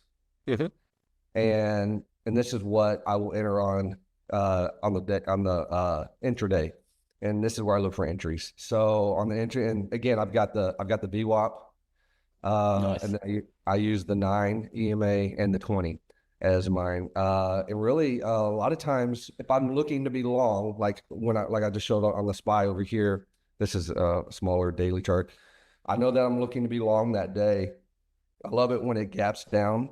It kind of rounds out, and then once it crosses up over my moving averages or over the VWAP, then I'm looking to get long with a stop at the low of the day.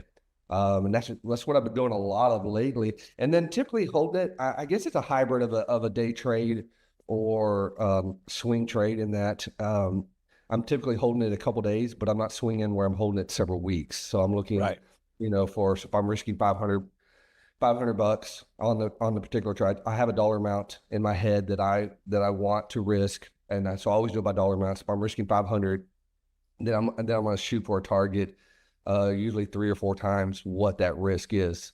And so I'm risking $500. I'm looking to make 2,000, and so I'll set those parameters in my trading software and then let it play out. If I don't touch it and just let it do its thing, I'm typically better at it. If I start, if I start tinkering with the trade, I either leave money on the table or I get out too soon, and that's so I try to have a set it and forget it. Once I know my parameters, I know where my target is, then I'll let that ride. And my winning percentage is not typically high, maybe 35 to 40% of my winning percentage. But I've just found that if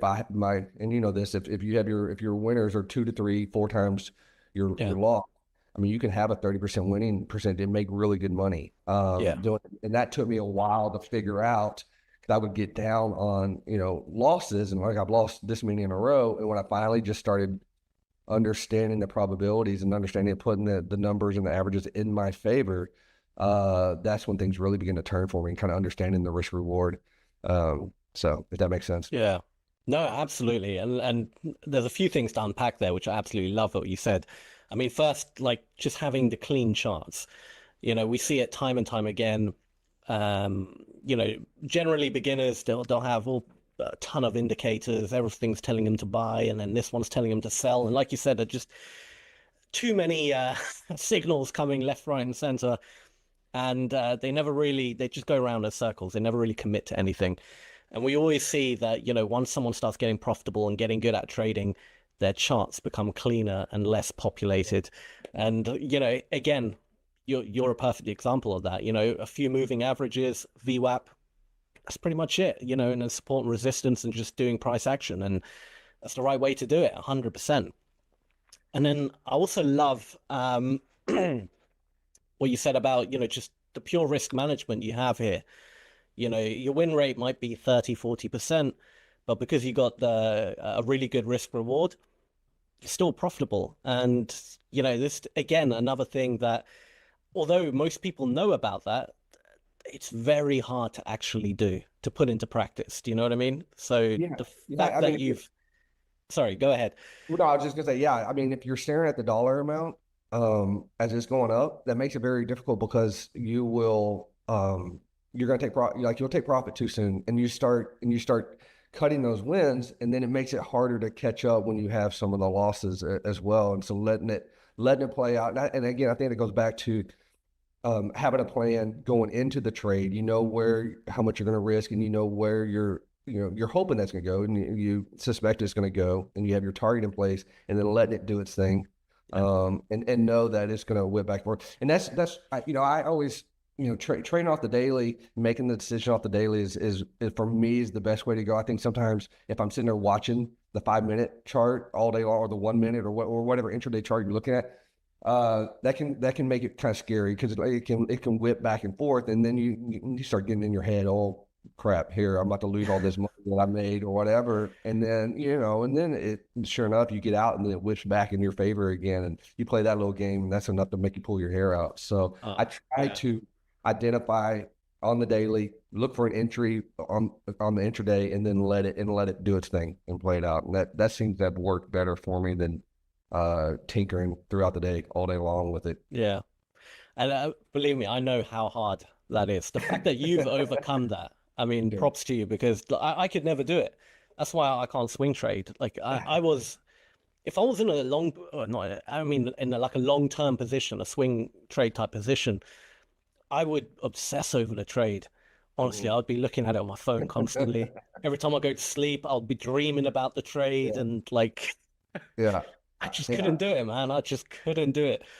So the fact that you've overcome the psychological part and you've nailed it, honestly, I admire that a lot, because it's something I don't know if I nailed it. I would be lying to say that I'm not laying in my bed pulling up my iPhone. Or if I wake up in the middle of the night, I'm not pulling up the charts on my phone. So I don't know that I've nailed it. I've learned how to sit on my hands, but as far as just completely nailing the psychology of holding positions like that, I don't think I've quite got there yet, but I'm working on it.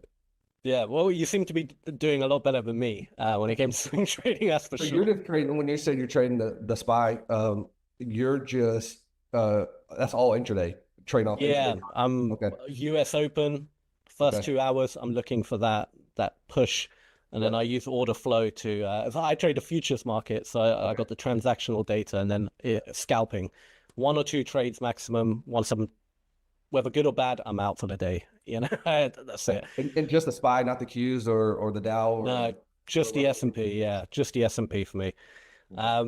Nothing that's more just because you kind of, I don't know, I kind of have a feeling for how it moves now. Do you know what I mean? If you put me on another chart, I could technically trade it, but I wouldn't feel as confident. Sure. Like the S&P, day in, day out, it's my bread and butter. Yeah. I just know how it, I don't know, I feel confident with it. So, but yeah, can never swing trade though. I completely sucked at it. But I do. I mean, I know what you mean, because I still watch the days, the intraday trades, and most of them, I guess, would be somewhat of a day trade, because I'm using those 5-minute charts. But you do get a feel for the particular the indice or whatever you're trading, and that's just, again, you probably just put a lot of screen time into watching what it does, and so you get a second sense kind of where it's going to go from here, and when it's about to make that move. Yeah. What time of the day of it, when that move is going to happen, that kind of stuff too. So that's always helpful. Yeah. But I'm with you. I still trade equities, but I feel like most of my money, especially this year, has become mainly off the indices and trading those. So. Yeah. No, absolutely. But yeah, no, your strategy looks fantastic. Really good stuff, and it's clearly, I mean, it's clearly paying off for you. You've done very well. So you can stop your screen now. There's yeah, that was awesome. We're back. Okay. Cool. So I'd like to move it on a little bit. So obviously, strategy is one side of the equation. Psychology is a big one. We briefly spoke about it. I feel like it's an ongoing battle for every trader, right? You're always battling your psychology. Even when you kind of nailed it, there's that, I don't know, that gambler within every trader who just kind of wants to break their rules, right? Sure. How do you overcome that? How do you overcome the you know, FOMO, greed, all the bad emotions, basically? I don't know. If you figure that out, let me know.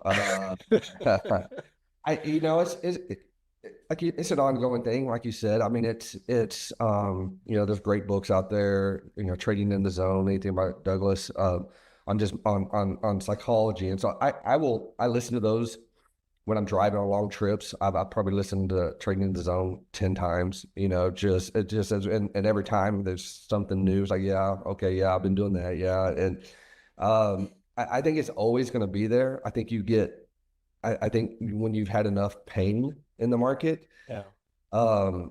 you remember what that pain is like, that feeling of giving it all back or having a big loss because you broke the rule. I don't mind losing if the charts if it didn't go my way, and that's going to happen. You're going to have losses.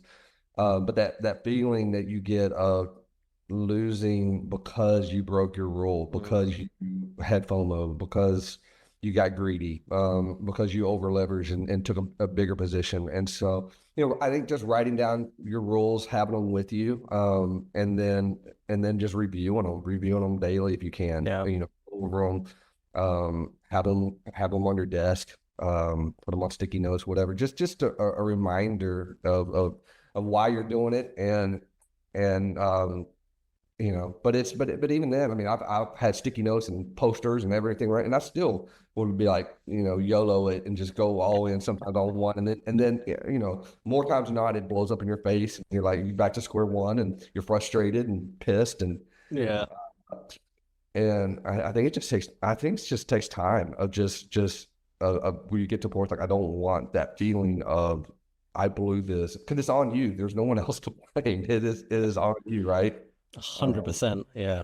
So I think some people are much better at it. I think it's taken me a long time to get here. I've seen traders that have been really successful. And I think that's because they were better at managing their emotions, managing risk, and they got there quicker. And that's really what it's all about. I don't even know if you have to be a great technical analysis or chart reader. If you know how to manage risk and manage your emotions, you can make money in this game.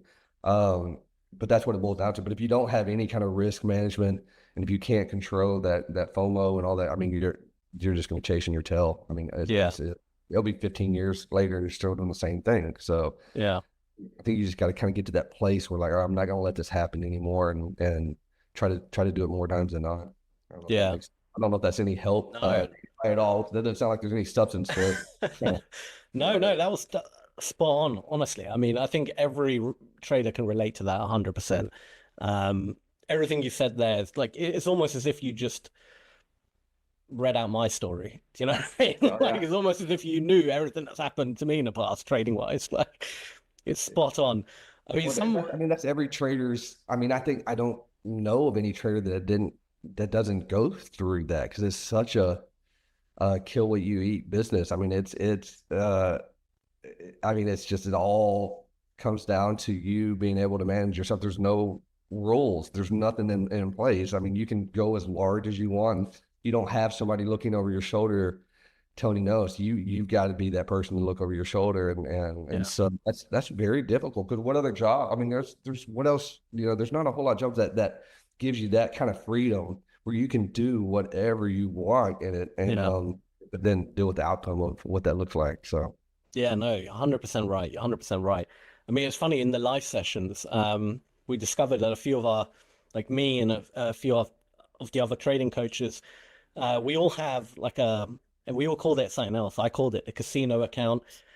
Michael called it the bully account. It's basically like a small account where you just have money you don't care about. Right. And whenever you want to just break your rules or do something really stupid, you do it on that account. Do you know what I mean? That's a good idea. I've never thought about that. Just to have a casino account where you can just, you know, screw it. And I want to call in on Bitcoin. I feel like it's about to rip through the roof and something like that. So you know what? I think I'm gonna steal that for sure. No, try it, see if it helps. I mean, it helps me as well, because it kind of satisfies that degenerate inside every trader, you know, who just wants to.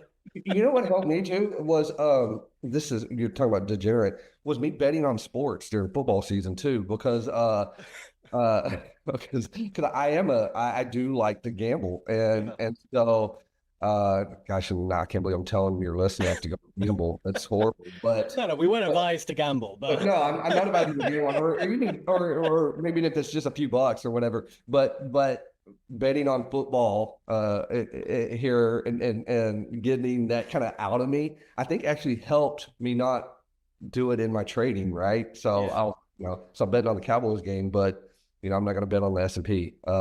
Exactly. So that's anyway. So no, you're 100% right. Edit that out. You're 100% right. You got to like scratch the itch somewhere. Yeah, for sure. I think every trader has that streak within them. It's partly why we're probably attracted to trading in the first place. The idea that, you got freedom, you can control your own destiny and all the good stuff, right? But there is if we're being completely honest, there is that gambling streak in all of us who just kind of... Yeah, especially when you're on the right side of the trade and it's going parabolic, and that's a great feeling, you're watching those numbers go up, and that's part of trying to control all of it too, is $1 million%. Striking an itch. Yeah, for sure. I'd love to move on a little bit to Ola Prime. What's your experience so far with Ola Prime? It's been great. I think I bombed a couple of evaluations to start out. So if anybody's listening and you have bombed a couple, it's okay. And what I really like about Ola Prime and just the prop industry in general is it does allow you to not just scratch the itch we were talking, but it allows you to try different things out. And that's, I had never really traded the indices up until this past year. And so this allowed me to, okay, well, there's not a whole lot of stocks for me to pick from on most prop firms. So let's work on the indices, work on a little bit of Forex. And so I think, people use it as an opportunity to try out different strategies, whatever indicators you're using, just because you're just risking, whatever your evaluation fee was. And then as you get more serious into it, really, and you kind of nail down your strategy, start focusing. But as far as Ola Prime, it's been great. The communication's been wonderful.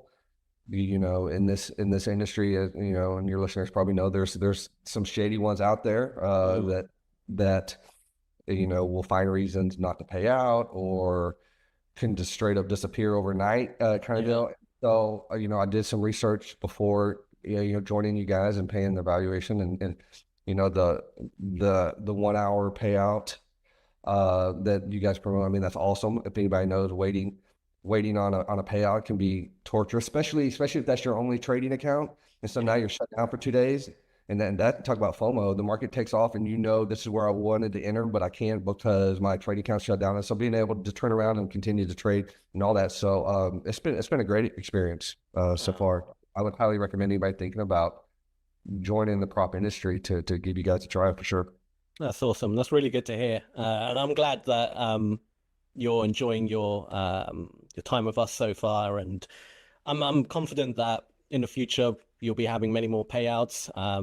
You seem to have like a good mindset when it comes to trading, and you're the kind of person, like mindset wise, that we're looking for. People who take it nice and slow, people who target realistic gains.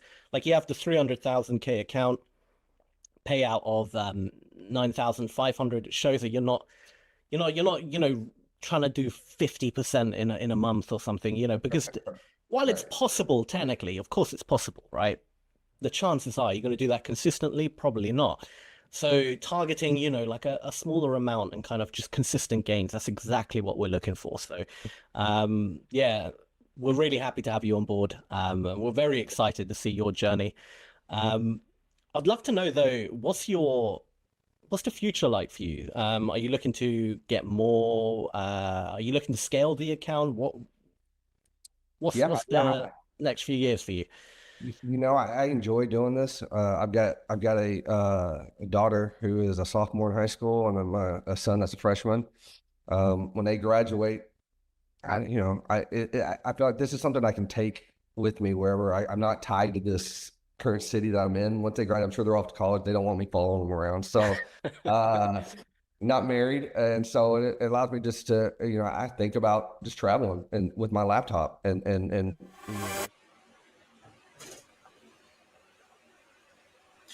Good day, I'm Sam, and this is your financial market update for Tuesday, 29th July 2025. Excuse me. Let's take a look at the major developments moving the Forex, futures, and crypto markets today. European index futures are trading higher across the board. Euro Stoxx futures are up around 0.4%.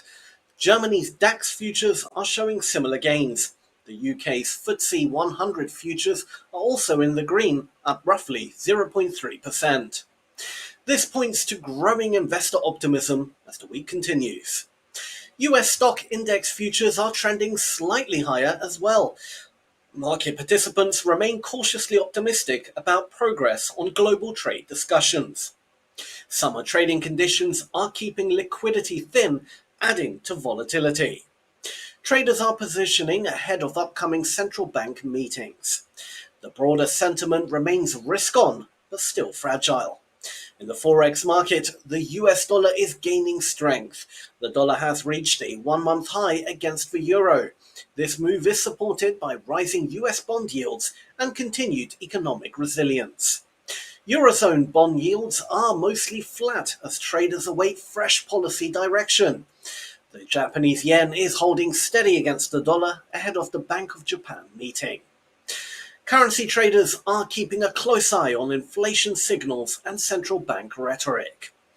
Overall, the dollar remains firm as markets seek safe havens amid uncertain global growth. Commodity currencies are mixed as oil prices hover near recent highs. Turning to the crypto markets, Bitcoin is holding just below $120,000. The leading cryptocurrency is consolidating after failing to break through key resistance. Volume is light, typical for summer trading conditions. Support near $115,000 continues to hold, showing no signs of panic selling. If Bitcoin breaks above $120,000, the next target could be around $130,000. If support fails, we could see a move down towards $110,000. Ethereum is showing similar sideways price action around the 6,500 level. Overall, the crypto market remains stable with low volatility and contained risk. Looking ahead, traders will be monitoring any fresh central bank commentary. Markets are also watching for updates on trade policy negotiations. Economic data releases later this week may provide further direction. With summer volume levels with even minor headlines can spark outsized reactions. Stay cautious and manage risk carefully as we navigate this low volume environment. That's your financial market wrap for Tuesday, 29th of July, 2025. Stay tuned because up next we have a beginner's guide to Ola Prime.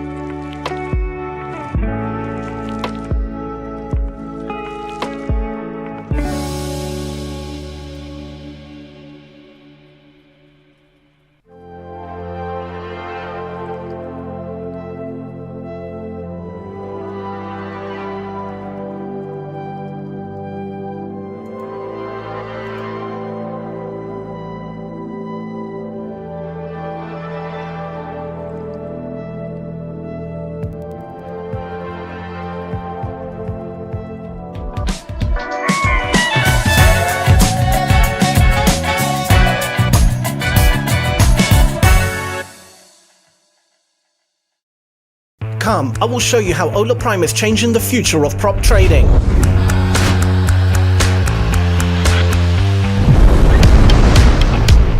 Not like this.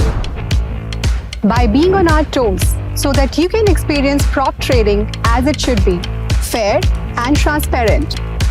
We are Ola Prime, the most transparent prop trading firm. With traders from 175 plus countries and offices all across the globe. We are the first company in the prop industry to publish daily price transparency report, so our traders can cross-verify their trades and they can trade with confidence and peace of mind.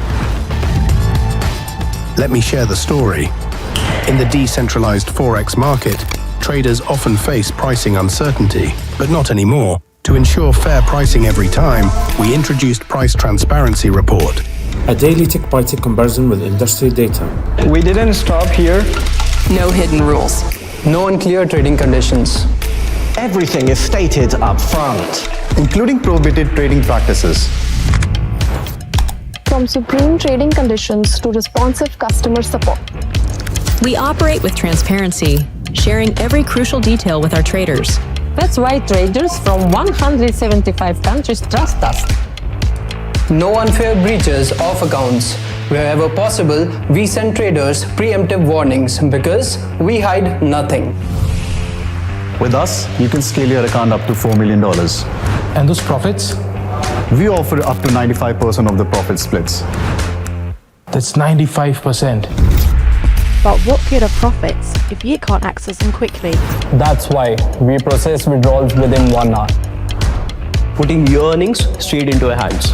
We calculate your withdrawable profits at the end of each trading day, ensuring you get your withdrawals as soon as you request it.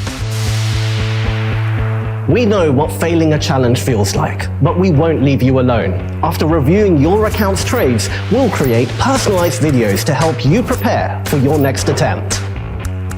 Our expert trading coaches and Prime Academy are always ready to help you learn and succeed.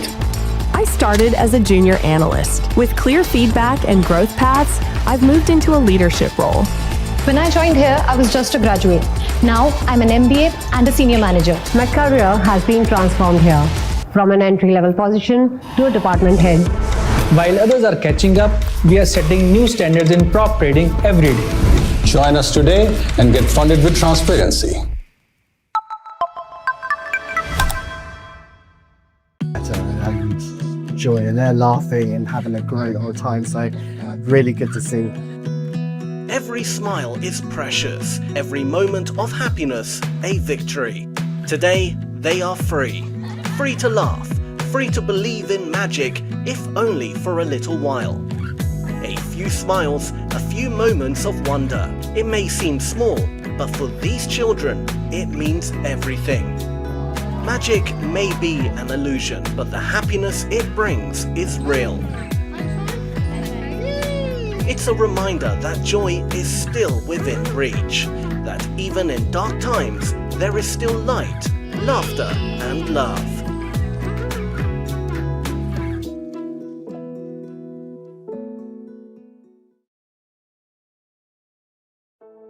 In a world where stigma and isolation often overshadow humanity, small acts of kindness remind us of our true shared connection. The focus wasn't just on providing meals, it was also about creating moments of care, trust, and belonging. So now we've put on some aprons and we're starting to prepare some food. As you can see here, we have some lovely vegetables being prepared by the good members of Ola Prime. It was about sitting down, sharing stories, and being present. In the small moments that matter most, sharing a meal, exchanging a smile, listening to a story, we found the power to create change. For the people we served, it wasn't just about receiving a meal. It was about feeling recognized, appreciated, and cared for. Now the food has been cooked, it's ready to serve. I'll just show some of the food here. Every plate was filled with love. It might sound small, but in these moments, you realize how much it matters to someone who's often overlooked. We preferred not to show faces to honor the privacy and dignity of each individual. Nevertheless, behind every hand is a story, one of resilience, hope, and humanity. And it's all been dished up. It's a lot of work, guys. It's a lot of work. But we got there in the end. Everyone seems happy. It's looking really good. A really successful day.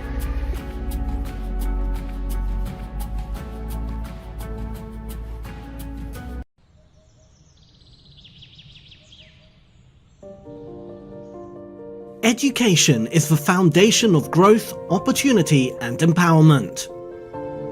Yet in many rural villages, access to quality education remains a distant dream. This is school, a place where young minds come with dreams of learning and a brighter future. However, limited resources and infrastructure challenges makes their journey difficult. Despite these challenges, these children are driven, hopeful, and eager to succeed. At Ola Prime, we believe that every child deserves access to quality education, no matter where they live. Through our CSR initiative, we're committed to creating lasting change by supporting schools like these. Our efforts include renovating classrooms, providing necessary supplies, and creating a learning environment that inspires growth. We're helping make this village school a place where dreams can take root. Together, we're not just building classrooms, but building futures. When these children succeed, we all succeed, because education is not just a privilege, it's a right.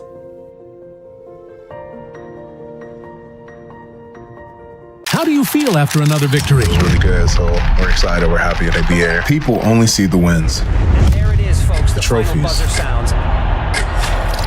The moments under the lights. But they don't see this.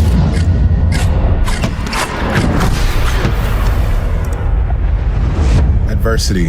Everyone faces it. No. But those failures motivate you to try harder, to try again. Ola Prime is the platform used by pro traders. No hidden rules, just fair trading. In basketball and in life, speed is the difference between success or failure. Ola Prime has the fastest payouts in the industry with less than an hour. Adversity sometimes just means a new beginning. Ola Prime, trade with transparency. Got trading skills but can't risk your money? Enter prop trading, a smart way to monetize your trading skills without risking your own money. Start your journey with Hola Prime. Here's how it works. Buy a small fee trading challenge. Hit the profit target and keep losses under 5% daily and 8% overall. Pass the challenge and get a funded account. The risk rules stay the same, but now no profit targets. And yes, up to 95% of the profits are yours. Wondering, how's that even possible? Well, we selectively copy trades from top performing traders in live markets. That's how we generate profits. Whether we copy yours or not, you still get your share. While most firms take days to pay, Hola Prime is the industry's first to do it in under 1 hour. Yes, every payout is processed in less than 60 minutes. It's a win-win. You bring the skill, we bring the capital, speed, and support, including one-on-one coaching. Take the trading challenge. Get funded. Ola Prime, trade with transparency.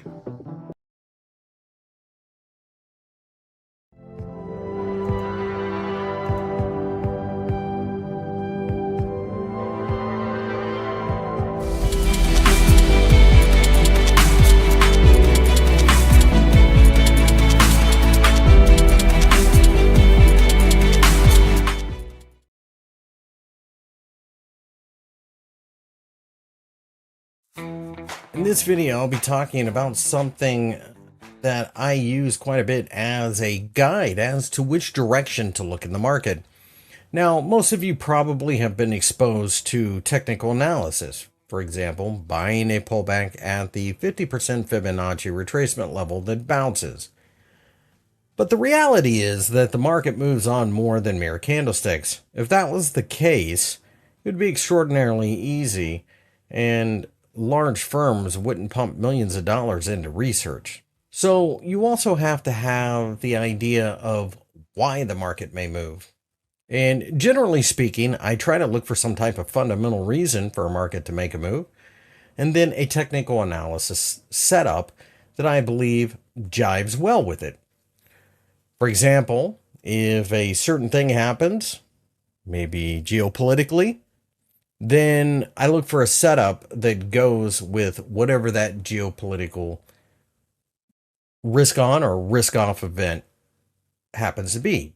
So a quick example might be something like new war, some type of conflict brews. A lot of times, certain things like the US dollar and the Swiss franc, maybe gold will find a little bit of a bid. It's not an exact science, but over the longer term, it gives you an idea at least where to look in the market for your setups. So I take the reasoning, the fundamental reason, and then look for the technical setup. And if they line up in the same direction, I generally will take the trade. In this video, I'm going to talk about something very easy that I use all the time for decisions in the metal market. So, for example, silver and gold. It isn't the be-all, catch-all, 100% perfect trade setup, but what I have found is basically if you pay attention to the US dollar, interest rates in the United States, it can give you a bit of a heads up as to what's going on with gold and silver.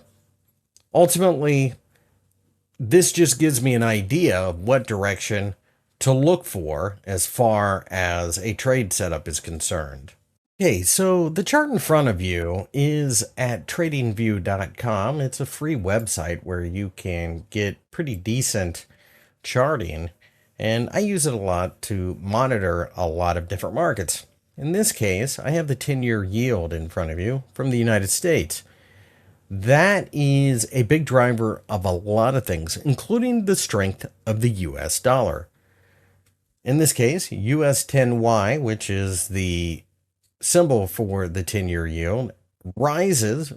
Generally speaking, the US dollar will rise. And the reason for that, of course, is you can make more money by holding bonds. The interest rate works out in your favor. So you can see that during the year 2022, 2023, 2024, we had seen the yield rise, and subsequently, I can go ahead and compare this to the Dixie. So the Dixie, DXY, is the US dollar. And you'll see on the chart, it tracks pretty closely. The candlesticks are the 10-year yield. It rises, the dollar rises with it. Now, it's not tick for tick. It's not perfect, but it gives you a directionality. Notice as yields fell, the US dollar fell. Now, the US dollar index is a measure of the US dollar against multiple currencies, so it's like an overall generic look at the US dollar. So you can see that you can more or less use either one. So what I will do, then I will show you that the 10-year yield and gold and silver have what is known as a negative correlation. 10-year yield up, US dollar up generally.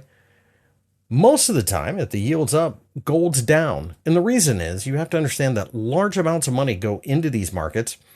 And in order to truly hold physical gold, these large funds have to pay storage fees.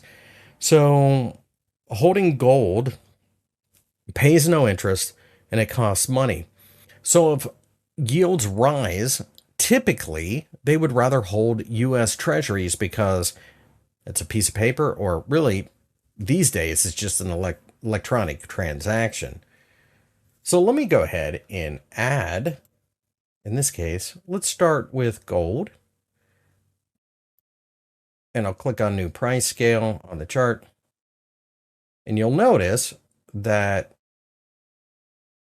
it's not always the case, but notice how the 10-year yield was rising in August of 2022 all the way to October of 2022, and gold was falling. Notice, though, that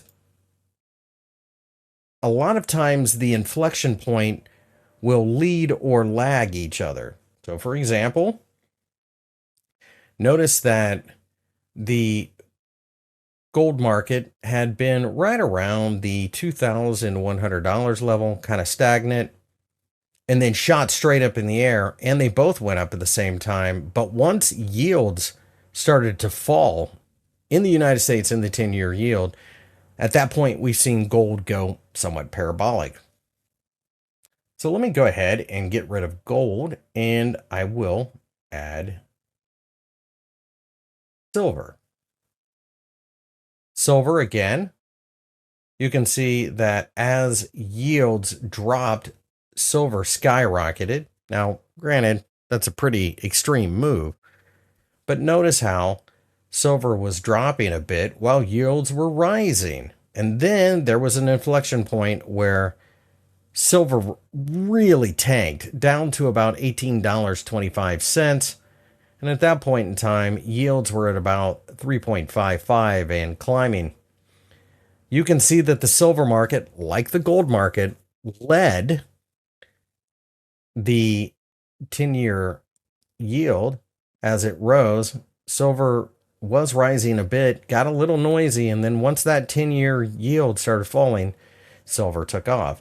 Now, something to keep in mind about silver is it doesn't have the same purpose that the gold market does. A lot of people make a huge mistake of assuming that gold and silver are the same thing, and they really aren't. They're not even close sometimes.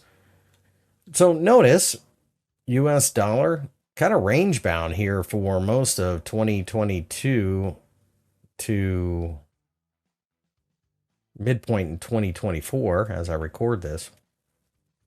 Let me go ahead and put gold on again.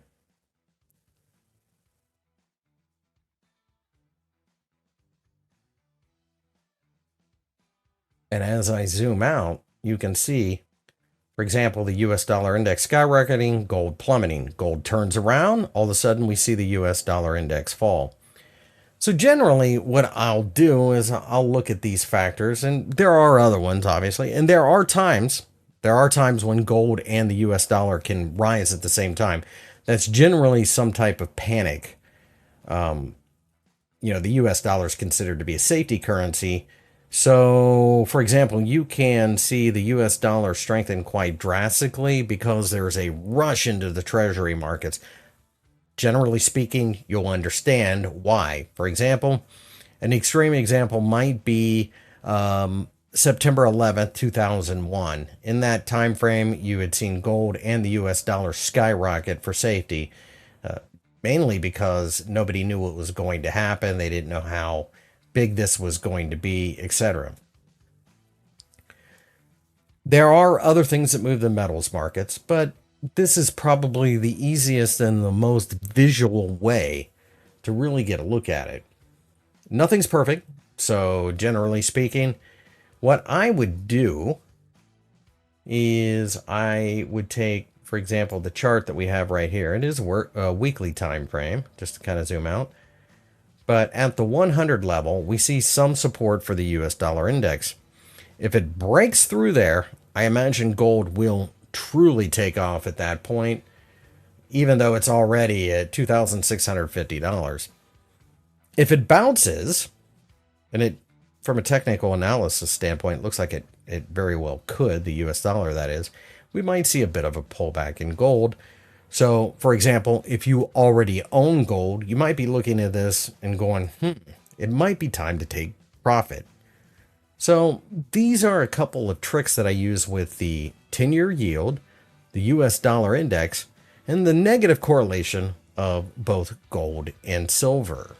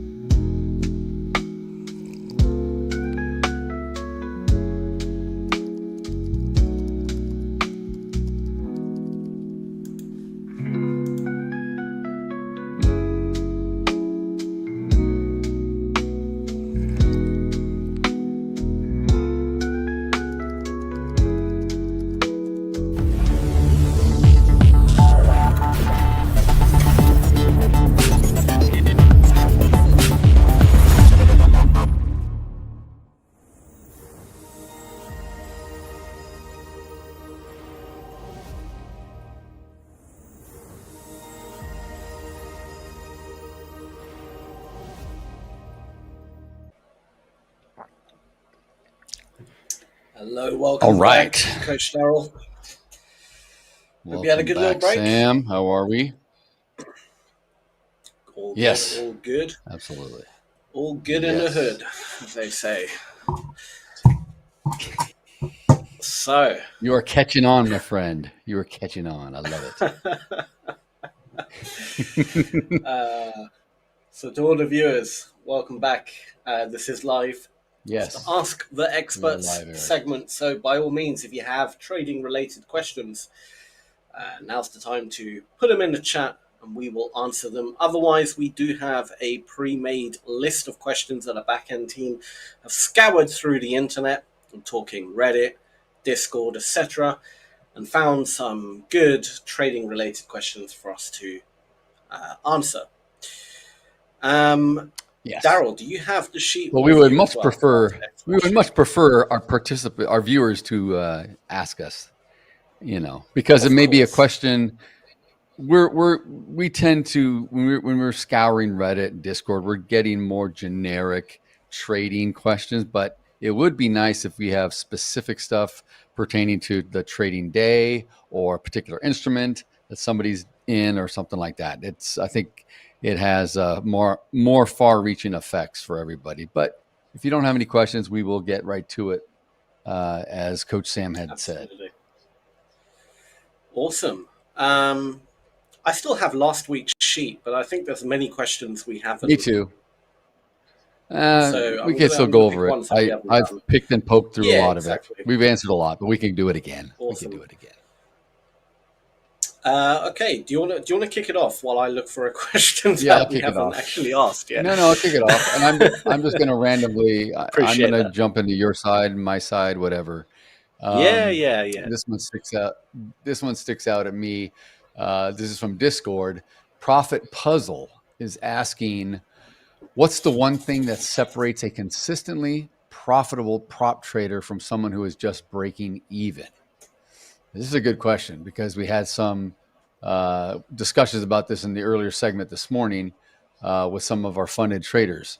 I think the thing that separates a consistently profitable prop trader is someone that knows the limits of that particular account.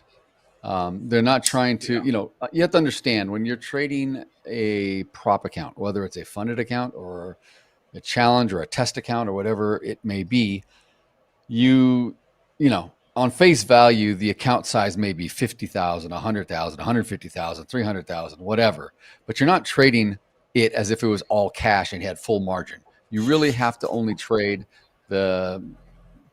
technically the daily loss limit or the amount you're allowed before you blow the account. That's really all you have to trade. So if you're allowed, let's say $3,000 or $4,500, you have to treat it like that size. So don't get too far ahead of yourself. Yeah, you may have firms that may say you can trade, maximum 15 contracts or 20 contracts, but that's for account that small, you should really be trading maybe 1 or 2 contracts, maybe 3 at the most. Keep it small, and if you have a number of accounts and you're allowed to copy trade, that's when you really can leverage up. Because if you're making $300 or so on the day per account, multiply that by the others, you're doing very, very well. You just want to make sure that you're growing at a nice rate. You don't want to get in a spot where you're close to blowing the account, because if you blow it, you got to start all over again, and that's the worst. You lose all the momentum.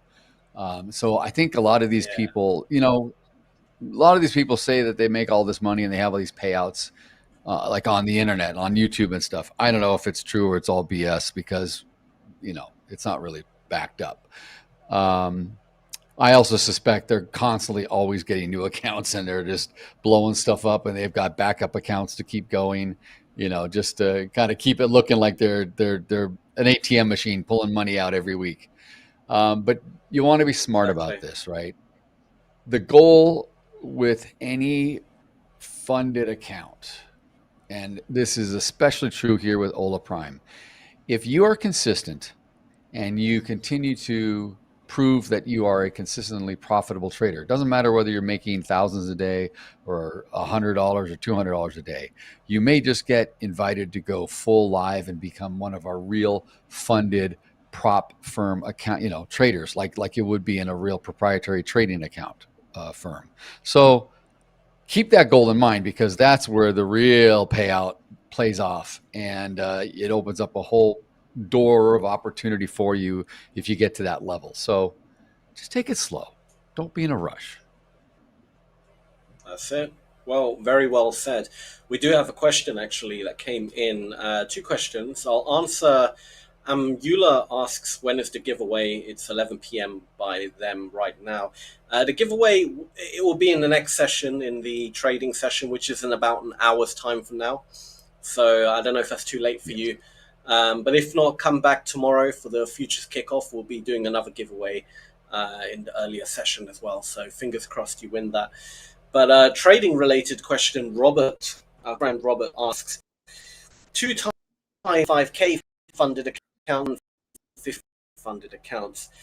It's really a right or wrong. Either can work. I would say it's more about where you are as a trader personally. If you're still a bit more unsure of yourself and you're still kind of, you know, getting a grips with the market, then I would say definitely, you know, try aim for the 25K. If you could do it on 25K, get another one and build your way up. And then once you're ready, you know, you can then buy a 50K and then buy a 100K, because you can copy trade with Project X on our futures platform. You can copy trade. So whether you have, you know, 5 accounts, doesn't make a difference, right? Right. But I would say it's probably, you know, if you're a very confident trader, why buy 2 separate 25K accounts? You must just go straight for the 50, right? But if you're still kind of, you know, dipping a toe in here and there, you can accumulate the accounts, and that's ultimately the goal anyway. So that would be my advice on that. The one thing I would add, I agree exactly what you said, and to me, you know, 225, if you're trading them, if you're copy trading them versus a 50, it's really kind of the same. It's not like we're talking a $25,000 account or a $150,000 account. But if they're both funded, it may be smart to keep one in your back pocket. So trade the 25,000, see what you can do with it. Go small. If the worst thing happens and it blows up or something, or you forget to exit out by the end of the day, you get taken out and you're done. You have the other half of the 50, if you will, right, ready to go. If you want to treat it that way. But if you want to treat them both as 50,000 collectively, you know, it probably doesn't matter either way you want to go. But I'm just thinking it may be like an extra, you know, trade half of it, almost like half a position. Trade the 25, see how far you can get with it. If you're doing well and you're confident, you can always activate the other one and copy trade it and then go from there. Absolutely. Very well put. Right, very well put. All right, let's look for another question.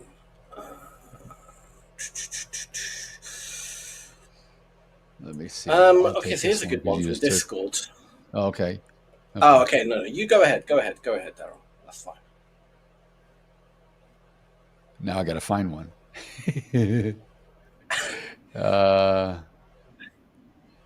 All right, here's one in Reddit. Strategy Junkie asks, what is a simple strategy you'd recommend for a brand new futures day trader? Ooh, that's an open-ended ball of wax, I tell you. Okay. If you're a brand new futures trader, probably the best thing to do is to observe and get on our live streams and watch other traders and other coaches and learn as much as you can and absorb different ways of doing it. But I mean, as far as a strategy, you really need to, I think, lean towards whatever fits you best, whatever speaks to you sort of in a way. You know, if it really is a struggle or someone's introduced you to a strategy, an indicator of sorts, several indicators, what have you, and you're just struggling to understand it after a little while, it may be time to abandon that, because you don't have to do everything and anything. You can do whatever you want to do. A simple is best. You could start out by simply kind of trading breakouts or breakdowns.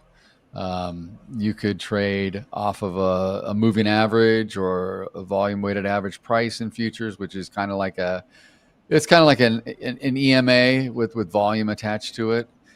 I would say just go for something rather simple. Just observe something, try to build your own strategy. And if you're really struggling, then try to adopt something from somebody, because you'll evolve and change it to suit you. But you got to start somewhere, and we don't really know. It's very hard for us, if we've never traded futures, to just come out of your head and say, oh, I'm going to try this or this or this, because we don't know what really is possible. We don't know what other people have done. So, you may want to watch a lot of stuff online. You may want to take some courses. You may want to read some books. There's a lot of great books. I mean, there's so much stuff out there. So, yeah, that's kind of what I would say. Yeah, I agree. I mean, there's 1,000,001 strategies out there. I would say learn the fundamental basics of the futures market. Try to understand the big benefit of the futures market is that we do have transactional data. Really try and utilize that. Get involved with like the volume profile, things like that. Use it to your advantage, because these are tools that really give you an upper hand, in the market.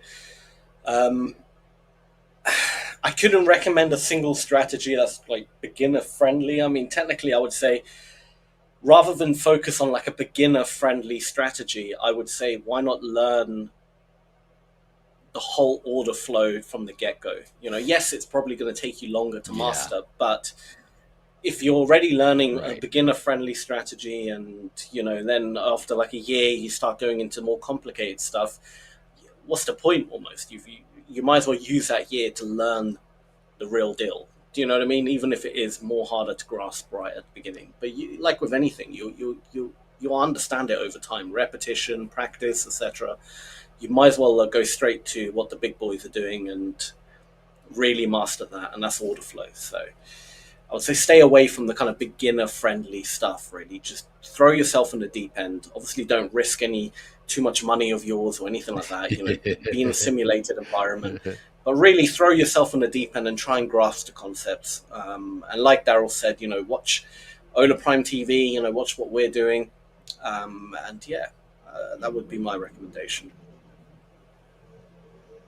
You know how many people, I think, get into futures and they don't quite recognize what they're dealing with? And what I mean by that is the futures market is a derivative of an underlying instrument. It is like options are. They're derivatives. They're not straight up securities like the equities markets are with stocks, or fixed income is with bonds. So when you're trading a future, not all futures contracts are the same.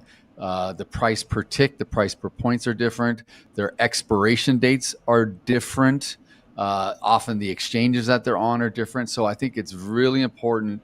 For example, if you start trading futures and you happen to be in rollover week, you're going to find out that liquidity almost disappears in something, and you're going to kind of trade some instrument, and you're like, come Monday morning, if it rolled over, you're like, wait, I don't have any data. What's going on? Well, the instrument's already rolled over to a new contract, whether that's a 30-day contract or a 90-day contract.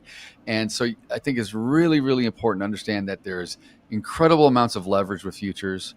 You can make a lot of money if you know what you're doing. You can also lose a lot of money and then some. You can have margin calls like any other broker margin call would have. So I would say do your homework. Consider why you're trading futures, what the benefits for you are. Some of the benefits for me originally was the fact that I can short and go long all day long without any pattern day trade rule, without any minimum equity requirements or any of that kind of stuff. And I always had liquidity, and there was always someone to take the other side. That was a big appeal for me to switch to futures. Other people, like in the US, we have tax advantages for trading futures in a cash account.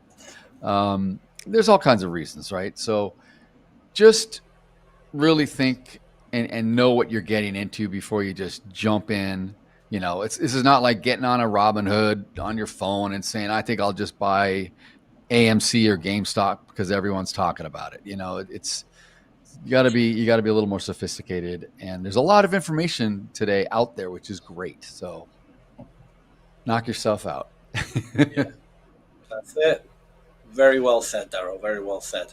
And Robert's good. Robert added to it. Sorry, real quick. Robert also said, first figure out if you like scalping or swing trading. Right? That's a good one too. Yeah. Because it's kind of the bigger picture, like you said. I mean, very well said, Robert, as well. I mean, you got to figure out what you want to do. Both have their own merits, have their disadvantages and advantages. I personally go more for the scalping side, but that's because I'm very transactional in the data I look. The data I'm looking at really only has effect in the next few minutes rather than, the long term necessarily. So, because I'm looking at literal order flow, buyers and sellers competing in that moment in that area. So, swing trading, wouldn't really work for me in the way I trade, but it works for many people. So yeah, figure that out, what suits your personality, and go from there. Yes. Mindful Mover, nice. From Discord, he or she asks, are there any specific exercises or habits you recommend for keeping your mind sharp during a long trading session? Okay. I would say try and avoid a long trading session. That would be my number one thing. I mean, if you cannot avoid it for whatever reason, I would say, the idea of having a long trading session is actually not really that good, and it's probably not going to be as profitable. Because you are going to burn out a bit. You can't stare at a screen all day. It's just you're not going to be as sharp. So I understand that your performance might knock a bit down, as you get a bit tired. In that case, I would say just stop trading. But if for whatever reason you have to trade, maybe it's the only hours you have because of work and other commitments, then I mean, any stimulant is good. Caffeine, a shot of espresso, Red Bull, I don't know, smelling salts even, I don't know, whatever kind of wakes you up and kind of gets you a bit sharp. Exercise is always good. If you hit the gym, nice. I like to go to the gym now nice and early in the morning. It gives me that energy throughout the day. I know that sounds a bit counterintuitive, but it really does. The more active you are, the more energy you somehow have, and then the more likely at nighttime you just fall asleep and you really sleep well. So I would say, it depends on your life. Like if you have a work desk and there's a load of clutter and a load of crap all over it, first thing I'll do is clean that desk, organize everything, make everything look nice. Yes. Be organized, because if your mind is organized, your surroundings are organized, you're going to be more organized. And same with like discipline. Try practice discipline in your life. If you're saying, look, I'm not going to order a takeaway or a takeout or whatever, I'm not going to order Burger King today, I'm on a diet, whatever. really, you know, like be disciplined enough to not just accidentally end up on Uber Eats and start ordering it. Do you see what I mean? Because although they have two completely, you know, ordering food and trading are technically got nothing to do with each other, it is still under the same umbrella of discipline and all that. So if you can be disciplined in other areas of your life, you're going to be more disciplined on the charts. And part of that discipline is probably to walk away once you start feeling tired or just not feeling sharp and you're having a long trading session. Better just to walk away, come back the next day when you are sharp. Yeah, very, very well said. The only thing that crossed my mind is if you're in a long trading session because you're trying to hit a profit goal for the day, or you're trying to come back out of a hole, or I mean, maybe you are revenge trading of sorts, but you're in whatever for whatever reason you're trading. It would probably serve you well to take lots of little breaks. So whether that means go get caffeine, go get a bite to eat, go outside, get some sunlight, come back in, go for a walk around the block, whatever. Take little breaks, come back in, clear your head a bit so you can stay in front of the screens longer if that's what you desire. You know, I mean, it just depends on, you know, some people play music. If you're not, you know, if you're in an environment where you can play music or put on a headset and play music, if that keeps you alert, great. Find whatever works, I guess. Yeah, absolutely. Let's see here.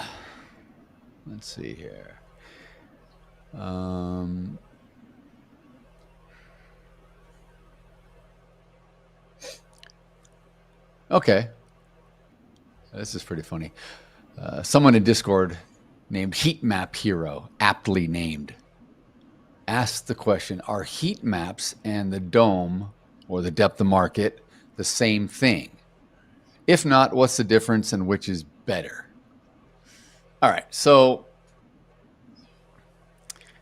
well, the dome, the depth of market, the ladder, level 2, level 3 even, whatever you want to call it, is merely a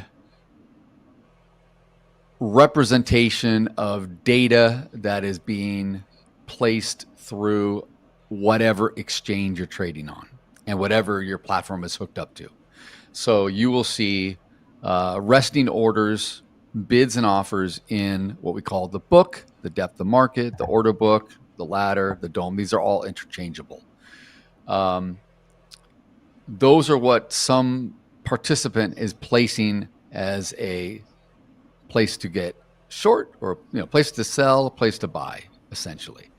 The heat map is also data dependent, but what the heat map does, it's a little different, is a heat map will take all of that and aggregate it with other resting orders that haven't been in the book that the exchange sees, like icebergs.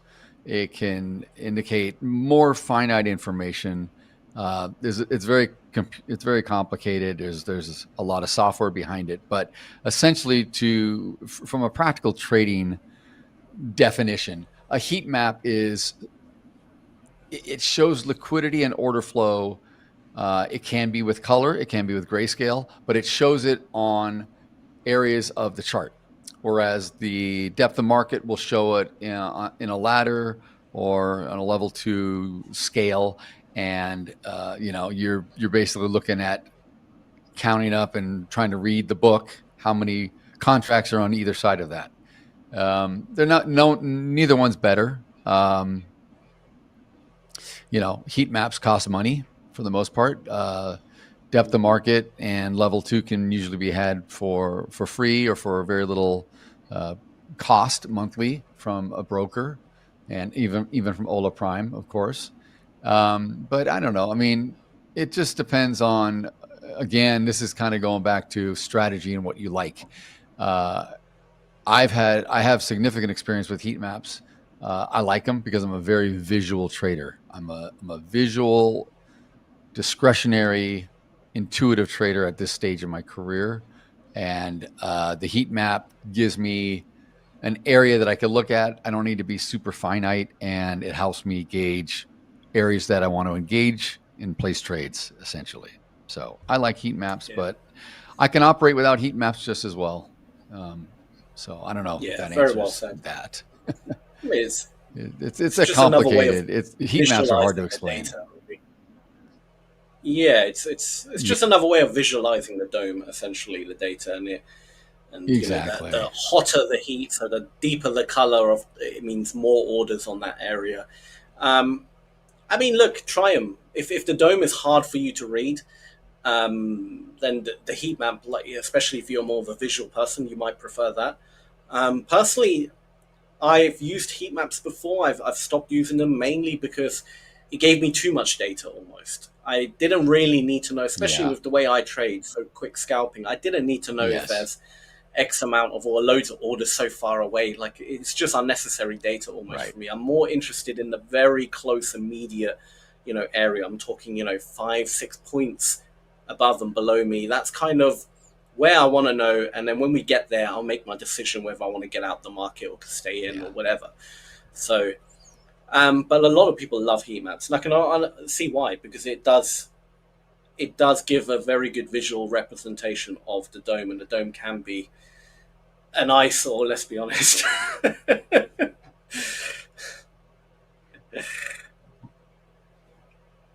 I think we have time for one more. Exactly. And this is where, again, getting to know yourself as a trader, or what you like and what you don't like, or what works for you, is important, because we will get to a point as we develop where we will get rid of things that we thought we needed, and we may adopt other things that we never thought we needed, right? So I like heat maps because I look a little further out than Coach Sam, and it's just our style. If I traded like him, I probably wouldn't need it either. So these are all tools. That's all they are. They're tools to help you make better probability decisions, which is all that trading is. We're putting on risk with probabilities for whatever area that we think is in our favor. That's really what it all comes down to. You got risk management, of course. You got psychology, which is big, but essentially we're putting on trades, and we're looking for tools that help us make the best decisions possible. Yeah. We've got time for one more really quick one. I would say from Discord, Fearless Trader asks, what's a good way to build confidence in my trading after a losing streak?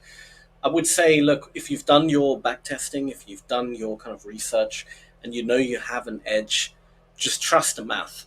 The math won't lie. After, over 100 trades, you are going to have X amount will be a winners, and you will have your edge will play out for sure. And I always like to say, like, for example, if you played a lottery, how many people, if I right now did a lottery ticket and I chose 1, 2, 3, 4, 5, 6, a lot of people would be like, what a stupid choice of numbers. What are you doing? It's not going to come out 1, 2, 3, 4, 5, 6. But the reality is it has the same amount of chance as if I picked any random combination of numbers, right? Because they all have the equal amount. It's completely random, right? So, and it's the same with, statistics like that as well. You are going to have losing streaks. They are going to happen. But do not change your way of trading because of the losing streak. Let your edge play out. It's going to happen. You're also going to have winning streaks. Are you going to change the way you all sun trade if you have a winning streak? No, you're going to double down, right? So don't do it on a losing streak. Just let it play out. The only thing you need to be worried about, or the only thing you need to watch, is make sure that if you do have a losing streak, you're not near your risk limit. That's why I always say keep the risk very low. Right. Accumulate capital. Aim for, only 1 or 2% a month. Okay, if you're doing that, you'll never you can have a losing streak of 10 trades and you'll still be fine on your profit count. So exactly. That's the best way to do it. Yeah. Awesome. Very well said. And we really appreciate the questions you guys are putting up in the chat. So we look forward to getting more engagement as the future sessions evolve, because again, it's more apt to answering your questions that are pertaining to you in real time today in these markets and these instruments, etc. But yeah, great job. I think that just about wraps it up for us. We have another. Yep. By the way, we're going to be back to trading live here in 1/2 hour. And in the meantime, we're going to have, I think, an interview up next with Coach Sam and Chris Christopher Lewis, Lewis, right? Coach I believe. Chris. Yep. So it's going to be awesome. He's going to be showing us a lot of cool stuff. So do stick around. We'll be live any moment again. Daryl, I'll see you in a little while when we're back. See you shortly. See you shortly. Bye, guys. Stick around.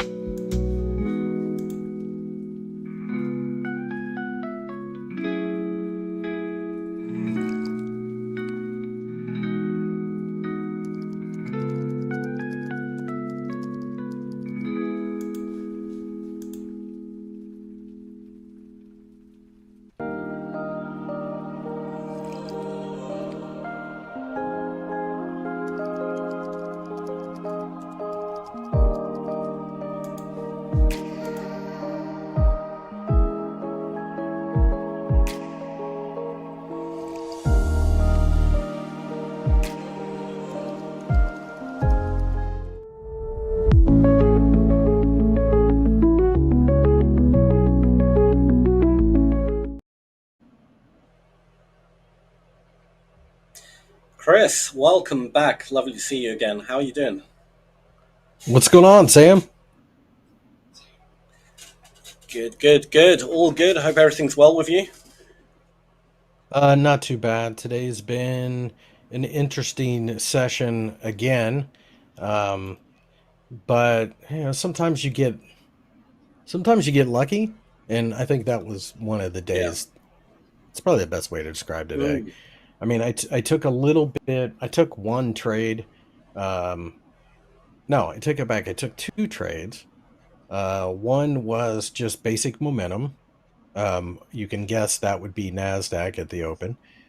And then I took the bottom of the range. I haven't looked at it in an hour or so, and I caught the bounce there, mainly because I had seen a situation where we had sold off so fast that unless we were going to lose like 3,000 points randomly, which isn't impossible, we were oversold.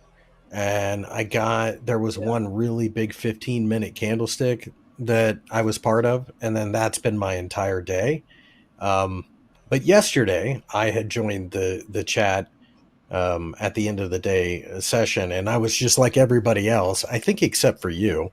I'd lost some money yesterday too. Yesterday was miserable. Today was miserable. I just kind of kept it in the back of my head that you can't trust the markets right now. There really aren't too many sustained moves. And that is, for me, the most important takeaway, because you have to trade the environment you're in. Personally, I think this is a trash environment. I hate trading in this environment. It's the worst environment ever. But there are some people who live and die by trading back and forth ranges. I just don't happen to be one of them. I mean, I can do it on a longer time frame, but I know guys that can do it like on the 2000 tick chart. And I just get, you always have to work on your psychology, but I'm not that patient, and I certainly don't want to get chopped up. I sensed last night, I sensed with Troy. I mean, he handled it professionally, but Coach Troy seemed like he was a little irritated by the day. And I get it. I was right there with him. Days like yesterday, used to hear the stories about traders throwing their monitors out the window. Yesterday probably caused somebody somewhere to do that. And I totally understand. Absolutely.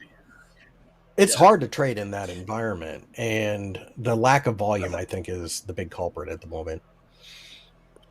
Yeah, the lack of volume is definitely spiking the volatility, and you hit the nail on the head. I mean, it's not just yesterday. It's been a while. The market has been a bit, just a little annoying. I found myself as well. Like I I went from an average trade duration of maybe, 5-6 minutes to down to under a minute now, like in the last couple of days, just because I do not trust, when I'm in a position, I do not trust that it's going to continue. And, so I'm just grabbing what I can. And that's the only reason I finished positive, right.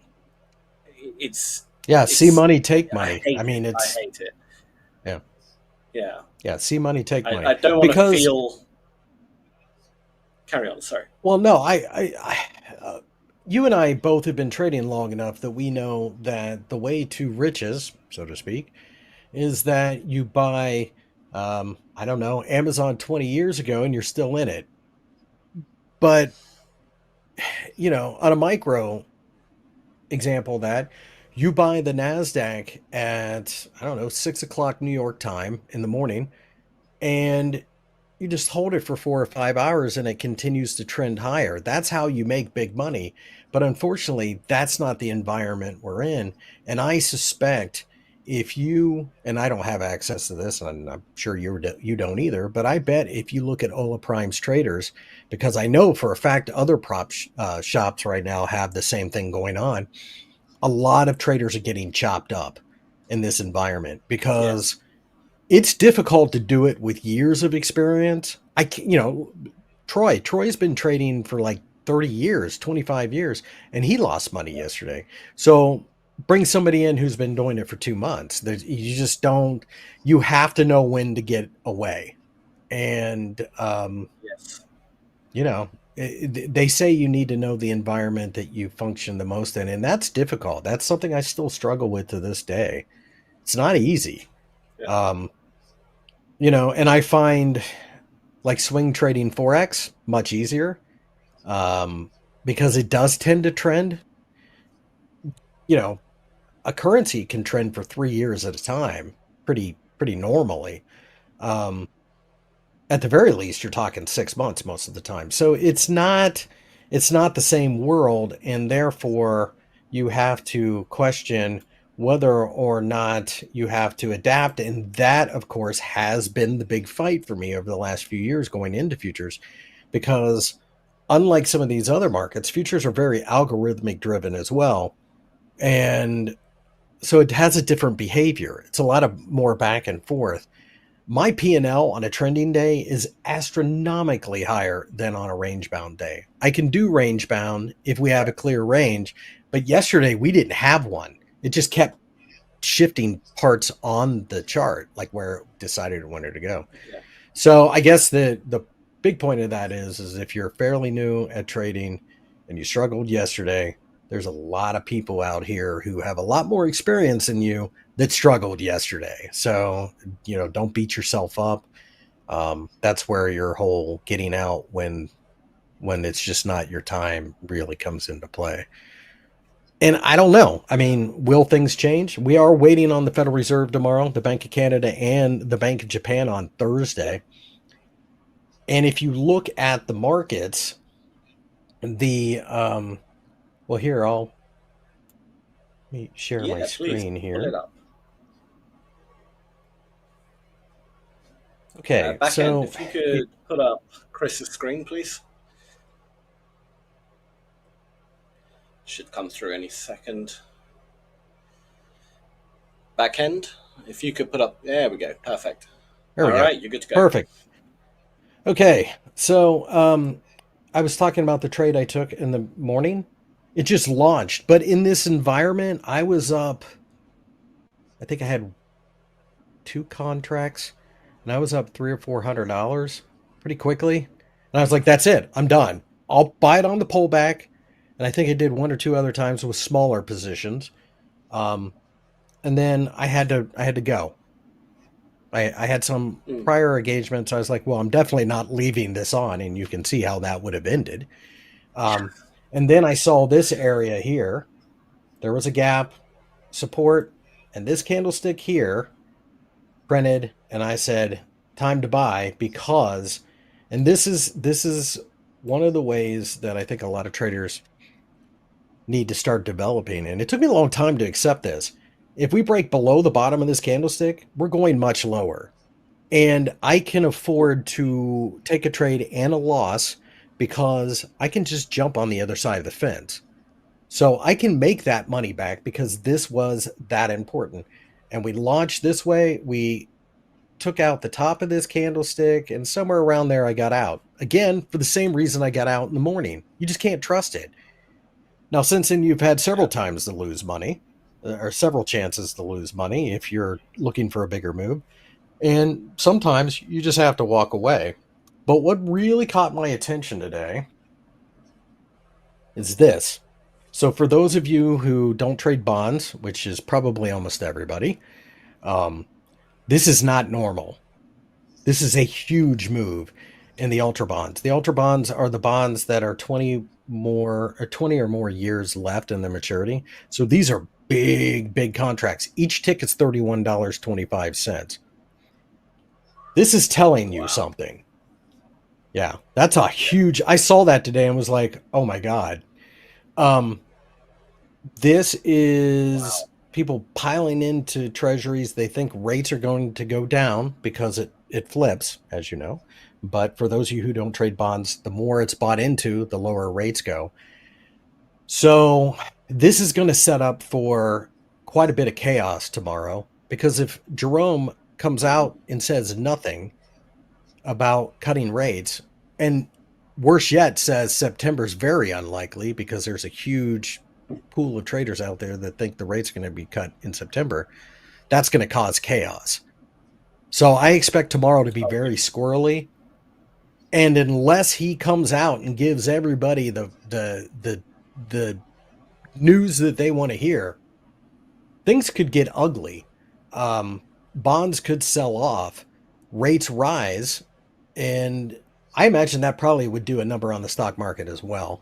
The currency markets have seen US dollar strength as of late, and part of it is people going into the treasury market. But the other thing that's going to be interesting is the carry trade, because right now the dollar sits like 148-ish against the yen.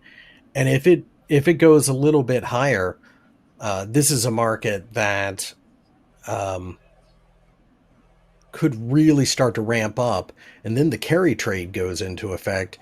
The dollar starts strengthening, and it will cause chaos in other places as well. Like, people don't understand. I don't understand, quite frankly, most of the time, how ingrained the carry trade is for most traders.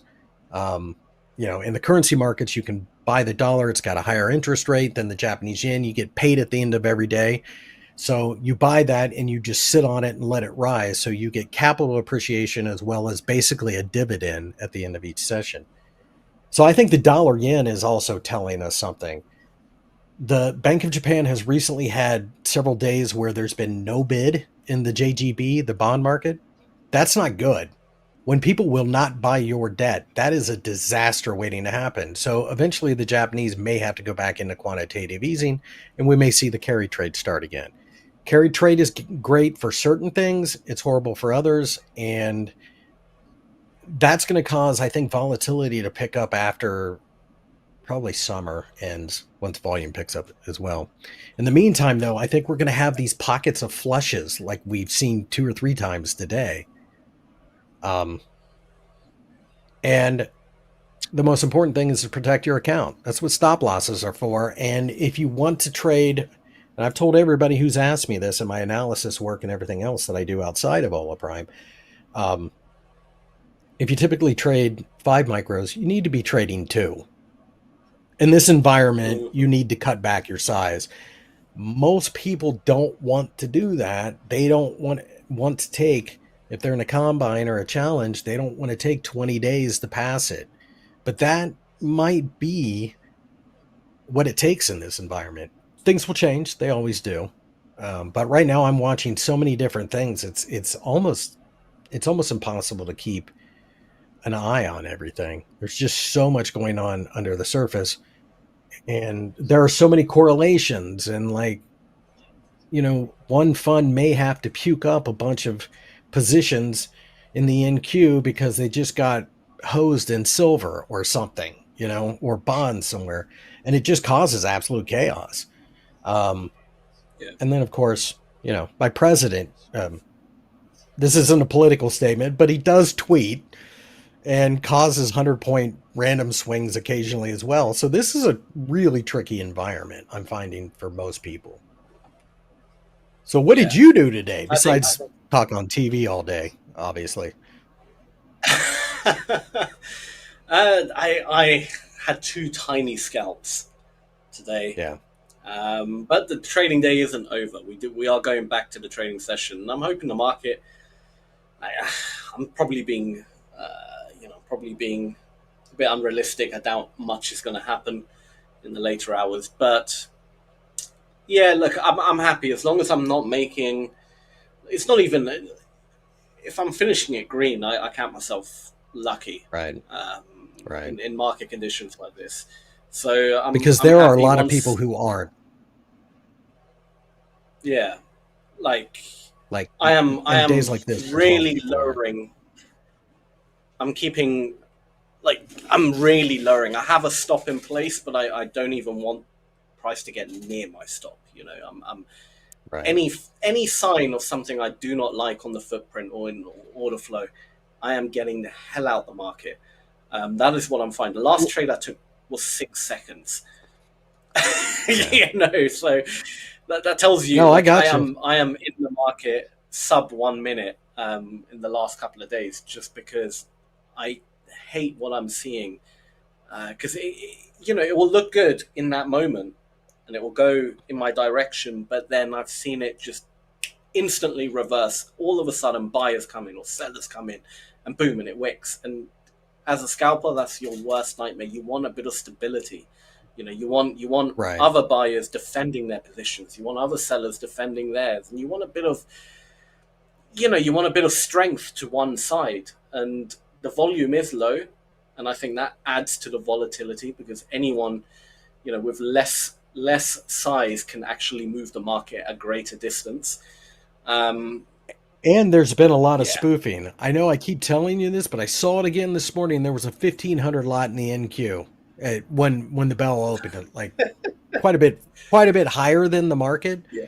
And then we got fairly close to it and they pulled it. There's been a ton of spoofing lately, and it doesn't take much to freak the market out, because most guys are probably struggling anyways. And this is not the time of year where they tend to make most of their money. Summer is quite a bit lower volume. And the other thing I would say is, and a lot of prop traders hate to hear this, but maybe not trading the NQ might be the way to go. Maybe you need to trade the ES. It's a much, you have to keep in mind that the volume in the NQ is a lot thinner, and the ES tends to move a little slower, but I have found over time it is quite a bit more, and I hate to use the word predictable, but more predictable. It's more trustworthy. The Nasdaq will drop 100 points and then turn around and climb it right back up, and those are during normal days. The thing is you really want to see the most volume you can, so you need to pay close attention in times like this, especially in the summer. Like, crude oil has been just garbage to trade. It's gone back and forth, chopped around. It's been horrible. I used to do the opening range breakout trade, after the first 5-minute candle. If it breaks above it, I buy it. If it breaks below it, I sell it, because in theory there is positive edge to that. Not in the last month, there hasn't been. It's just kind of broke out to the upside and then fell right back down. So, it's just the environment you're in. So I found my best strategy for crude oil right now is to simply not trade it. And that's fine. I haven't lost a dime in crude oil in 2.5 weeks. The ES is easier for me. The NQ, I only took it this morning because of the way it launched, and then later on the way it melted down. I'm like, well, this isn't right either. And I could have been wrong. And if I was, then we were going to have a horrific day and I would make my money back. There comes a point in your career where you realize when you're wrong and things are melting down, then the play is just to jump to the other side. But you have to recognize when something big is happening. And since nothing of significance was happening earlier today, I was like, yeah, this is going to bounce. Now, I didn't think that we were going to get back to the highs, but I was like, we're just overdone. And it was during the European close. So I suspect maybe it was European traders dumping their positions too. So that may have come into play as well. Yeah. So I think it's a very dangerous environment. It is. Keep your wits about you. And I love what you said. If you're trading 5 micros, drop it down to 2. 100% right. Yeah. I mean, it's almost the environment. I looked at the pre-market earlier in the session.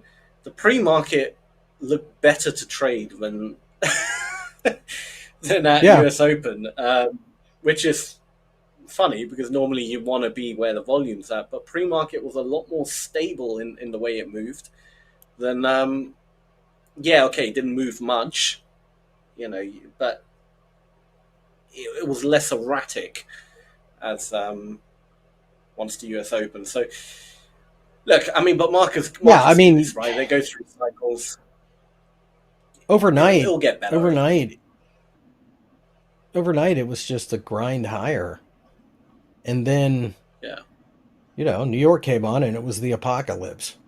But we're in an area right here, not financial trading advice, that I would, if we had a break higher with volume out of this range, I'd consider it. But again, in this environment, I wouldn't be trading ES. I'd be trading MES, and I'd be trading probably 2. Maybe risk $200 or something, and either it flies or it doesn't. Just as if we break down below this level, then, I mean, there's a little bit of noise there, so maybe I wouldn't take it. I don't know. A lot of times, quite frankly, if you've had a tough day, and like I said, I came out positive today, but it was tough enough that I'm not even going to bother trading. Well, for me, it's the 3 to 4 hour. I'm in New York time. I'm not going to bother trading power hour because the last thing that I want to do is take a day that's turned out well and destroy it. Yes. So you have to be very careful with that as well, because, and I say that through experience. There's been Fridays throughout my Forex trading career where I had, I don't know, a $500 week, and I was excited, through a small personal account. And then Friday I make 2 or 3 really dumb trades and I end up negative $23 or something going into the weekend. And it's not the $23 that upsets you. It's the boneheaded move that now you have a couple of days to sit around and think about. That's the worst. So as a result, I don't have the desire really to place a trade late in the day when I've done well already. I never want to give back profits. And that's purely a psychological thing. There's no statistics. There's no real logic behind it other than I don't want to be really furious later. That's all, So, I mean, that's part of the game too. Yeah, it's a weakness of mine. I'm the first to admit it, but, it's fine. Chris, I'm exactly the same as well. When I'm up a certain amount and I'm happy and I see that the market's just not that cooperative, I'm walking away. I'm locking in those profits and that's it. And only on like days where the market's just really nice, there's loads of good areas you can trade off. Everything's looking good. The market's it's just knows what it wants to do and it's respecting levels. And then I might trade a little bit more, try up that P&L a bit more. But on days like this, if it's given you something, bag it and count your blessings, walk away and come back tomorrow. Because we all know what the alternative is. I mean, look at this. The S&P 500 now is starting to threaten the lows of the session again. I don't know that it'll break out, but the initial push lower was so rapid on such low volume, relatively speaking, that I suspected there was going to be a bounce. There was a little bit of experience in that and a little bit of luck in that trade. So, I'm not pushing my luck here. I'm happy with what I've done today. And that is a problem that a lot of traders have. They don't know when to be happy. You know, there's always that, hey, I can make another $500. And that's true, but you can also lose that same $500. So for me, without a doubt, technical analysis, you know, that's how I've made my living. When I fill out my forms to the IRS, I put in trader/technical analyst. But technical analysis, truthfully, as far as the basic pin bar, Fibonacci, whatever, is about third on my list of reasons to take a trade. I just use it for confirmation, and it takes a long time to get to that point. Another reason why I may not want to take a trade is also the fact that tomorrow is an FOMC day. Yes. You know, there's going to be a lot of position squaring going into the end of the session by guys who have a lot bigger accounts than I do. Yeah.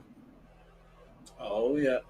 Yeah, FOMC week is usually always a bit of a funny one. Well, and we got jobs on Friday. Well.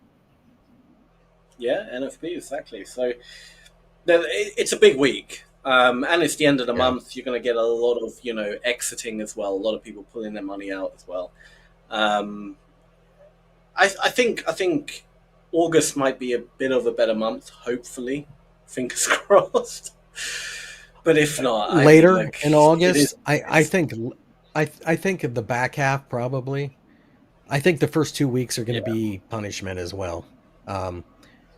Just because there's a lot of vacations taken in that time of year. But once you get to about the 20th, the 18th, you'll start to see more professional traders come back with larger size.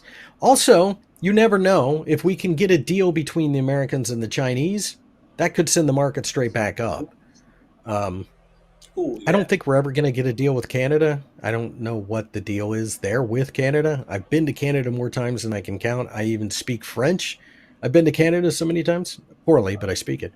I have no idea why we don't have a deal with Canada. You would think that would be the easiest one, but it really, the U.S. seems to have, made strides in their trade deals, but China's the big one. And they did extend it, so that's a good sign that eventually they'll come to some type of agreement. And Trump was saying something today about possibly going to China if he's invited. So that's him throwing the idea out there. Will Xi invite him? If he does, it would be classic Trump to hold up a piece of paper at the end of the meeting and say, we have a deal, and then fly back to DC. And once he does that, the markets are going to scream higher. Absolutely. It's the world we live in, brother. I think it is. I think traders are kind of factoring that in, that potentially there will be a deal, and I think I think so as well. Shock we had with tariffs has kind of already happened. Even if it looks a bit, it might not be working out. I don't think the market's going to dump anywhere near like it did back in April. Right. There's going to be a reaction, but nowhere near as harsh as it was. I think. But you're right. I think ultimately Trump's a businessman. I think his ultimate goal is to want to deal. Well, and he actually knows Xi Jinping. Like, personally knows the dude. He can call him up on his cell phone. So, it's kind of ridiculous we don't have an agreement. They've known each other for years. But he's negotiating with somebody who's tougher than him, because Xi grew up, when he was growing up, he was living in a cave. So maybe that's why the Chinese deal's taking so long, because Trump's pretty hard, but this guy was pretty hardcore as a kid. So it'll be interesting to see how that plays out. But Canada's the real shocker. I'm looking for the Canadian dollar to really take it on the chin. And in fact, I haven't looked at it in futures because I also trade Forex. But the Canadian dollar it looks sick. It looks like it's getting ready to break down. So I don't know. A lot of things going on, but the biggest takeaway is cut your position size. It allows you to trade with bigger stops. That's the biggest thing. If you normally trade with a 100-point stop, cutting your position down by 60% allows you to, maybe do something like 160 points whatever the math works out to, and it gives the market more room to breathe. And I would also say that the most important thing right now is if you do lose money on a trade, walk away, at least for a few minutes. Don't get frustrated. Don't start chasing the market. It's so easy to do all that. It's the worst thing you can do in that moment. Never works out. Like you said, walk away, take a break, have a cold glass of water, come back and figure it out. But Chris, we have hit time. Thank you so much again. Really enjoy these chats. You're full of knowledge, and that's what this is all about. Something. Sharing knowledge. Exactly. We do appreciate it. And I'm sure all right, mate, thank you. Do as well. And we'll catch up very soon, probably next week. Take care, Chris. All right. Take care. Bye.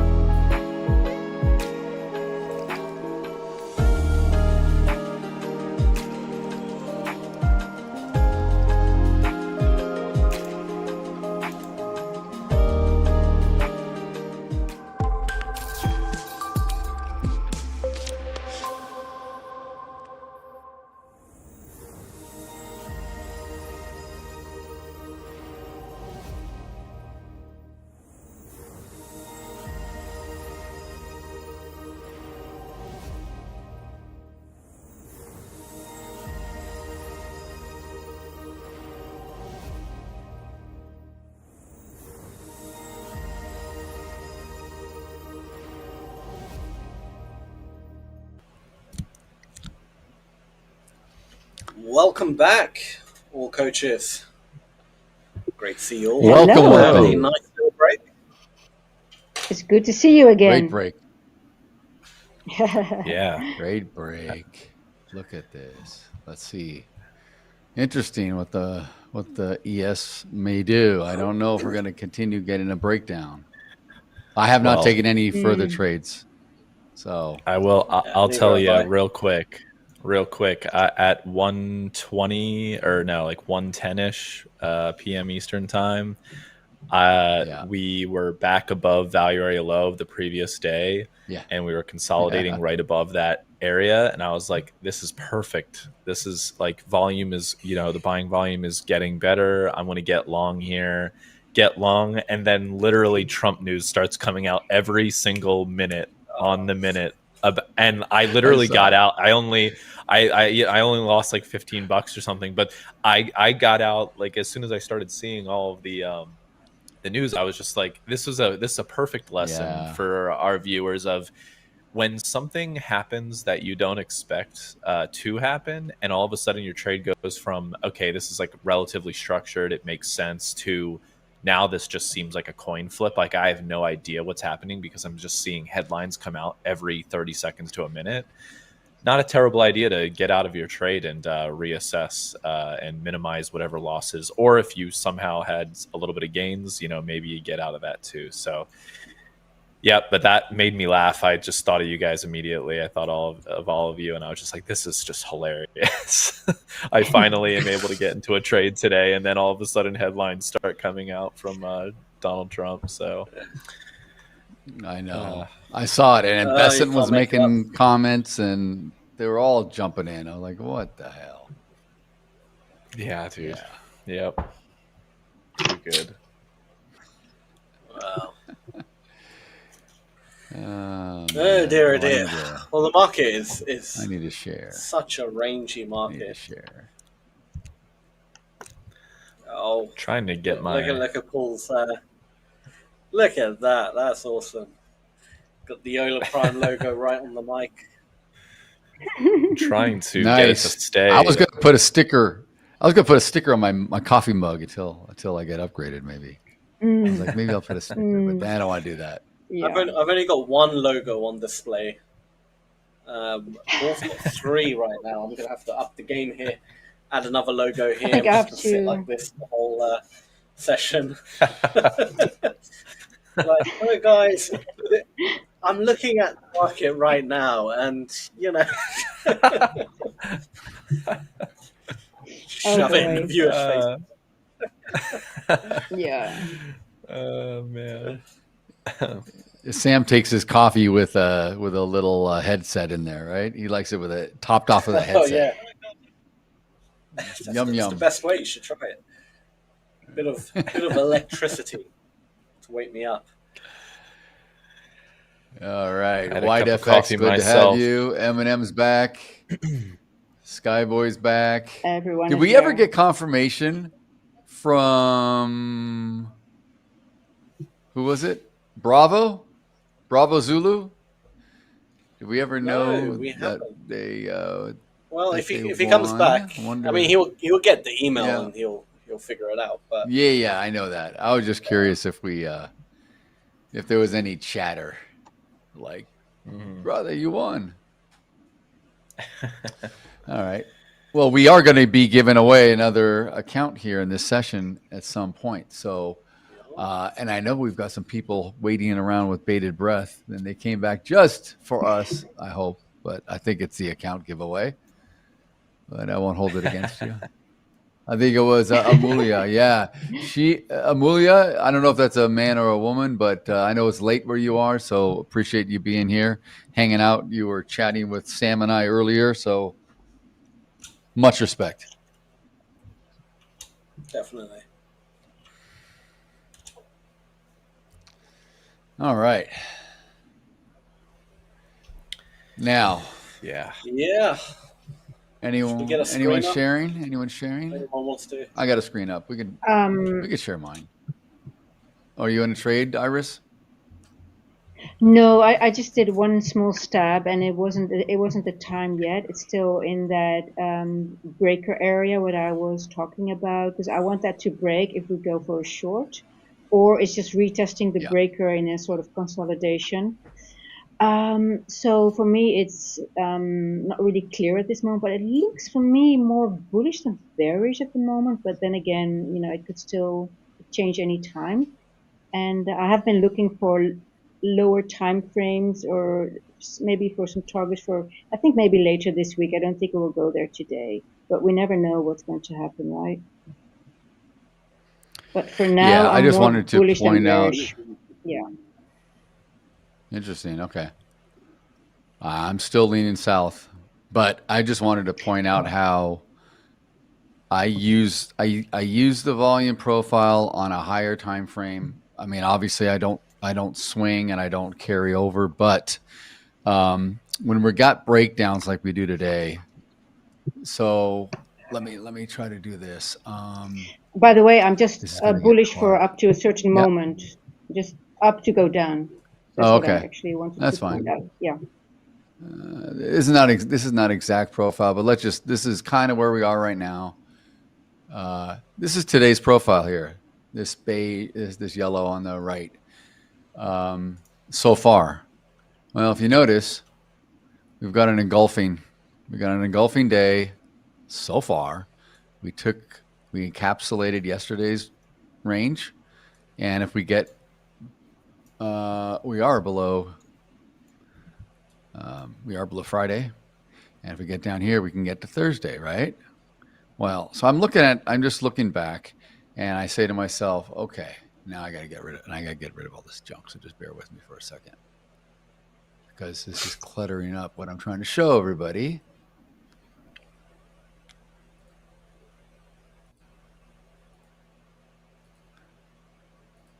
Okay, now so we've got this low volume here, right? And this goes way back several days here. So if we come down into this area, kind of like the 63.95, 63.94, I wrote all these down. If it comes down here, where is my?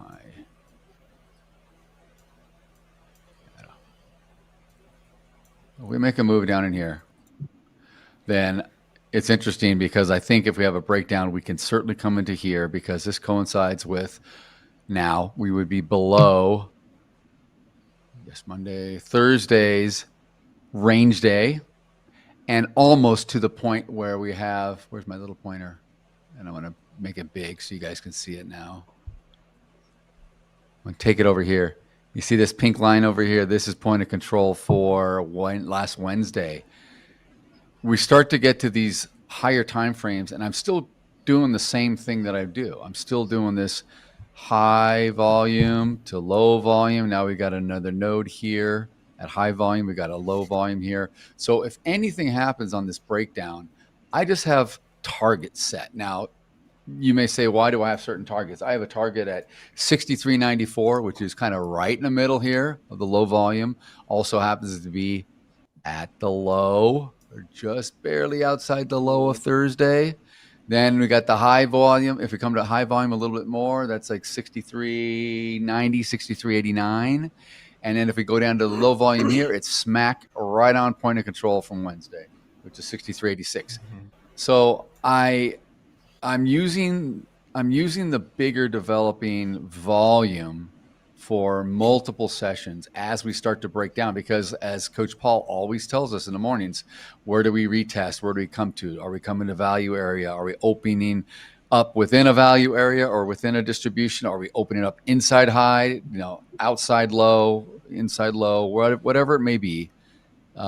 This is kind of how I read the volume profile. So I just wanted to kind of take people on a little bit of a backward journey, going back several sessions here, because you can see it coming down. And look at at all the volume that's traded here in just since Friday. All this freaking volume up here. It's just sitting here, and it's all-time high levels. All this stuff was making all-time highs coming up from here. All-time high, all-time high, all-time high, all-time high. Not today yet. You know what I mean? Crazy. Yeah, it's awesome that you are doing that, because especially in days like this, when we're holding a range, there's a bigger move coming. So it's such a good thing to already. I've just been doing that as well in our break, looking at other levels, lower, and it might not hit it today, but you have to prepare yourself for the bigger runs that are coming. Yes. What are the levels? That's right.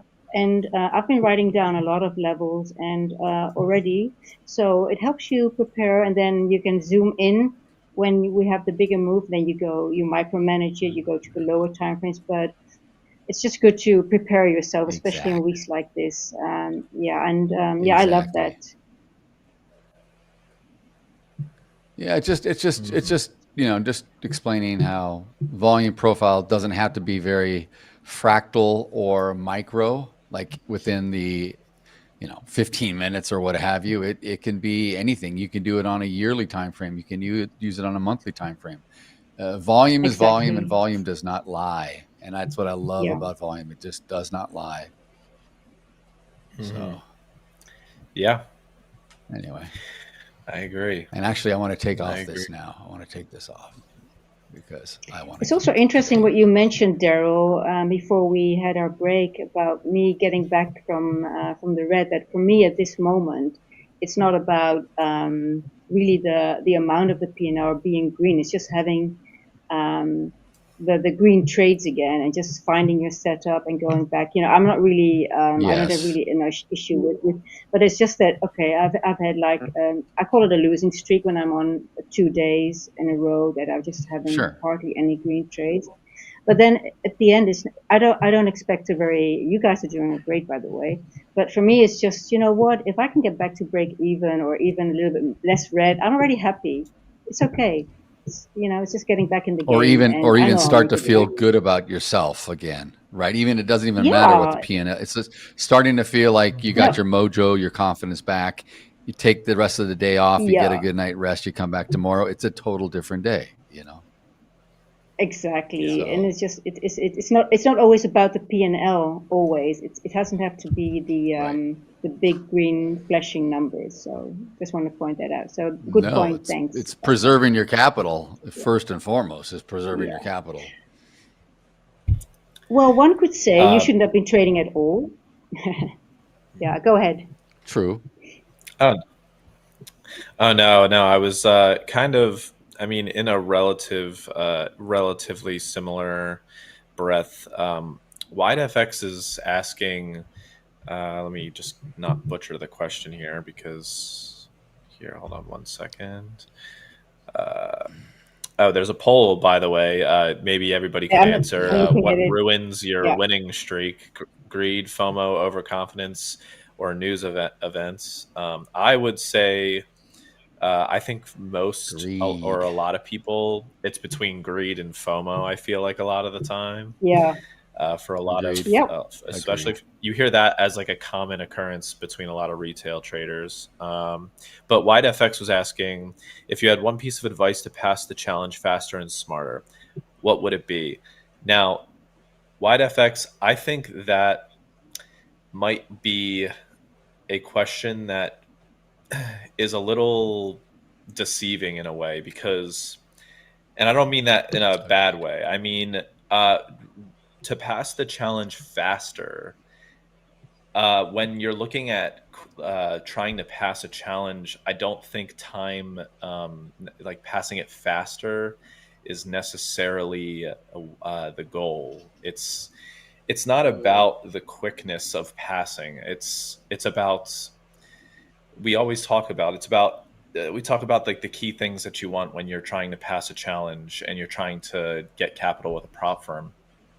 Most of the time it's just showing like just dedicated consistency. Like absolute consistency is what really is the driver for really successful traders with prop firms and with Ola Prime. So demonstrating consistency, I think, is the main thing.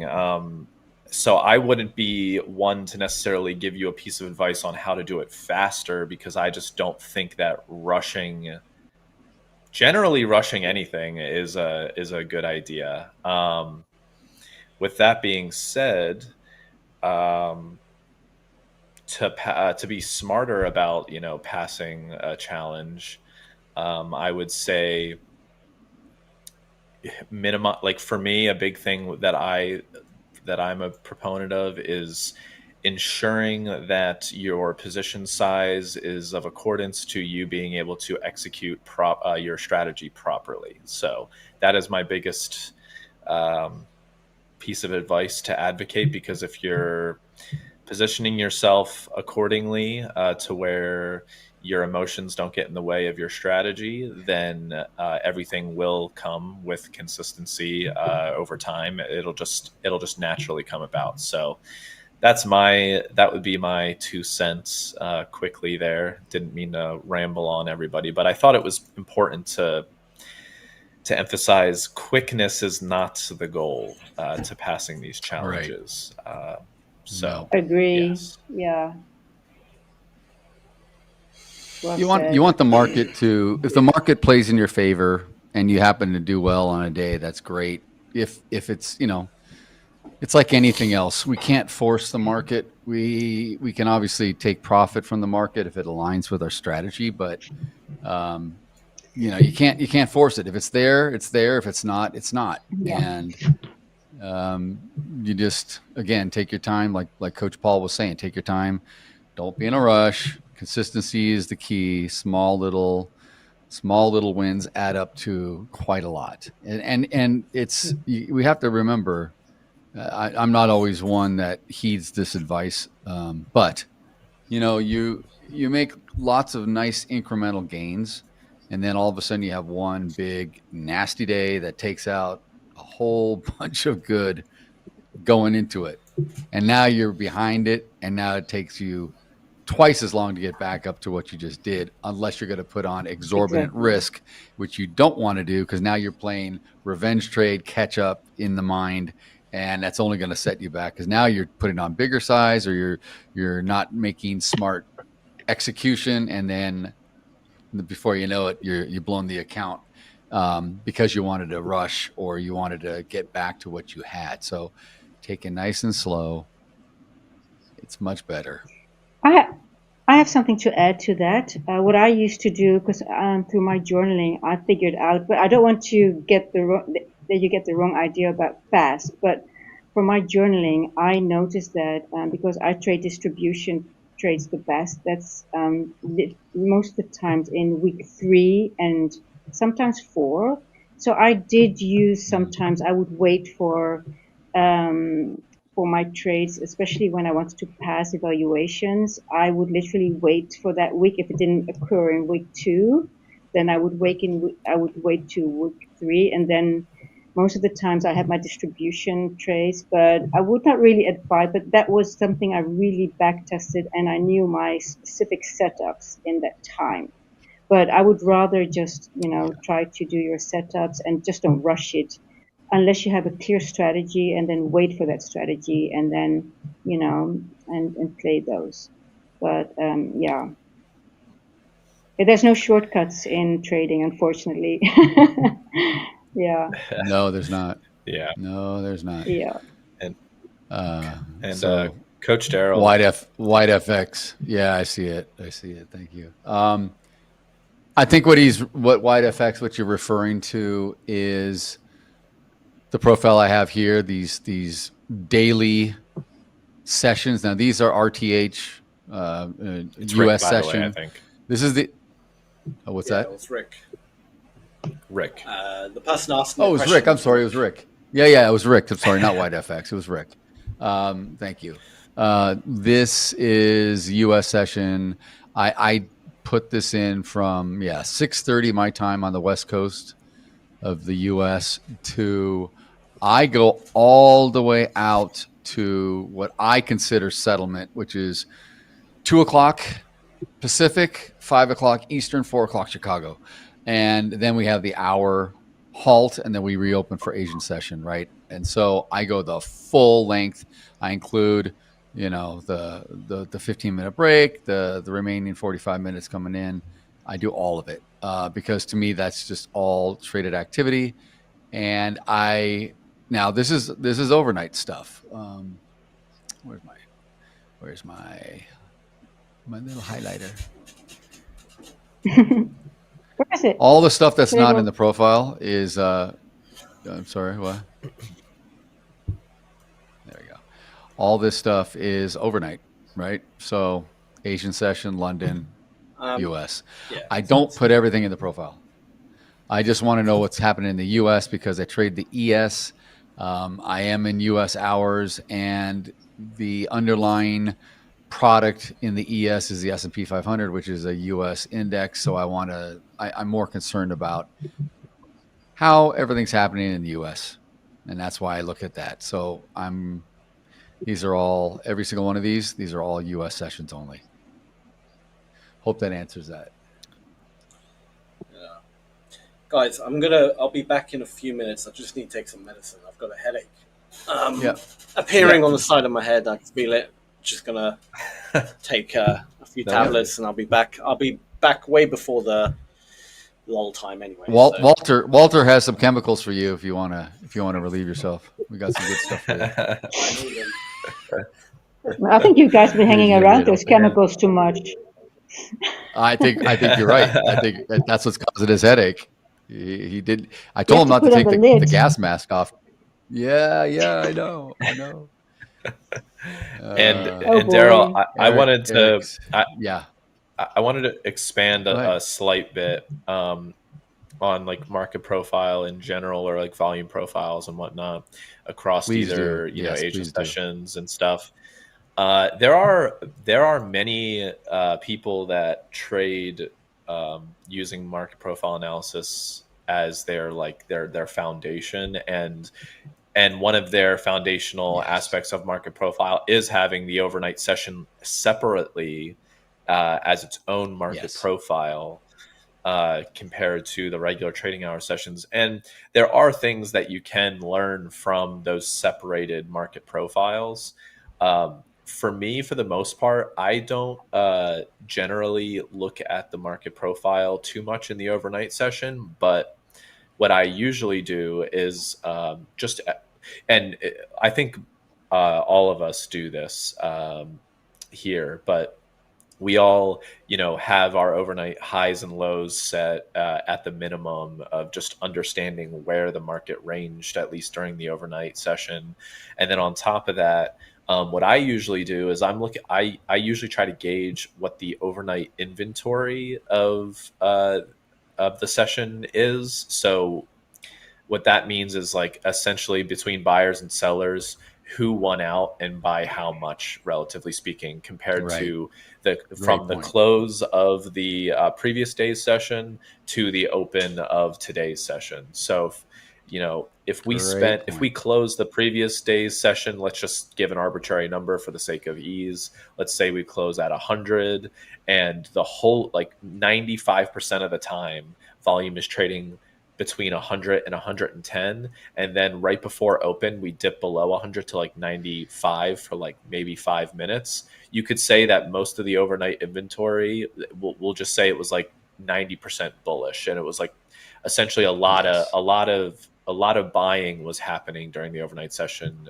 versus selling. So and kept price propped up relative to the previous close from where we're opening up. So and what that can do maybe is give you a little bit of an idea of how many people are still long or short in the from the overnight that might want to, in the early in the early part of the regular trading session, maybe they want to get out of their position and then re-enter depending on whatever structure exists. So exactly. No, very well, very, very good. And we haven't even touched on TPO charts yet. I mean, I'm sure there's people that are trading TPO, which is another kind of, variation of market profile. It's just more time-based, obviously, but it is volume and time. But I just marked this up for you. You used to do TPO, yeah. So overnight, this is the overnight from, I don't even know what day, the 28th, whatever. What day was that? Yesterday morning. Anyway, Asian session, sell off in London. This is the profile for the overnight. A lot more jaggedy, but you got a lot more hours here. We're talking, from 1500 to, so that's 9 plus 15 and a half hours, right? Versus the US session. So I can make a profile here. I can also break it out anywhere I want. I could do an Asian session profile. I could do a Europe or London session, US session.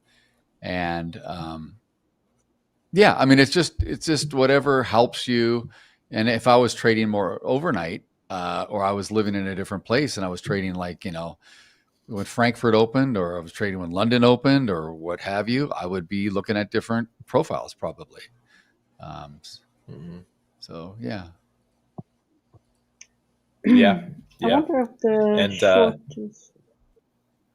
Coach James commenting, chance creates losing streaks, not necessary for your system or your brain. That is exactly what goes back to such a good example is the trade that I was in an hour and a half ago. And then I get long, and then literally 10 minutes later, headlines start coming out from Trump. And me just being trained, me training my brain to essentially, as soon as something like that happens, just get out, exit out, flatten position, regardless of whether I would have been, the headlines were good or bad for my trade.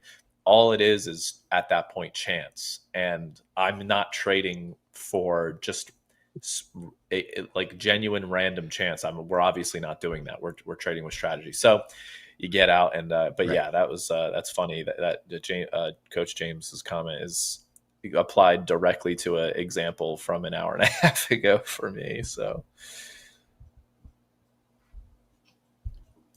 I know. Yeah, and you have to remember, guys, we're trading a random environment. This entire market is random. There's different participants at every moment. Nothing's the same. It's not like we're sitting down and playing a game of blackjack where it's a single deck and it's, 4 of every suit and you know what you got. Yeah, there may be different number of players at the blackjack table, but you're playing against the dealer and it's the same finite rules. Here, the rules are constantly changing. You're always gotten a different algos, different high frequency trading firms. You've got money makers, you've got news, you've got exchanges, you've got big players, hedge funds, money market, banks, what have you, algos and the like. So, and it's random, and you've got to have some sort of structure. Otherwise you'll just get bobbed around like you're floating in the ocean. You just get pushed from side to side and you just don't know which way to go. And before you know it, you're just cut up to pieces. So, yeah, I want 3 confluences matching before I enter my trade.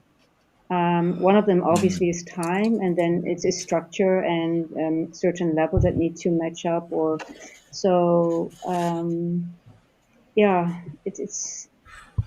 And today we have also, it's hard to, if you look at the market, how it's been trading, I did offer some, some gaps and things like that, but they're still very deceiving to be honest. But even with a few confluences, it still tricked me.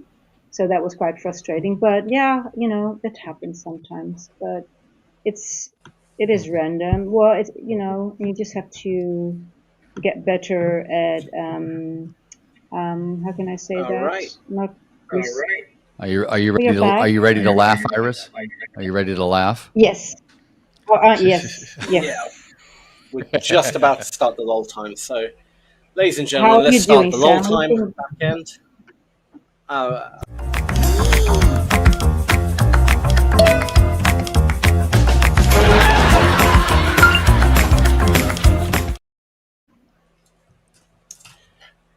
Okay, so this is the lull time. What we're doing today is a thought experiment.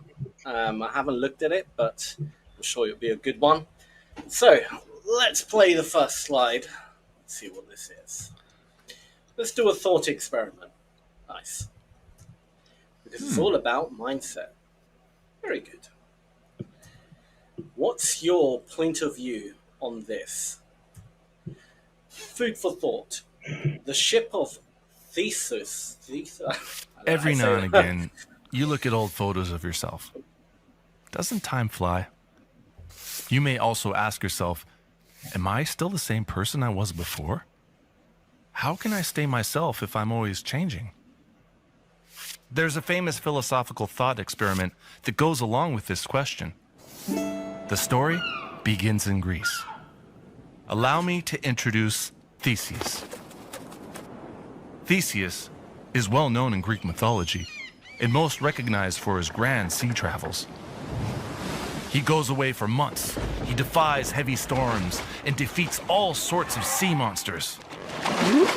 Of course, his turbulent sea voyages leave their mark, and Theseus often has to go back to the shipyard for repairs. To the shipmaster. He replaces what needs to be replaced, but the ship is the same ship, as seaworthy as it was in the beginning.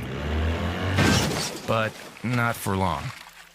As the years go by, more sections of the ship have to be replaced. Pretty soon, every piece is replaced, right down to the very last plank. The ship now consists entirely of new materials. Is it still the same ship?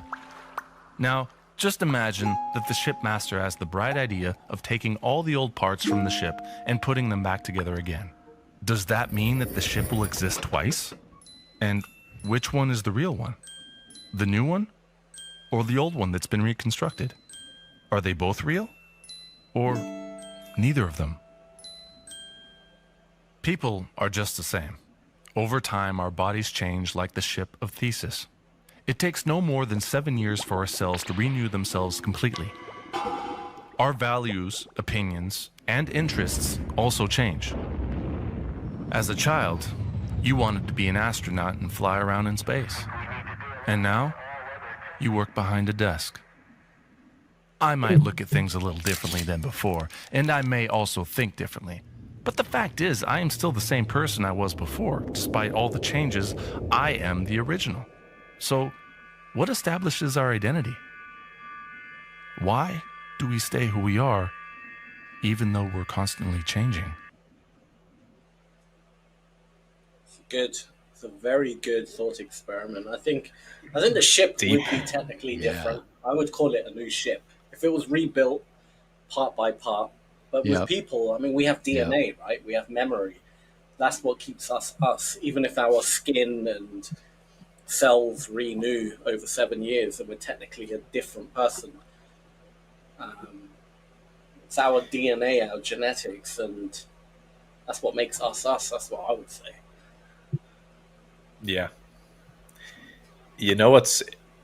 Yeah, I feel like I was thinking about like making a somewhat of a comparison to trading here, where you can be looking at a chart and there's parts of the chart where they've appeared in the same way in 2 different days, but they just are like, maybe the shapes or patterns are the same, but the let's just say the order flow was different. So what made the chart what it is, it was different one day on the other because the order flow was lesser, or like there was less volume or more volume or whatever, but a relatively similar outcome happened in the short term, but maybe not in the long term. That's kind of that was the first thing I was thinking of when I was just trying to compare it to trading myself. But my thought is, yeah, like you have a new ship. Generally speaking, you have a new ship. I think after so much time has passed, there is a new ship, and you're like a new kind. You're yourself. You're both. You're yourself still, but there's plenty of new things about you. So it's like it's the concept of the ship is the same. It's just the ship has new parts, and it is technically a new ship. So it's like refurbished. Getting way too deep.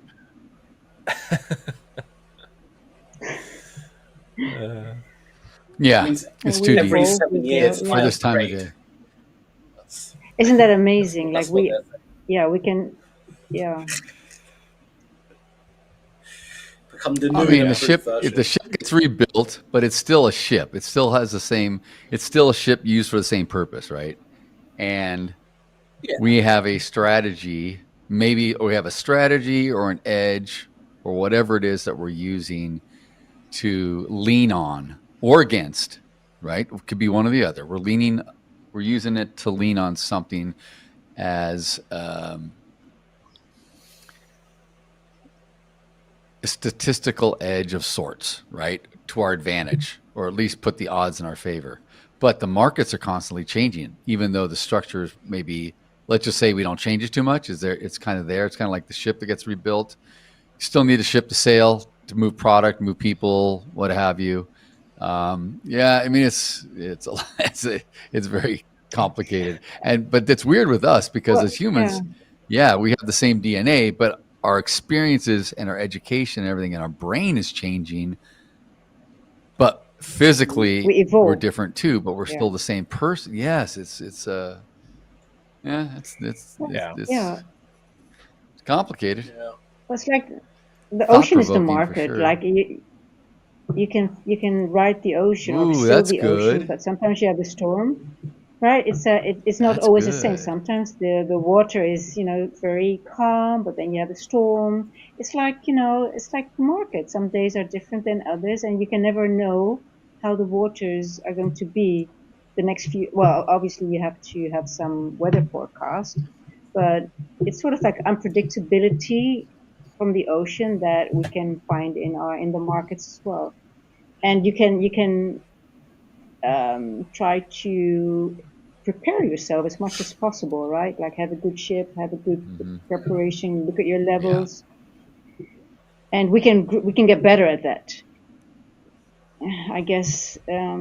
Very good yeah, but I was analysis. just thinking. That's good. Yeah. Aye, Captain. This is why we need a female touching trading, guys. This is good. This is good stuff. Yeah, we need more females in the chat too. Yeah, exactly. Let's move on to the next slide. Because I think there's a few we have slides. more And we're already 9 minutes in. Okay. Oh, we have more? Oh, okay. Dilemma. Okay. Yeah. Go ahead. Traders think of your strategy as your personal ship of thesis. Over time, you've replaced outdated rules, fine-tuned indicators, and adapted to changing market conditions. As each part evolves, do you believe your strategy will still holds its original identity, or has it become something entirely new? And you've got a choice of A and B. My strategy retains its core identity, or B, my strategy is constantly reborn. I would say A. Definitely. I agree. Fundamentally the same thing. You're just adapting to I the agree, conditions. Sam. I think it depends. Honestly, it just depends on what your strategy is based on. I think there are certain strategies that are constantly having to be reborn because of the foundation of which they operate, and there's other strategies, the foundation of which they operate, it's genuinely the core identity, and it kind of exists. It's foundational. The market's time. Yep. And that's and this literally feeds exactly into why I trade based on TPO market profile stuff, is because I think that an auction process is generally a core process of the markets. Like the auction process isn't changing, let's put it that way. Like the way that the markets auction, the personality of it might change a little bit like over time because of like, just like Iris was saying, with like storms will come into come into the market, and then it'll be calm, and then so that but like the auction process generally speaking is a core, and if you understand how auctions generally work and the personalities of longer participants and shorter participants in auctions, you can kind of have like a really solid set of guardrails that protect you and give you a decent edge in trading the markets. So that's my spiel on this. Yeah, 100% agree. I agree. Totally. There are more slides, so we will move on. All right. Yes. All right. Food for thought. If a trading strategy is our ship or thesis, and we constantly tweak its parts, indicators, rules, time frames, when does it stop being the original? As coaches, how do you help traders evolve their strategies without losing their core effectiveness or identity? I think it's pretty much what you I don't think it said needs to there. be original. I think it needs to evolve. Yeah. I said it in has to my evolve. The video. market's evolved. Exactly. And your edge is something you keep refining. Yeah. Mm-hmm. Yeah. Exactly. All right. Dilemma. Traders think of your strategy as your personal ship or thesis. Over time, you've replaced outdated rules, fine-tuned. We've already had this. 1 second. Oh, yeah, we had that one. I think that's it. Okay. Yeah. Maybe that's it. Yeah. Okay. Is there a video back end? I think there was meant to be another video, no? No, they're saying they could play it again if we want. That was the old one. I think we got it. But yeah, I think we got it. Let me just double check a few things here. Yes. Yeah, that is it. There we go. Cool. So. Cool. So interesting, these things. Only one video. Like it. I like that Yeah, one. that was very interesting. Yeah, that was cool. Yeah, it's an old thought experiment, but it's a very good one, especially comparing it to human beings. But I guess that's what makes us human and not a static object. You know, it's that our thoughts and our memories are tied to the old version of us, even if we are technically a brand new person in terms of cells. You know. Yep. Yeah, for sure. The main question is, do you improve every 7 years or do you get worse? Yeah. Yeah, That's Robert's a good got one. some good commentary too. He says he thinks what it's getting at is it changes if you change the core of it, but not if the core doesn't change. Like you could be trading fair value gaps, I guess. Fair value gaps. And Yeah. then change to trading, or I don't know what orbs are. I don't know what that is, but whatever, and be the same. Okay. Or it can't be. Like you can't be trading fair value gaps and then change to trading orbs. Okay. Yeah. Yeah. I mean, that's just a new strategy. Yes. Sam's question of do we get better or worse every 7 years? I think that is a good question, and also a question that is variable. That is it's kind of funny. Like when we look at like distributions or like standard distributions, you could look at like there being a peak in your life of where you essentially going from young to old. There's eventually a peak where every 7 years you are getting better, I think, and then there's the peak, and then every 7 years you're getting worse. Yeah, to a point. Yes, exactly. Yeah. I feel I'm at that peak now, and that's the scary part, because I know in 7 years' time. Open range. Thanks, Robert, for the clarification. Open range breakouts. Okay. Awesome. Well, let's go back to cool. the closing call, back to trading. That was awesome again. Beautiful. That was good. That was very good. Yeah. Very good. Thoroughly enjoyed. Wouldn't call it lull time. Wasn't too hilarious. No, but it's it's a break time, and it's good for the mind. Just like laughing is good for the mind. This is good. It's like a puzzle. It's good for the soul. It's like yeah. Yeah. I mean, The variety is really fun. now that we're in power hour, I'm looking for the ES to drop below 6,400. It does not seem to want to, so it's okay. It's hanging But out. we're in right that, at point of in that control. range. Point of control is right here at the bottom. We may get a breakdown here in a bit into the close. We may. Or in Asia.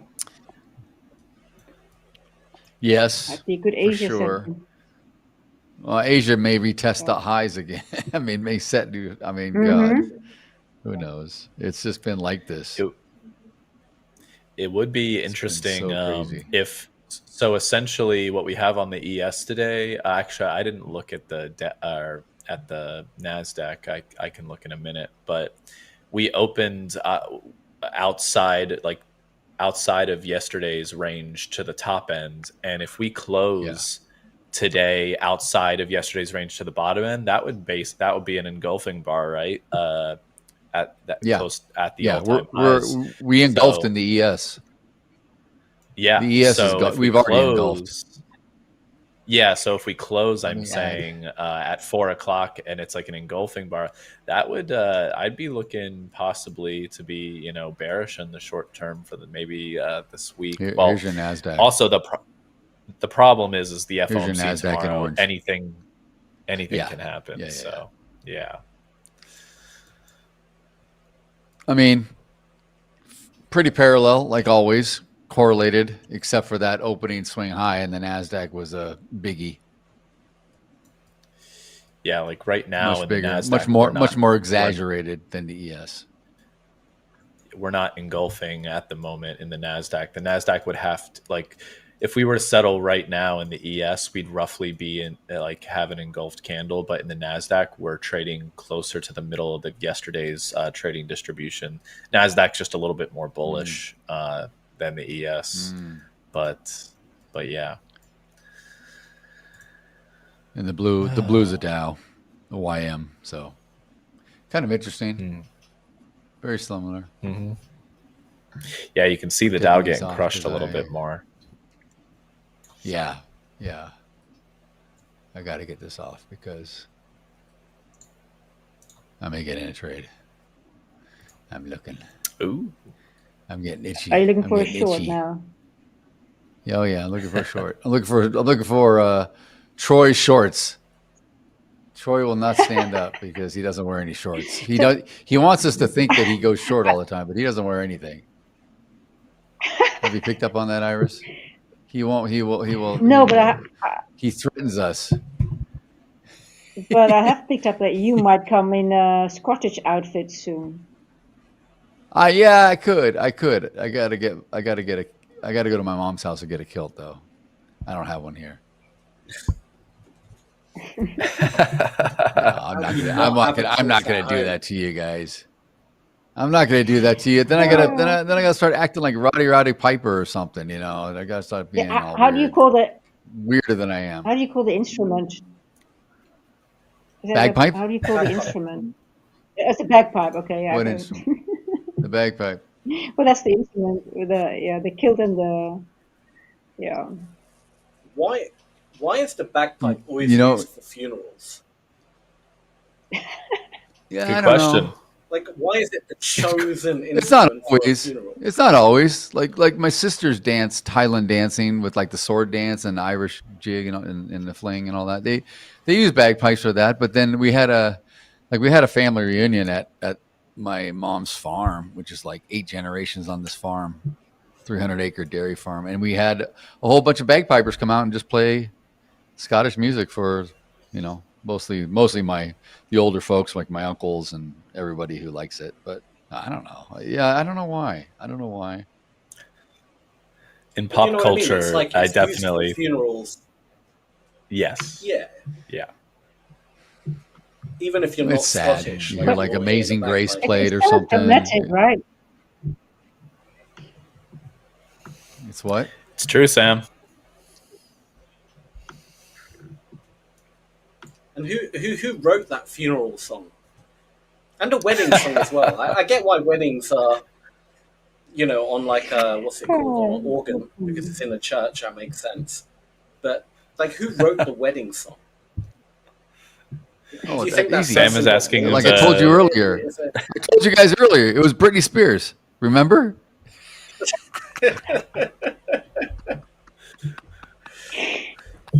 Oh my god. You thought the great question. The I don't know. Theseus ship thing was what was a thought experiment. Sam's questions are the real thought experiment here. We're asking the hard questions. That is so true. Yeah. So, were you also a fan of Christina Aguilera, or is it just Britney Spears? No, I'm not. See, yeah. They were like at odds with each other, those two girls, right? No, Christina is a far greater vocal talent than Britney, but I just like Britney because she looked good. I wouldn't even care about the music too much, but they were kind of poppy. They were cool. Whatever. Classic Coach Daryl. I just love it, Britney. I like Britney, man. I like, she's probably half my age, but I still thought like, ooh, Britney. Doesn't matter. Yeah.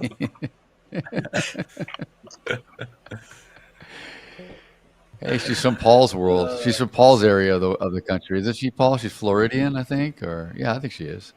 Originally, I have no clue. Actually, maybe Panhandle area, but we can find out. I'll find out. I'll look it up. Google it. I'm gonna Google it. That is. Are we getting a short? I see a nice watching, level. 23 for 21.50. Oh, maybe she's from Louisiana too. Maybe she's from Louisiana somewhere. Let me think. Born in Missouri. Oh wow. She's born in Missouri. See? The show me state. That's why I like her. She's like, show me. I might get short as well. What time is it? 23. Go for it. Go short. All right, I'm waiting. Where's my Where's my... Okay. You want to switch over to your screen, Iris? If you're getting into something, I'm not. I'm just waiting. Yeah. And I may not do anything. I'm just waiting because I wanted to go below that breaker area. But if it does go, it's still hanging in that area. So for me, it's still a no-go. It's indecisive. It could still swing up. We've got 40 minutes, 35 minutes to go. I don't know.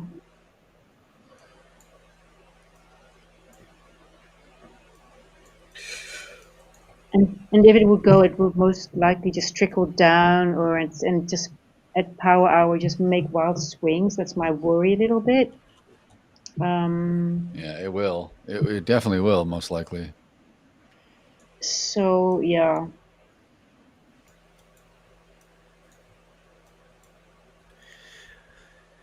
Let's see what happens. We are at an odd area.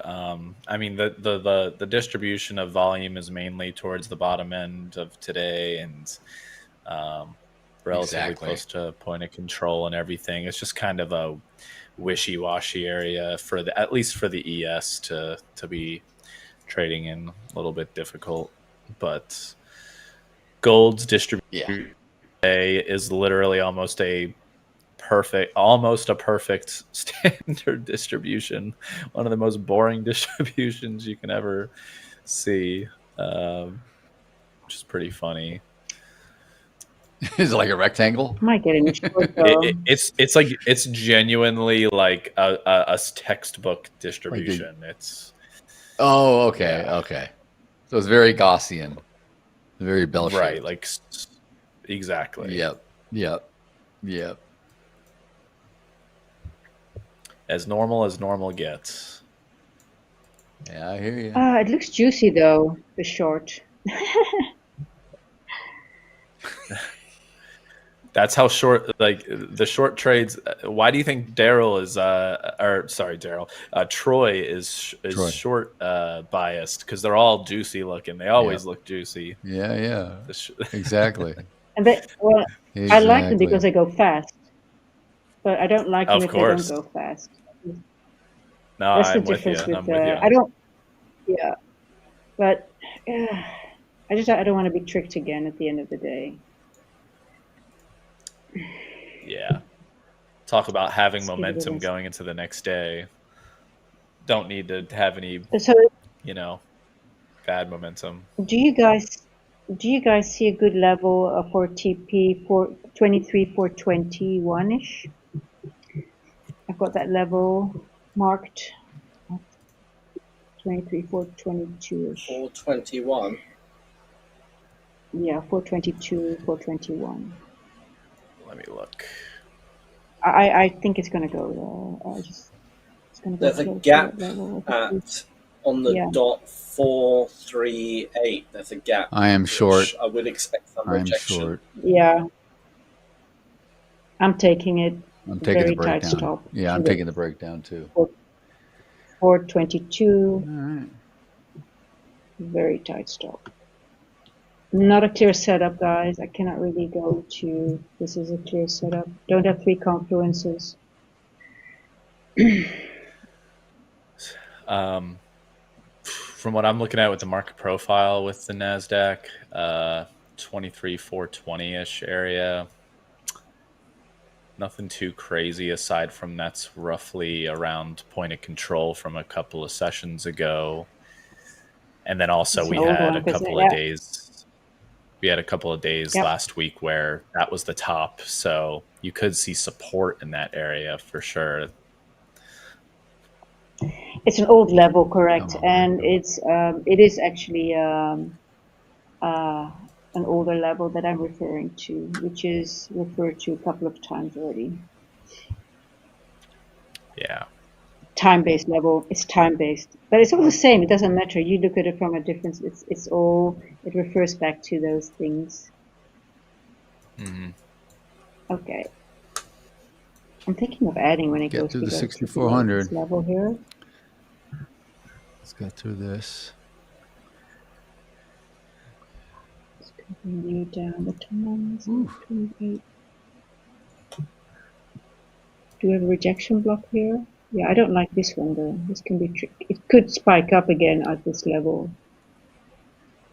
Not raising my stop. Well, yeah. I mean, you're at support. We're at support, so it's just. Yeah. White House senior advisor Hassett on China tariff negotiations, very positive meeting. So Bassett and U.S. Trade Representative Greer to give Trump briefing on talks on Wednesday. So tomorrow. So we're getting. We could. So, but for tomorrow, we're going to have obviously FOMC stuff, and then possibly on top of that, headlines China from trade. Trump about China stuff. So tomorrow could be extremely volatile, depending. So, I expect it. I kind of wish I wasn't going away, but it's okay. I may miss the fireworks. The next 3 days could be really exciting. I don't know. Exciting depending on how you look at it, I suppose, right? Yeah. All right, let's break down here. Come on. Good news for NVIDIA just coming out now. We have White House senior advisor saying NVIDIA H20 chips, we want China buying our chips. So I'm sure NVIDIA is probably getting a little bit of a boost from that. Wouldn't be surprised.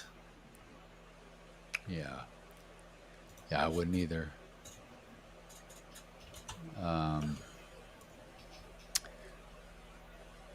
Yeah, we've got earnings coming out after the bell here. Visa and Starbucks, notables.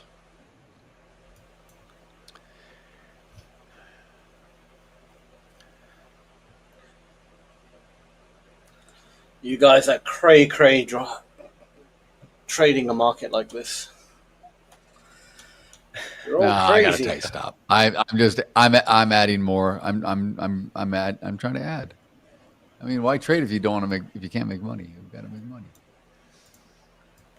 I'm a trader, Sam. This is what I do. It's like that tale of, what was it? Like the frog that the scorpion was on one side of the creek or something, and the scorpion asked the frog to give him a ride on his back over across, and halfway across the stream or the creek, the scorpion stings the frog, and the frog looks back and says, "Well, what are you doing? I'm taking you across the little creek. I'm helping you out." He says, "Yeah." He says, "You stung me." He goes, "I know. I'm a scorpion. That's what I do. It's my nature." I don't know what to tell you. Yeah, it's kind of a stupid little parable, but whatever. I like it actually. Yeah. It's a good one. I just remember that one. It's a good one. Way back. I remember it. for eons. Maybe it was something I told my kids when ages ago or something. I don't know. Yeah. Mm-hmm. That's a good one. Come on, breakdown. Yeah, guys. I think half hour to go. Let's go. I think I need to take like 10 minutes or something. My head's just getting progressively worse right now. I think just staring at the screen. I will be back in 10 minutes. Back end. I'll be back in like 10 minutes or so. All right. Thanks, guys. Go rest. Thanks, you got it. Yeah. Okay. I'm thinking maybe I should just get out and wait until it gets below that yellow line. Mm-hmm. It's just no. What time is it? I mean, if it's gonna, the thing is for me, I'm already in. But if it goes, it's gonna move I quick, agree. right? It's gonna really move. Exactly. So I'd rather. Yeah. I mean, I'm Get stopped I'm out committed or- at this point. I totally agree. I should not have entered the trade. I should just get like a limit order below the line and then take it down. I mean, So- what Iris? Over what time period is that where it's retested the bottom there? 1, 2, 3, 4. Is that over like 2 hours, or is that? You mean this from there? the yellow box? Yeah. Just So I mean, yep. Just where? yeah. It's a Like over 3 what minute. duration So the is breaker that? has. So the breaker. This is the breaker at 11:30 Eastern, and we are now Eastern 11:30 Eastern. 15:20. So it's 11:30 till 3:30. How we're going now? Yeah. So see, that's exactly. So it's made it keeps coming down. It's retesting it, and it hasn't broken through yet. But exactly, there's a reason it's down here. Yeah. That's all I'm saying. There's a reason. Like, there's a. This is liquidity waiting to be taken. Yeah. No. It's so this is like here. It's a rejection block, so it goes back up. Then we. So if it goes, it's most likely. But then again, it could also just. If it's still in here, it is not set in stone. See, for me, I'm thinking if it goes up, it may go up in the ES. It may go up to 64.10 to maybe 64.20 and settle at the close, because that's between point of control and VWAP and mid. I don't think it would go higher. If anything, it'll settle right around where it is, above 6,400. There's probably a greater chance where it stays kind of where it is. If it breaks below, like right now, it looks like it wants to come down. It could certainly go below 6,400, collect a whole bunch of stops, and come right back up into the range. So I'm just trying to grab a little more. That's all I'm doing. Yeah. But if it gets below 6,400, I don't see anything in the Yeah. book until There we go. until 63.80. Come on. Bring me Let's back go to down the to green. 94. If it goes to 94, I'll only be happy because my volume profile, low volume node held up. And that's the auction. That's why I trade that way. I'd like to see it. It may not happen now, but it may happen over the next half hour. Mm-hmm. See, I don't want it to hang in this wick. So then this functions as a rejection block. We call that a rejection block, but I think it's just going to go through it right now. Let's go, down. Is there a nice song with down?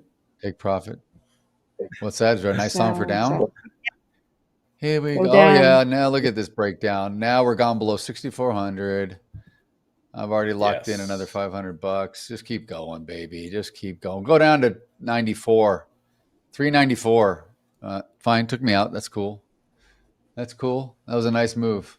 Very, very nice. I don't know but that was just, it's perfect. It doesn't even have to go more for me. That's great. That was great. Iris, you're about to get tagged. I think your profit's about to tag. I'm right, waiting too? for. I'm waiting for the. I put my TP at 423.50, so a little bit higher. I said 421. Just go. I still have got 2 more minutes to get out of the trade. Okay, cool, awesome. Looks good. Yeah, it's good. Look at that. See, Iris, the confidence is back. I told you could do it. Feeling better about it. Sometimes we just have to let hours go by and stuff, It's a long trading day. Yeah. Well, it's been 2 years. I think the days that I had, like yesterday and today, that's been like 2 years ago that I had one of those that I felt like that. I might get out there. Yesterday was really bad for me. Okay. Yesterday was terrible for me. It's just on an off note, it's a casual 98 degrees here in Orlando, Florida, getting heat advisories. By the way, it's because of I don't know if it's because of you guys' trading or if it's because of the actual weather, but no, it's the heat wave. I was going to ask you this morning when we got on what the weather, how hot it was at your house, because I saw that it was. I mean, my brother's on vacation. He went back to DC, took his kids to do like all the monuments and stuff. And apparently it was so hot in Washington, D.C. the last few days, they had to shut down a bunch of the places to go into, and people were like just fainting and passing out. And then he was eventually going over to, I think he's going over to the barrier islands on North Carolina. What's it called? Outer Banks. They're going over there. Yes, They're just doing like a little family just drive. I think they rented like a van or something. They flew out and then they're just hitting all that. But what a bad time to go. He's like, oh my God. And he lives right on the beach. He lives in Redondo Beach. He's like, oh dude. He's like, we're dying in heat. They're not used to it. It is so hot. It is Really? sizzling here. Yeah. You can cook eggs and pancakes on the street if you want to. Go short, Iris. Right now. Almost Oh, you're one. right. I got back in. I might be just green. Nice. Good job. Just give it. I'm back in too. I can't stay away. This was hard work, guys. I'm a degenerate. I don't know. I love it. Yeah, I'm green. 72 cents. Hey, you it doesn't come in fees though. You back end. No, that's net fees. This one is very important. That's net fees. Yeah, that's true. This is net fees. You're right. This is net fees. Oh man. At least I'm green. I'm also green. I was the only one red. I couldn't stay away. Oh gosh. She's so happy to say back end, make me green. Back end, make me green, she says. I've never been so happy with 72 cents. Yeah. Come on, damn it, go down. You really clawed your way back from like I think you were 125 down at the beginning of the day from a few trades, and now you're being back to break even. That is a big win. That was a grind, a definite grind. Just like Daryl grinded himself from yesterday. On this day, being down yesterday. Yeah. You see the levels Good also. stuff. It really was 23. Yeah, I wouldn't go for it. Yeah, this was hard. I mean, this really felt like hard work. But thank you, trading bot. Get me out of the 64. I'm sticking too close to it. I got to get a low volume. I'm sticking right at 6,400 with my stop. That's not a smart place to be. All right, now I'll let it play out. Literally a 1-to-1 trade. Literally 1-to-1 trade. Oh gosh. Well, I trade Robert all the time. Robert commenting, darn, wasn't paying attention. Should have taken it with the challenge account. I was about to pass. Oh well, no FOMO was allowed. Exactly, Robert. That's the way to go, dude. Yes, no FOMO, 100%. Especially this time of day on a challenge account, or when you're that, it's too risky. It's just too risky at this point. Yes, love it.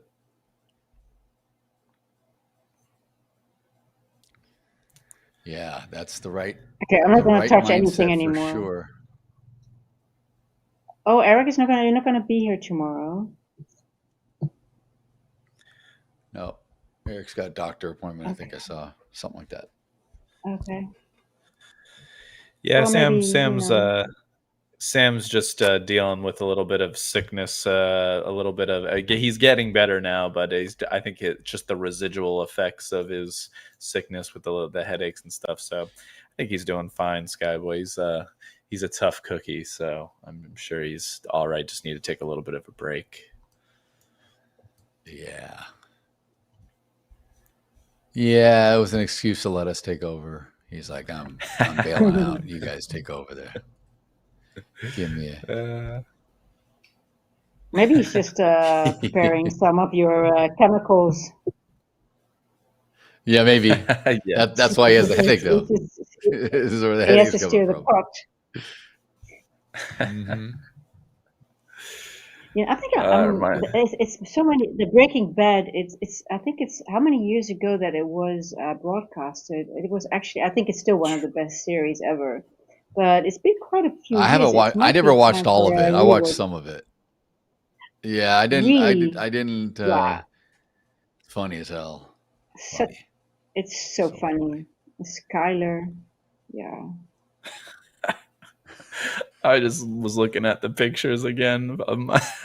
My own pictures making me laugh so hard.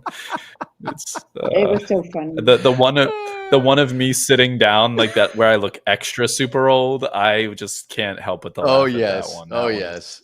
When your fingers are interlaced, and you're just like, yeah, with "We the People" on the back. Oh, that one makes me smile so much. Too funny. Too Well, freaking if you think funny. of another good series, what else? What comes close to Oh, there's the lots that we level could of do. I Breaking mean, Bad? we touched No, but I on mean, The Office oh, yesterday. that's We could awesome. do. The I mean, English one, right? we could do 80s. We could do 80s ones. We could do. There's just so many. There's so many good ones to do. But yeah, we could do Office. No, but I mean the We could do Office, movies. We could, the English. The Office Are is you talking to the hilarious. American or the Office or the English one? I Either, don't know honestly, about the English I don't one. mind. Is The there English is there one an is English the version? original. The English is The the Oh, it is. original. English is Yeah. original. Oh, you need to see that one with the Gervais, Ricky Gervais. Is Oh, his name- Ricky is Gervais. correct- Do I say it Oh correctly? my God, that's. Yeah. Oh, I mean, the he's British so, humor is the best. It's just, it is. Yeah. But it's so. I'm gonna watch that one as well again. Yeah. Yeah. I've probably watched them like probably 3 times over at this point. It's good, like a good background show to put on if you're not really paying attention, but you just catch a little bit every once in a while and you're doing something else. Mhm. But yeah, I'm sure there are so many shows we could kind of have some trading parodies of. We'll have to come up with. Sure.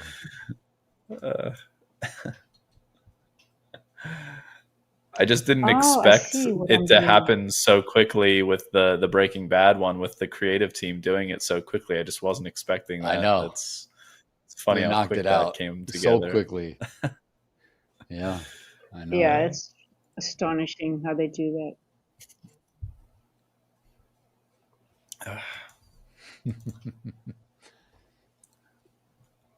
See how So beautiful now- it really it goes back up from Sorry. that level. It's a very strong level that for on the NQ. Yep. That was exactly what I was about to mention, Iris. I was like, look at that, a decent buyers coming in. I mean, compared to the selling that we saw between 3:34 p.m. Eastern and like 3:39 p.m. Eastern, the buying is still not as powerful as that selling was, but nonetheless, still, good bounce there. I will be very careful with shorts from here now for the rest of the day. Yeah, 4 minutes. For now. Then Daryl gets to tell us what the imbalances are on the day. I know. I was already thinking. When you said that. I'm like, I wonder what the market on close is going to be.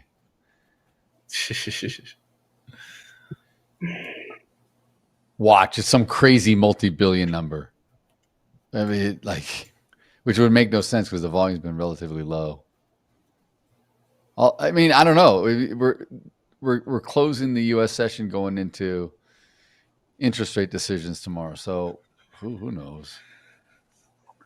Mm-hmm. And we're at such lofty levels. Yeah.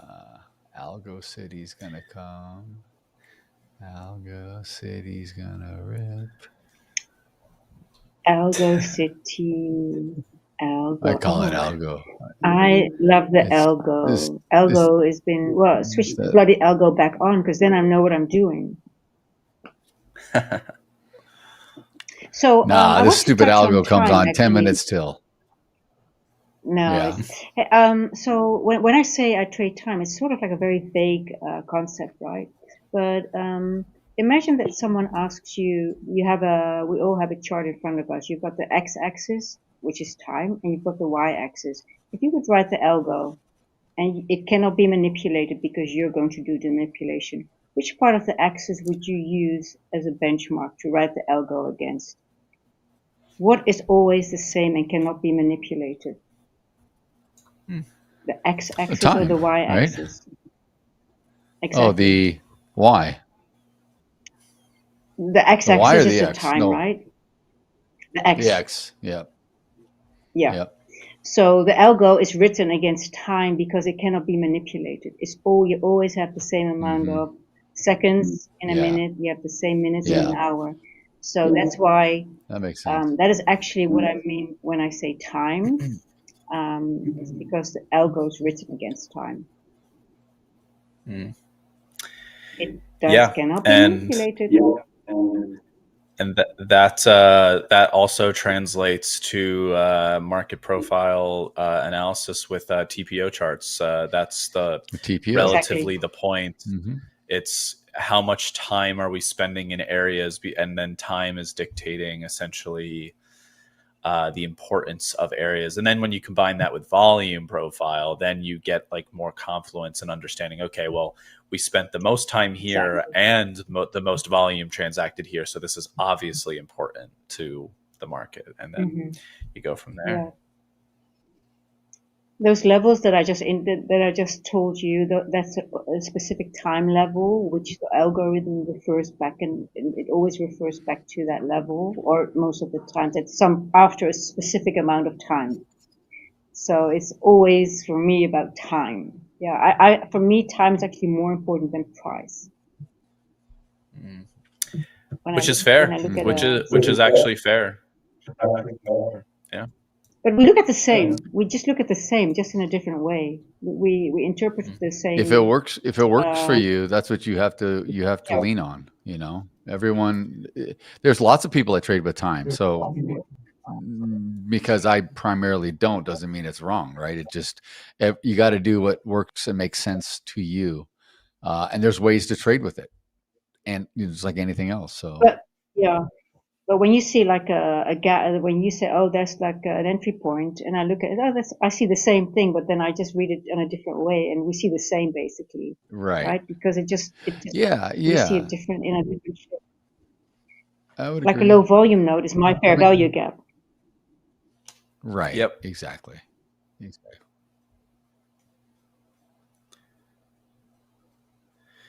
Man, for some reason, when I have the stream pulled up on my YouTube, sometimes it freezes and I have to reset it and to see the chat. So sorry, guys, if I miss anything here. I just refreshed and now I've got a flurry of comments. No, that's okay. No. I noticed it's been a little laggy the last couple of days. I don't know. It's so right, cold here now. I'm caught up. I want to put on the heater, but I don't know if it makes a lot of noise for the stream. I'll just freeze. There's one way to find out. I guess you can try it. Yeah, you can try it. It's not too try cold. it with somebody. Yeah. No, if you need the heater, you got to use the heater. I mean, I have my fan on. You guys don't hear my fan, do you? I don't think you guys my mic picks up my fan. It's like a real quiet fan, but it's blowing right on me. Yeah. Nada. Come on, let's go. So how do you determine your TP then? Oh, I put it at that the first low volume.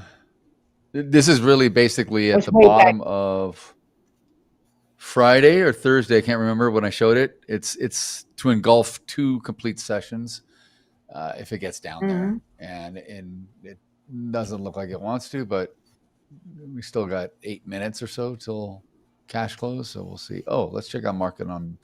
Let's check imbalance. Oh yeah, tiny. S&P 500 negative 81 million, so more 81 million more sellers. Nasdaq 133 million more buyers, so plus 133. Dow negative 299 million. Magnificent 7 negative 206. So yeah, pretty docile. Yeah.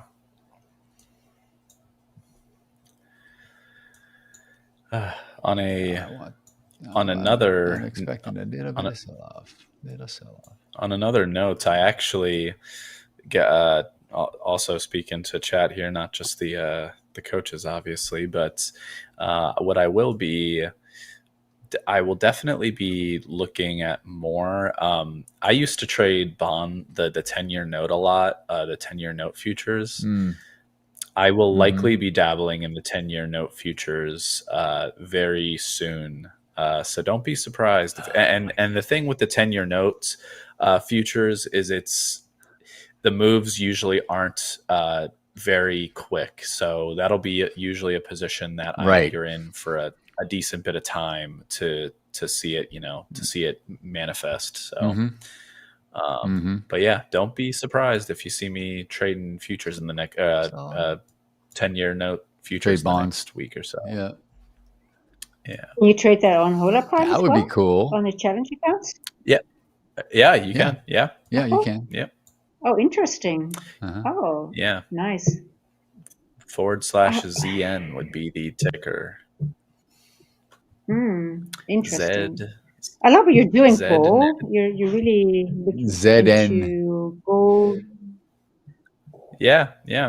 I'm diversifying myself to a degree. Yeah. That's good. At some point you need to. Yeah, better call Paul. Better call Paul, the asset manager. How diversified is my portfolio, buddy? Oh, come and visit. Let me tell you. Let's go, baby. Sell off here. Bring me down. Take me home. That is not a recommendation, though, for other traders to be trying to trade a bunch of things at the same time. This is you can only spread your mental capital so far, especially when it comes to trading futures intraday. So I wouldn't recommend anybody else be dabbling in a lot of this stuff like I am. But it'll be at least for entertainment for the chat and whatnot to see, hey, like, it's awesome.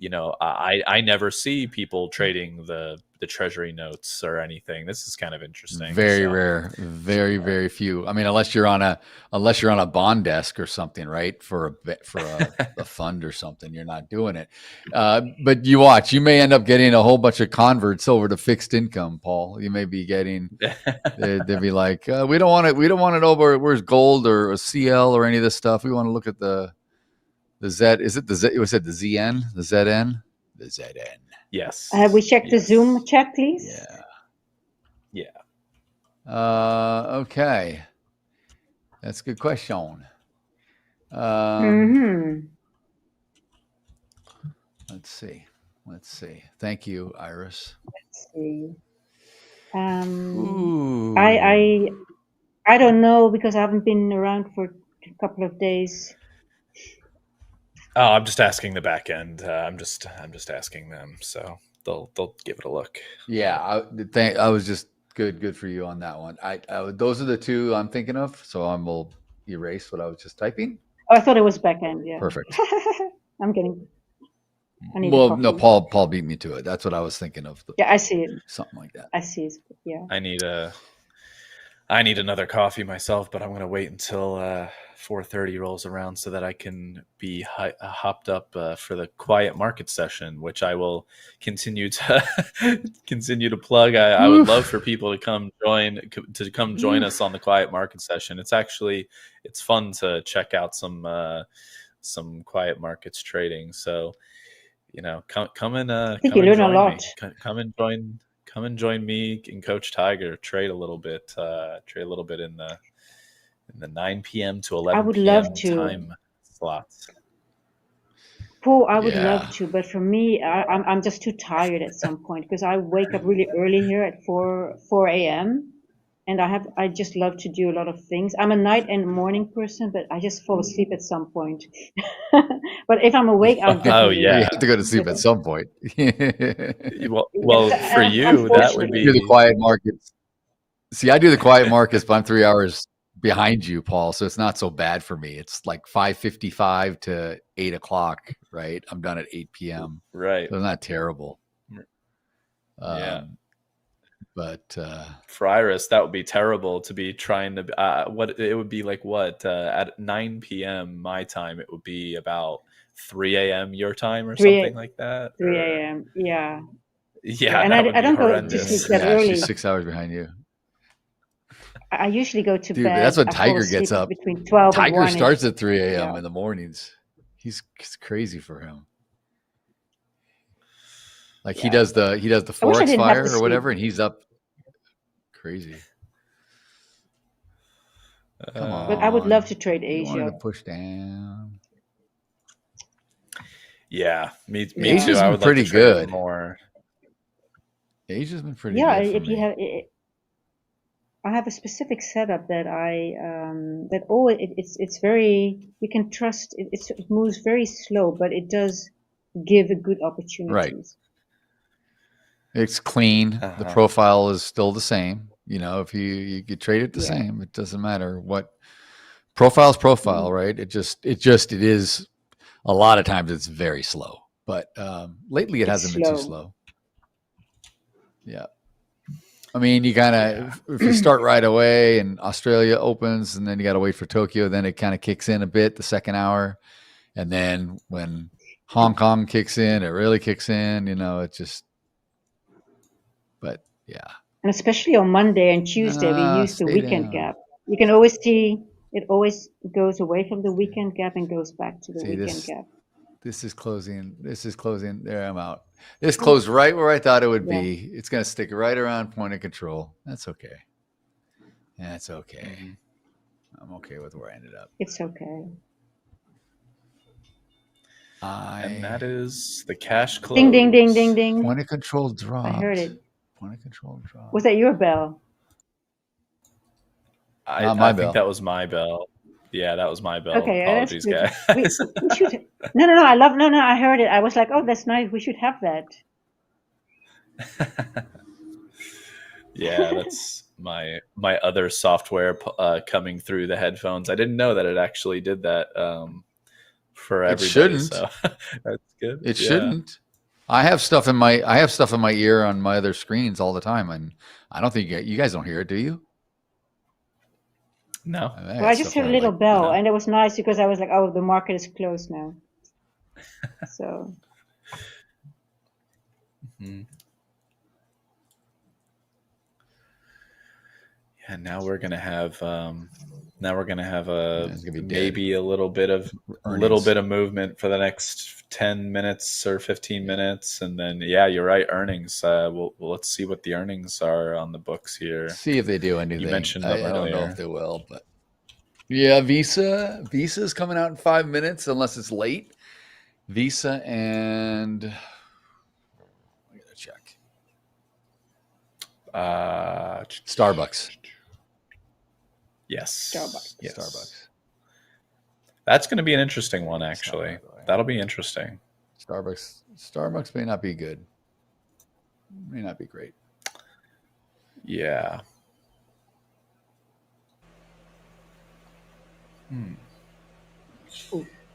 Lazarus. Hey. Lazarus, how are you? I am. You rose from the dead. A little better. A little better? You know, I took so many ibuprofens. My stomach started feeling really bad, and I realized I haven't eaten. I had to chow down some food. A hole in your stomach. Drank about a liter and a half of water, and just kind of massaged the back of my head for a bit, and hopefully those tablets kick in. And I've got like a heater next to me as well, because like having a lot of heat is for some reason helps my head. So I'm just blasting myself with hot air right now. Yeah. I'll be all right. Hope you feel better soon. Ooh. Thank you. Yeah. I see we're all green now, so that's nice. Yes, 72 cents. I'm very happy with Iris that. Iris was jumping around like she had won a $50,000. I was like, so excited. I have to get green today. Yeah. So speaking of a giveaway, we're going to do an announcement here, I would imagine, in short order. I think we've selected just to make someone happy again. And Eric asking, is that the Asian markets, Coach Paul? Yeah. So the Tokyo Tokyo opens at, I believe, 7 p.m. Eastern time, and then runs until like 4 a.m. Eastern time. So 9 p.m. to 11 when we're doing the quiet markets is kind of like, you know, roughly in the middle of that. So beginning / middle of it. But it opens at 6. It opens at 6 Eastern officially. It opens in Sydney. And then Tokyo comes in an hour later. Right, exactly. Yeah. So it's like New Zealand, Australia for the first hour. Tokyo and Seoul kick in for the second. Then it moves to China, and then, you know, then you got Hang Seng opens, everything just starts rolling. Got a but what's interesting with new poll. Yeah. Oh, new poll. Ooh. Yeah. Wow. 5 votes, and it's all New York and all day warrior. Not a single person put London or Asian. Well, I do trade London, but not as much as New York. But I love London. Yeah, London's not bad to trade. It's better for FX, but for the S&P and NQ, it's all about New York. Before COVID, I would trade London open for a bit. I can do good in with NQ and ES well on London. Yeah, pre-market sometimes is actually really nice, especially in the last few days. I would say pre-market was nicer to trade than than New York. Agreed. No, but really London about 3 a.m. Eastern, 4 a.m. Eastern, because pre-market is actually a little bit different again.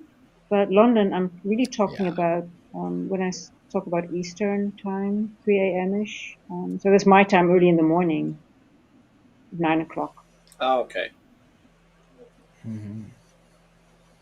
Well, your time too. Wow. Okay, London. You're Visa.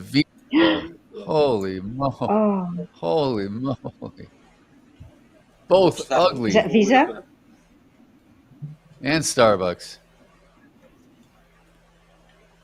Let me refresh because I think it's I think the news reporting made an error. It's got the same figures for both. So let's see if they correct it. I don't know which one's which. You know what I'm saying? They did a maybe it's just Starbucks. Maybe they take Visa away. They took Visa away. It's Starbucks. Yeah, Paul. Starbucks 15 cents per share short on earnings per share. Adjusted net revenue just barely beat estimated. Yeah, but they're kind of restructuring right now. Visa's the big one because that's the consumer. That's the consumer credit and everything. We'll see if where defaults are, where crazy ass 29% credit card interest rates are, and all this stuff. Some of that's going to catch up to these people. These people keep putting everything on plastic. I mean, it's amazing how many people are just living on credit. It's right. It's not sustainable. It's a genius business idea. Think about it. I know for sure. Every transaction, get a sliver. Bit of that goes in your pocket. Visa killed it. Whoever came up. Visa killed it. Oh my God! Did they ever kill it? Visa, Amex, MasterCard. These guys, genius business model.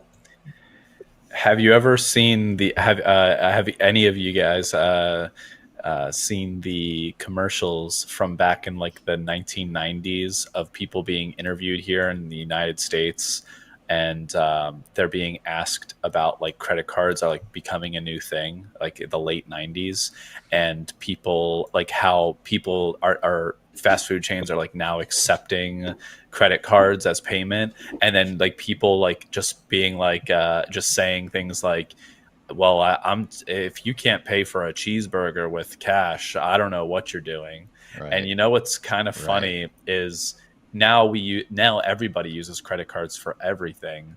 But you want to know what I hear? The same the same thing.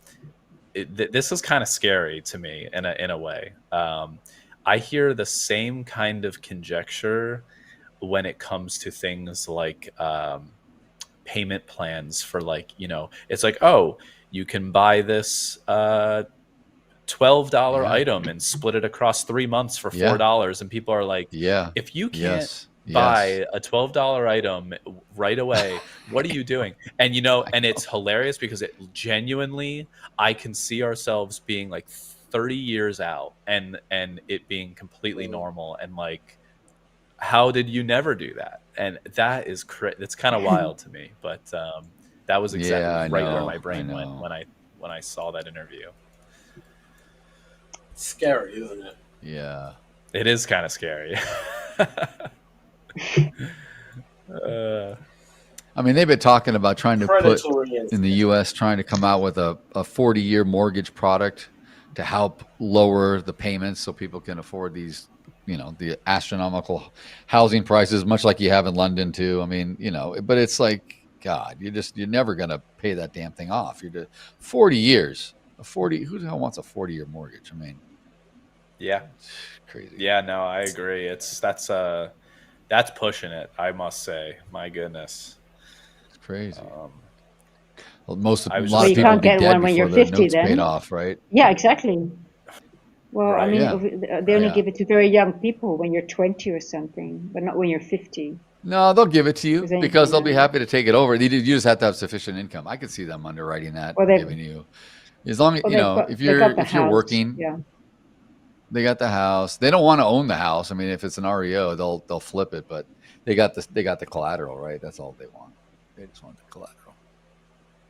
Or maybe you'll have to have assign an heir or something to it, so then the creditor just goes after if you default, or if the primary borrower dies or the two borrowers die, then it goes to like a second to die, a third to die person. I could see it, man. They can tie it up into life insurance and the whole other. Just be crazy. Anything to make a buck. Exactly. Hustler. Even like subscription Hustling, services, hustling. Everything is now a subscription service. You know what I mean? Yes. From your music to what you watch on TV Mhm. to cars now and everything. They found Everything's they can make more money that subscription-based. way. They can make more money doing it and get more subscribers actually because you think, own oh, I'll just pay for it as I go. It's terrible. Oh, you can even get your food on a subscription model now. If you want. Really? I used to do food? that. Yeah. What do you mean? Factor meals? What do you I used mean? to do that. It was like HelloFresh and stuff like that, where they just send Oh, yeah, you HelloFresh. Oh yeah, that your kind of meal, thing. Yeah, like pre-ingredients yeah, that's true. subscription. I mean, it's pretty. No, that's true. Like, it's You're convenient right. to a certain degree, but It's not bad, actually, HelloFresh. It's actually quite good. it's not. It's actually pretty good. But like, it's just crazy how everything can be a subscription model now. Yep. Imagine if trading becomes subscription based. Well, it kind of is, like futures with the data. Well, it is. Yeah. Yeah. Imagine like you have to pay an X amount and you can only trade X amount of contracts for a month or something on your subscription. Like you have max 100 contracts that you can trade for that month. That would be scary. Yeah. Yeah. That would be weird. I shouldn't have said that because I feel like someone's going to implement that and then just shoot us in the foot. But I'm just wondering how they're going to tokenize with the crypto market. They're going to tokenize also the stock trading, and I'm just trying to imagine how that really is going to work, and if it also goes for the futures market. How can you tokenize a futures market? But it is going to happen at some point. Well, they want as many people trading the live market as possible for the fees. The fees is what they want. They're guaranteed to make money on every trade, right? With a fee, no matter what. Yeah. Well, and that's one thing I think bad. Ola Prime has going for it because they're fully registered here. There's a lot of prop shops that are not registered anywhere. Mostly Forex, but even futures guys that are offshore, Caymans and Panama, Costa Rica, places like that, you know, they operate offshore. And I know like the CFTC in the US and, you know, the NFA, they all want to get these guys registered because all the funded people, not the challenge accounts, because that's just on sim, but all these funded guys, unless you're fully live, you're not paying fees to the exchange, right? You're paying the prop firm is charging you a fee internally. So they're missing out on all those people, and they want to get all those people. So they're really pushing these prop firms to get registered and do it legitly. So I think we're ahead of the curve as far as Ola Prime is concerned. Yeah. Because there may be some big changes to the landscape. A lot of these outfits may be adios amigos pretty soon. Who knows? All right. Well, Sam. Yeah. Maybe. All right. Yes. Yeah. We are ready to announce the winner. I have the winner's name Yay. in front of me, so ladies and gentlemen, everyone in the chat, listen up, because we are about to announce the winner of the $50,000 challenge account goes to Guy Boy. Pilot himself. The Boeing Sky Boy, way to go! Congratulations. Where's your trophy? It's coming. Trophy's coming. There we go. Yeah, let's go, dude. Let's go. I love it. Perfect. Nice. Congrats. Now, Sky. It'd be funny if that's a I love good this. one. It's such a nice slide. The That's colors awesome. and the It is nice. Yeah, it's got like built-in little lights The lights. to the platform. Sky Boy. Sky He Boy, needs I to- don't think you ever answered. I asked a He while did. back. Or she did. Are Whoever, you yeah, a Sky Boy pilot did. or something? Oh, he did. Are they a pilot or? We don't know. We don't know. Yeah, what's the? If you want to share, what's the meaning of the name? The name, yeah. Little hint. I hope it Maybe has he's to like a do with stargazer. the weekend. I hope it has Parachuting? to do with the weekend. The weekend would be funny. That would be funny. Maybe it's him. Maybe it's him. If it's the weekend, taking a 50K challenge. He starts singing. Buy it yourself, you pigskin. You're a multi-millionaire. Can you imagine? Yeah, like, jeez Louise. Is he also on that series, with the daughter of Johnny Depp? It's really an awesome series. Oh, what's the name? I have no idea. Oh, I have no I'll to idea look it either. up. That's talking about good one. Yeah, she's Just very for pretty. fun. Just for fun, he said. she- No meaning behind the name.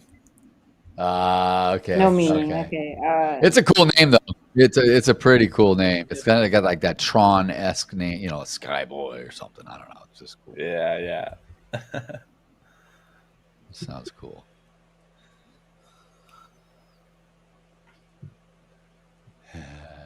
We should have Okay, Nick as well. I'll give you a good series to watch. Lily Rose, and she is with that singer. Oh, the Idol. I think it's the Idol. The Weeknd. Yeah, so he plays Tedros. He's a pretty he's a bad boy a little bit. It's a good series. And the Idol with Lily Rose Depp Iris. and Tedros and the Weeknd. Yeah. Iris always messing around with the bad boys between the NQ and the weekend.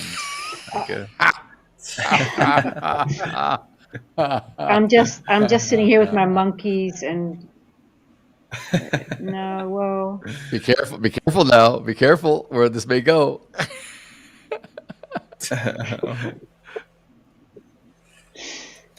And I live a very quiet life, guys. Oh, yeah. I mean, you're in South Africa, of course. I know. I for sure. Like I genuinely. I know. My wife's one of her biggest destinations is like she wants to go to South Africa very badly. She wants to visit South Africa. So I'm sure it will happen at some point, and I will definitely let you know when it does happen. I'll help you. Oh, please. Oh, that would be awesome.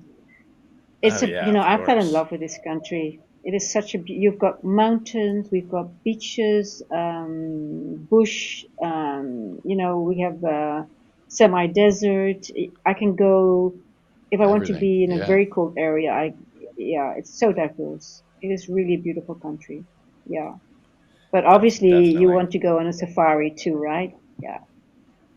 Oh yeah, that's one of her top priorities for sure. Is me on the other hand, I would love to. I love all animals essentially, but I also like to leave the animals alone because they do get a little scary when they're out in the wild. So the elephant, when you see when you go on these safaris and you see like elephants, for example. Like I love elephants, but then when let's say like a jeep of 10 of you is going on a safari and you just happen to come across an elephant, but the elephant has like it's offspring, and then it chases the jeep, and I'm like, oh my god, that is one of the scariest things I could imagine. This weekend, an owner of a wildlife reserve, he died. He got trampled by an elephant. It's very sad. It's really sad. Yeah, it's like these animals. These rhinos are the scariest to me. It's not the mother that you have to be careful they're dangerous. Yeah. Well, it's the auntie. The auntie. No, the auntie. Oh. Because the mother is, she doesn't want to get hurt, but you always have to be careful for the auntie. Yeah, they're beautiful creatures, but I'm always, you always have to be very careful. 100% for sure. Speaking of wild creatures, we've got some. We got Starbucks and Visa still going here, being a little wild. Did you see what's happening to Starbucks right now? No, I didn't switch over to. I didn't. It sold off.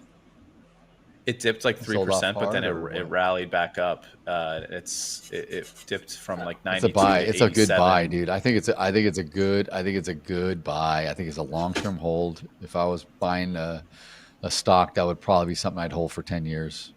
It's a good buy. All the management. Do you invest in stocks? Do you guys invest in stocks for your 401k or something? Or I have. I do. I do more of like a portfolio. I have a lot of REITs, real estate, but like a collection of real estate, and I have separate real estate. But I do. But I'm not picking stuff individually. Like I just let. Yeah. Right. I let someone hand. Yeah. Exactly. Yeah.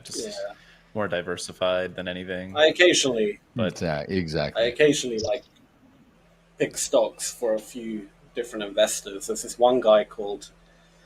He's an old guy. I pick stocks for him. His name's Warren Buffett, something like that. Buffett. I knew you were. Why did I know you were going there? Why did I? Casual, I just. He keeps calling me up. He's like, Sam, what stocks you got? I'm like, right, you want to put X amount in this? Oh, it's so funny. Yeah, that is so funny. Yeah. That is so damn. He's getting old now. He needs. So you know that Berkshire Hathaway stock, since Warren announced in May that he was stepping down, after Charlie Munger died and everything, he's going to have a replacement. The Berkshire Hathaway stock has been selling off, has not been higher since he made that announcement. So that goes to show you that they really, They think that Warren is without him, who knows what's going to happen, but they're going to have to find some, because the whole thing all along was if Warren died, Charlie Munger was pick up the wings. He was right there, but Charlie Munger was a little older anyway, but they're both, it's interesting. But didn't the that stock, well, didn't it outperform the S&P? Oh yes. Yeah. Oh, absolutely. It was just really one of the best. It outperforms all benchmarks. It's been out almost every benchmark every year. Yeah. Sure. And they're sitting on what, 600, 700 billion in cash still. Berkshire Hathaway wants to. Are they calling you? They need to hire me. That's the new CEO. And then instantly, stock through the roof. Sam? Oh my God, legendary investor. But Sam, you're going to be busy with your singing career, and then you also have to manage the Berkshire Hathaway portfolio and the stock itself. Newscaster, you get a headache. Yeah. They offered it to me under the table, and I said I turned it down. I was just too busy. Yeah. So do you have a gig? Yeah. They were offering me like $200 million talented. a year. Well, it's just like that's not enough. You got a whole firm on that. That's not enough. Yeah. Almost insulted. They're trying to take advantage of you. Offering me. Yes, they're taking advantage of you at that rate. That's terrible. How could they? Yeah. Oh man. I'll probably mention this in my market news before the Tokyo Open later, but something also in regards to like earnings and stuff that we were just talking about. Tomorrow is huge. Microsoft, Meta, Qualcomm, ARM, and then big banks. You got like Bank of Santander, UBS, Santander big day. Yeah, so major day. That's and Jerome Day, everything day. It's gonna be. I'm telling you. Yeah, huge. Man. It's exciting, actually. Interesting tomorrow. I'm gonna drop my average trade time down to like 2 seconds tomorrow.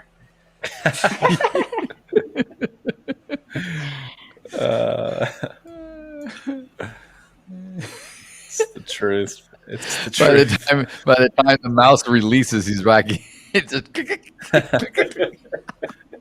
like a double click. He just double clicks. Yeah. Yes. Oh my God. Who won? Robert's asking. Who won? Skyboy won. Robert. I'm a Skyboy. Skyboy won. The man, the myth, the legend. All right. I'm sure Robert knows the series, The Idol. Have you seen the series, The Idol? I'm sure he did. I don't know. I don't know. What makes you so sure? I don't know. Because it's a really good series, by the way. You guys should see it. I don't have a lot of time to watch TV, watch stuff. And when I do, I fall asleep.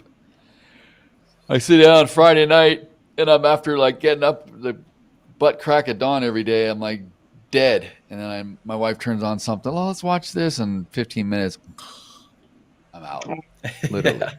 I just do it just before I go to bed, and I always fall asleep too. Yeah. I always have to rewatch the one that is last. I'm like, oh, okay. Or he just doesn't. I'm like, hey, let's watch something. She's like, I'm not watching anything. You always fall asleep. What am I going to watch it for? What you never do that. It's so romantic to watch something. I go, no, I won't fall asleep this time. And then I do fall asleep.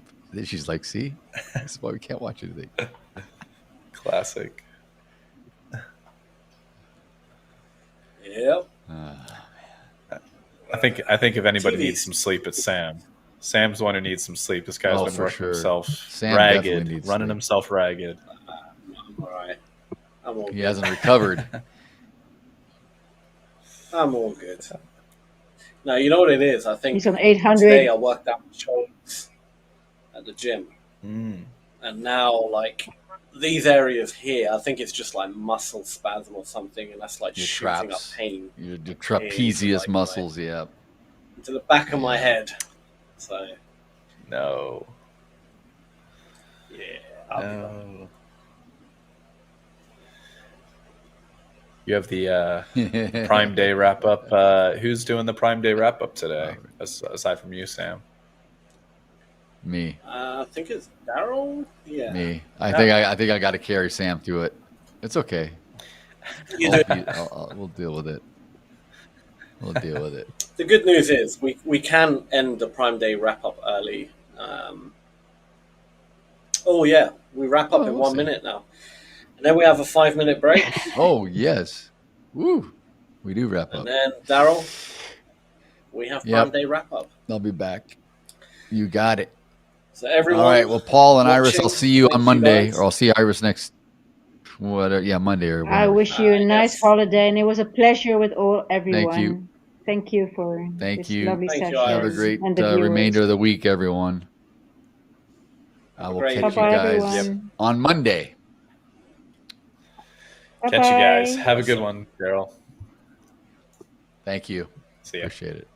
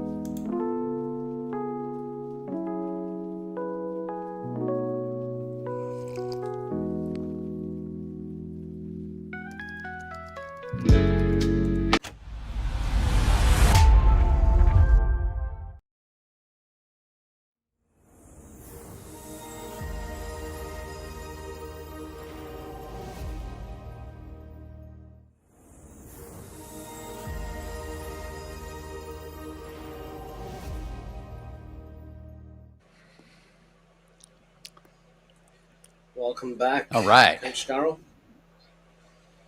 You had a very good day. $3,063. Very nice. Yeah. Yeah. Very, very good day for you. Not bad. Yeah. Rose out of the ashes from yesterday. You're the phoenix of trading. The phoenix. Yeah, so your headaches, that makes perfect sense now. You've got like tension headaches probably from your trapezius, right? Like pulling on the back of you. Yeah. That's it. Yeah. That's why heat helps right now. It loosens the muscle a bit. What I'm going to do after this, have a hot shower, relax, maybe a bath actually. Yeah. Kind of ease the muscles, go to sleep. I'll be all right. You just need sleep. I think you just need a lot of sleep, personally. You're probably just worn out. I can't. I just can't sleep anymore. Ever since doing keto and stuff, I don't know. Oh, really? Like your brain, like I'll fall asleep. It's fine. I haven't got insomnia. I'll fall asleep, but then I'll wake up at like 5 a.m. and then just cannot drift off again. I'm like, you can't go laying back. there for an hour. And I'll just get up at 6, have my coffee, go to the gym, and then I generally start work around like 9 a.m. So yeah, that sucks. It is what it is. So yeah, I'm getting very little sleep annoyingly, but I know at some point I'll just have that one sleep where you just sleep for 12 hours straight and you feel like a new person afterwards. Yeah, of course. Yeah, I'm just looking at the day. This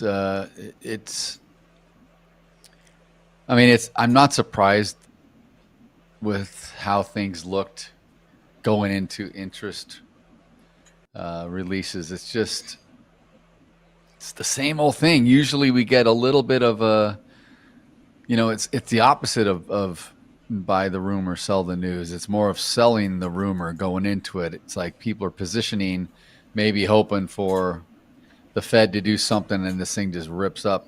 And it trust me, it totally could do this tomorrow.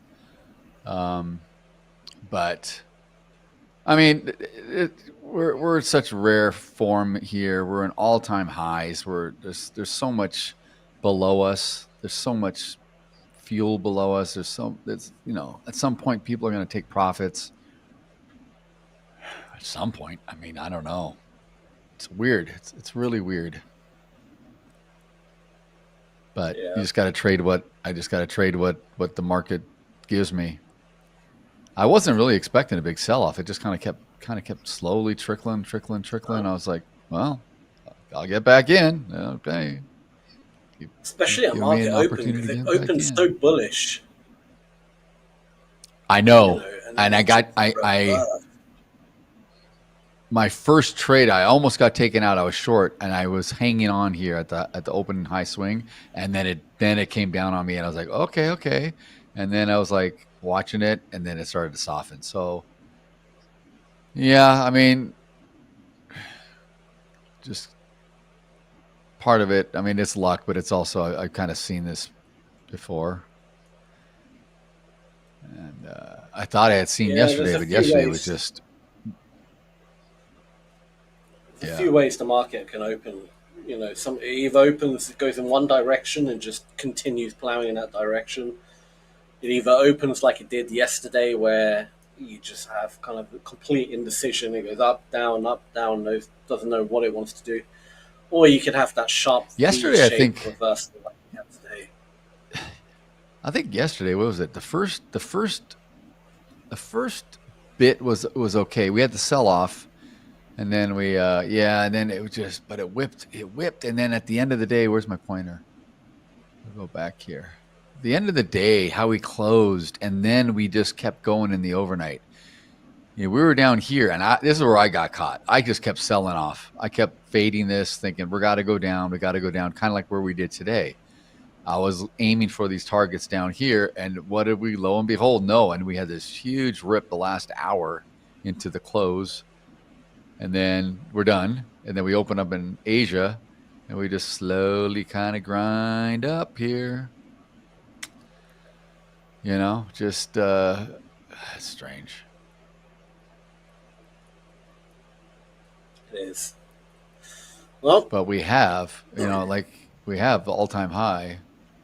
So you guys may experience something tomorrow. I mean, whether or not Powell raises or lowers or stays put or says we're going to wait and vote in September at the next FOMC, right, or whatever, we still may come up here and create a new all-time high just because. Why not, right? Like, it's almost like bad news or news gives the market a reason to celebrate. Let's go. It's like, okay, you want to go or go. So yeah, man, it's but it's just, I mean, we gapped up on Sunday, we roared up.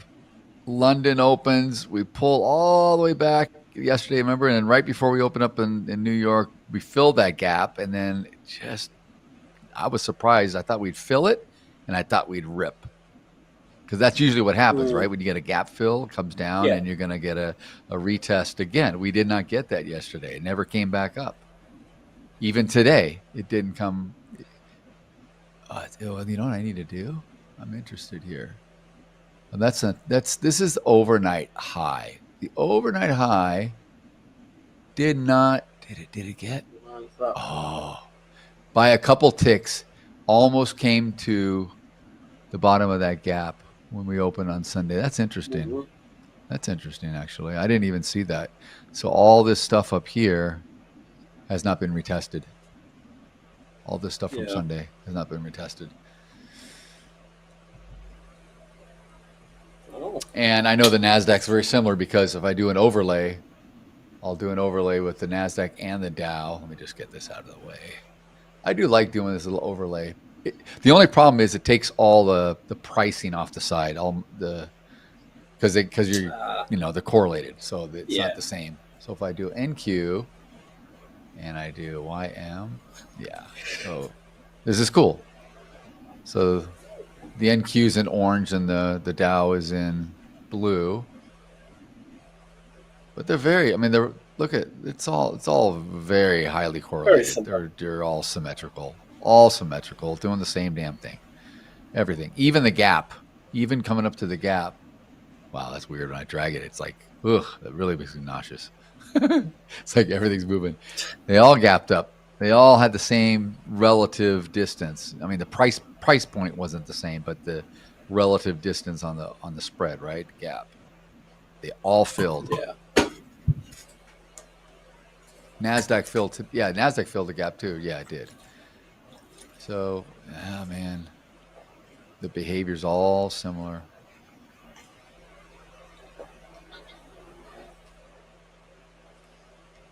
So let's see here. We had our poll in the chat on the what time of day you trade most, and 2/3 is New York session. Not surprisingly, we do have about 1/5 of the people are all day warriors, and we have some Asian session, probably just based on where they're located. So that's cool. I would think the Asian session carries over to the London. I think that's maybe why there's no London session on there. Maybe treat it as just one overnight, right? Like one long duration. Yeah. That is it. Well, yeah, we got some FOMC tomorrow. That should be. Tomorrow is going to be, I don't know, it's either going to be a really good day or a brutal day. You know how in the what's it called? Oh man, I'm blanking. Those little videos. What are they called?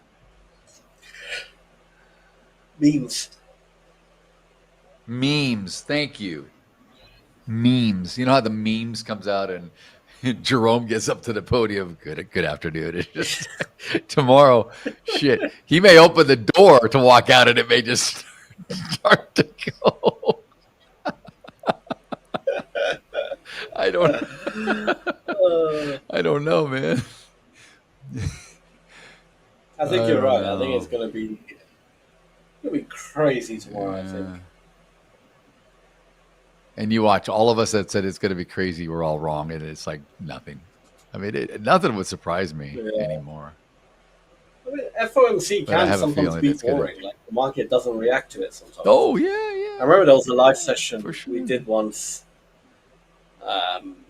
A long time ago, we did a live session, and it was me, Coach Michael, and another coach we had called Eamon. It was FOMC day, and just for fun, we were like, because this was just demo trading as well. We were on like a trading demo account. Let's watch it, right? So just for fun, let's what do you think is going to happen? Because it was about to release in like a couple of minutes. I was like up or down, and everyone just placed their bets. We just placed orders on a demo, just for fun, like trade FOMC as a joke. Right. And then we're expecting some big rip, up or down, and it came out nothing, literally nothing. Market barely moved. And we're like, we were hyping it up the whole stream. We're like, when FOMC comes out, and then it was the most anticlimactic thing. We're gonna get a 50-point rip. I know. I've seen it do that too. I've seen on the opposite as well. You don't think there's going to be much, and then it's because they're talking about something, maybe looking down the line or whatever, and everyone's freaking out. And I'm like, oh my God, what the hell? I've seen it where I'll watch the conference where he answers all the questions from all the the financial networks and things, and it's almost like, and so YouTube's got a delay, right? So I start noticing my charts moving maybe 20 seconds before I hear it, but I know something like, what did he say? And I see it start moving, and then whatever they pick up, it's like not even very important. It's just, he's just like, we see like the labor market softening a bit, but we have to, and then that's all it takes. And it starts to go one direction. And then someone asks about housing, and he's like, yeah, the housing numbers have been kind of, we don't see a lot of new home sales, whatever. And it just kind of falls flat. And it just bounces around on almost every phrase he says. It's crazy like that. I don't know how people can trade like that. They pick apart his words. Robert goes, lol. I remember that session. Yeah, Robert remembers it. That was a good session. He was probably the only one in there. He's been with us forever. Yeah, he also put a trade in on his challenge account, was hoping to be able to be like, I took that trade, but no. Oh, at the same time when you guys did that? Yeah. Oh, that's funny. So, oh my God. Probably a blessing that Oh he didn't God. do anything, because that was crazy. I've seen on like Instagram, like constantly these posts, and it's always like some dude who's got his phone out. He's got like MetaTrader open or something, right? He's got his like phone out, and it's up like stupid amounts, like millions or whatever on this MetaTrader, and he's watching like on a flat screen TV Jerome Powell, and I'm like, just shut up! Like you're telling me you're like, just shut up! Like. I know. Like slapping the phone out of his hand. I'm like, you're talking absolute rubbish right now, as if you're trading Jerome Powell's speech. Do you know what I mean? Like, no, you're not. You're not doing that. No. Nope. And the speech is really like the aftermath. It's really not, he's only talking about what they're going to look at every month going forward. They're going to maybe have a vote again. They got to talk to the various regional feds. It's all conjecture. It's really just, what if? I don't know why people get so hung up on it, but they do.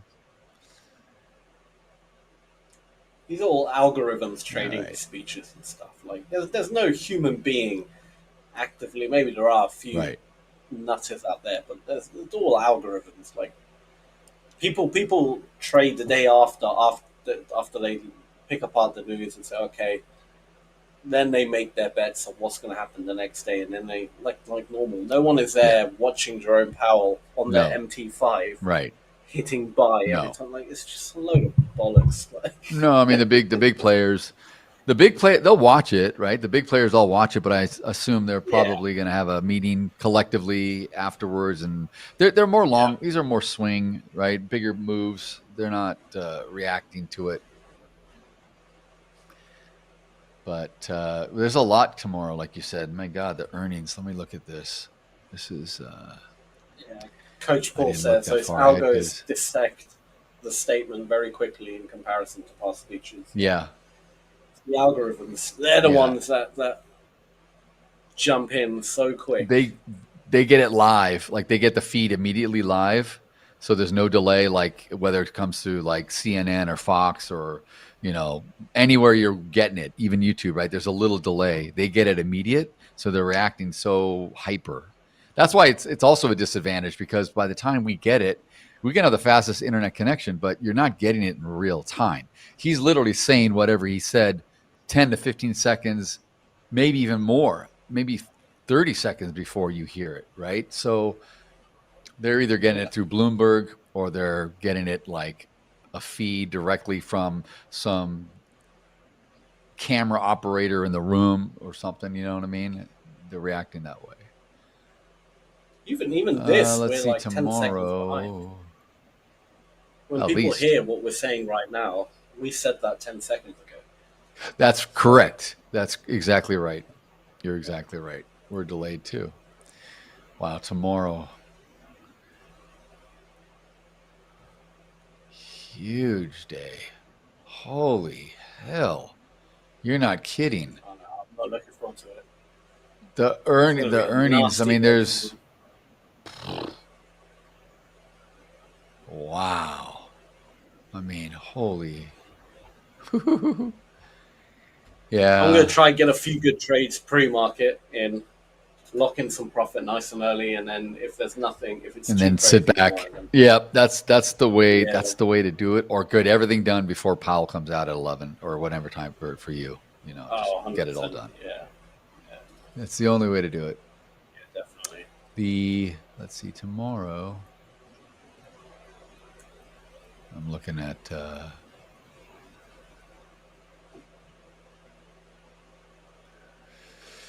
Yeah, I mean, you got more U.S. mortgage stuff coming out early, but that's not going to do anything. And then you got GDP quarter over quarter, GDP growth rate advances, ADP unemployment, but I think that'll all be kind of muted. Everyone's going to wait for.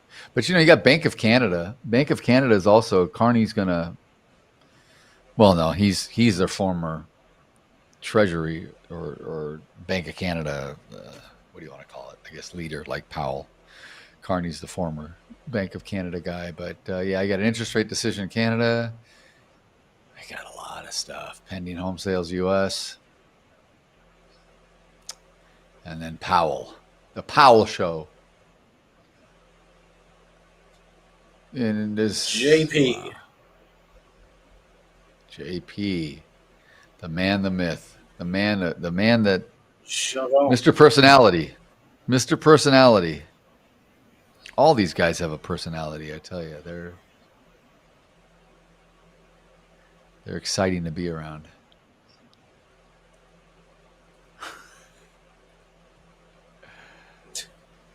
Heisenberg isn't going to be able to cook at the end of the day. Yep, Coach. He's going to be in Mexico.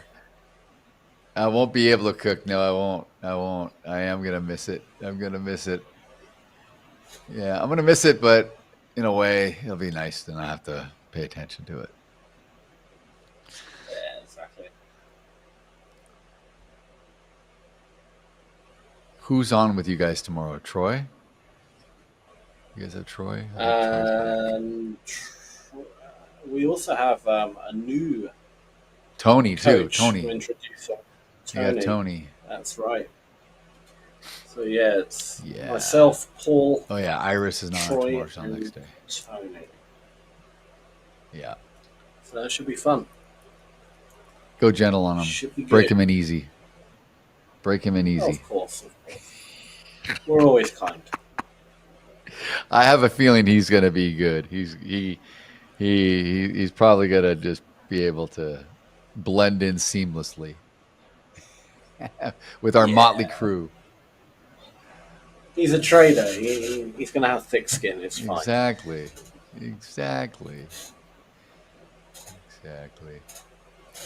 Heisenberg, my God. That's so funny. Yeah. So, man, and it's what's really crazy is all of these earnings. Nothing's notable for tomorrow in anything I'm looking ahead at. It's not like it's just U.S. GDP quarter over quarter. Like I said, you got U.S. ADP unemployment. But all of these earnings, dozens and dozens and dozens and dozens of them.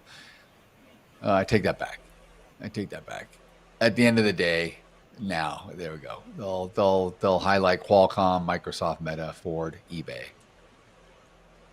All closing at the end of the day. It could be a hell of an afternoon or evening tomorrow. Bank of Japan as well. Bank of Canada, Bank of Japan, and Powell. Woo! What a day. Wow. I'm going to do a lot of news reading. Yeah, maybe tomorrow, I think. If you got a funded account, you want to be cautious tomorrow. Yeah, definitely. You want to be cautious. Oh, man. Why is it all in one day as well? Why not spread it out? It just coincides that way. It just happens to be. It's just the way it is. Not normally like this. No. It could be worse. We could have rollover mixed in at the same time. That would really be chaotic. True. I'm just reading some of this. True. Robert's saying, I think I'm deciding on the 50,000 account and take 2 months or however long it'll take. Yes, however long it'll take is the correct answer. Don't even put a time frame on it. Just trade it when you see clean setups and manage your risk. You'll be fine. You'll be totally fine.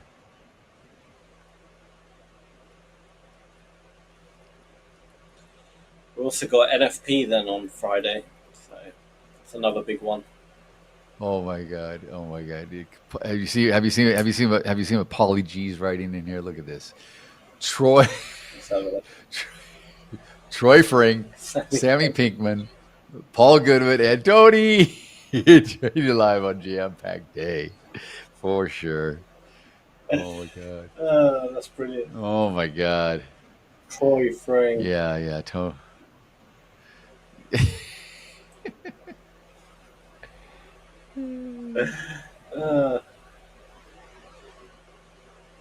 well, Troy Fring sounds like a real person. That's a wicked name.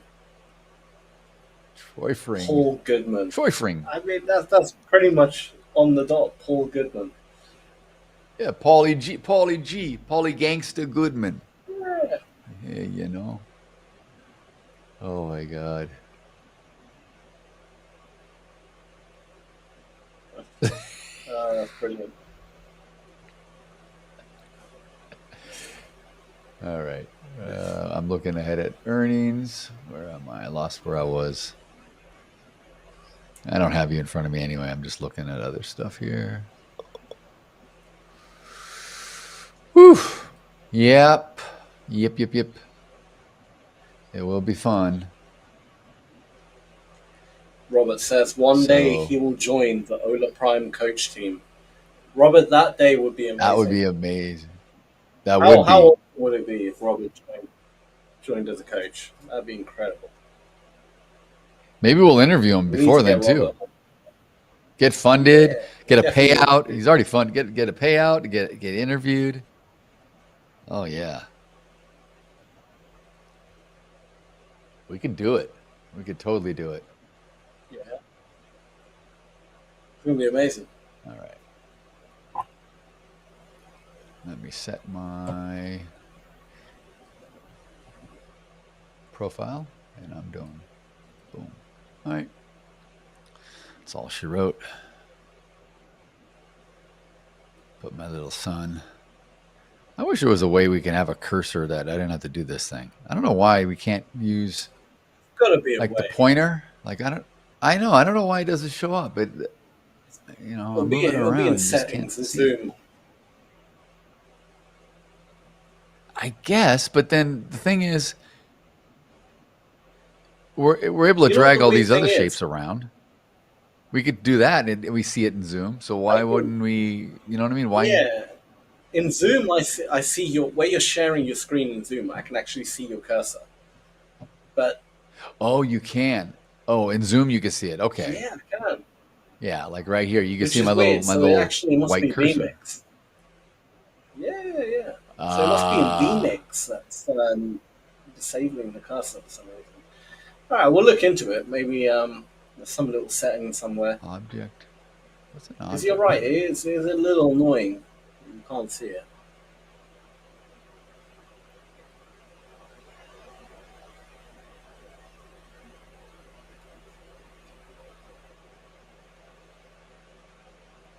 Yeah, I don't know why. Canvas would be part of the crosshair, breaks, grid lines, navigation. Oh, whoa!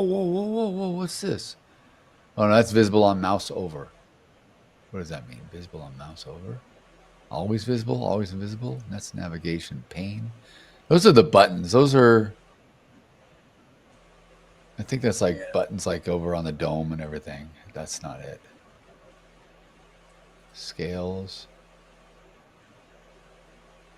Scale model modes.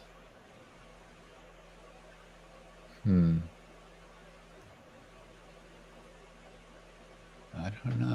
don't know. It's very weird. Oh, it is what it is. Anything else to share? I know. About It just day? it annoys me. It annoys me. I want to be able to just be easier just to do it. Markets have closed now. Fully closed. Yeah. Totally closed. There's not much really left to go over, is there? I think we've pretty much covered it all. Spoke about the news coming up tomorrow. No, we're gonna cut it. We're gonna cut it short now. Let you go get medicated and get some sleep. You're already pretty medicated, probably. I'm pretty medicated already. Yeah. But all right, we'll wrap it up there. You need muscle tomorrow. Yeah. Daryl, have a great holiday or vacation. Thanks, buddy. Yep. We'll catch you next week. To everyone watching, see you tomorrow Monday. It's going to be one crazy day. So strap in, get a good night's sleep. It will be. You're going to need it. Yes. But apart from that, thank you all for watching. We'll see you tomorrow. Take care, everyone. It was an awesome day. Thanks for all the feedback, the participation. See you, Robert. Have a good afternoon. Take care, Coach Robert. Paul. See you, buddy. All righty. See ya. And James is still here. The Eisenberg. I love it. Bye, guys. Take care. Bye, guys. Transparency.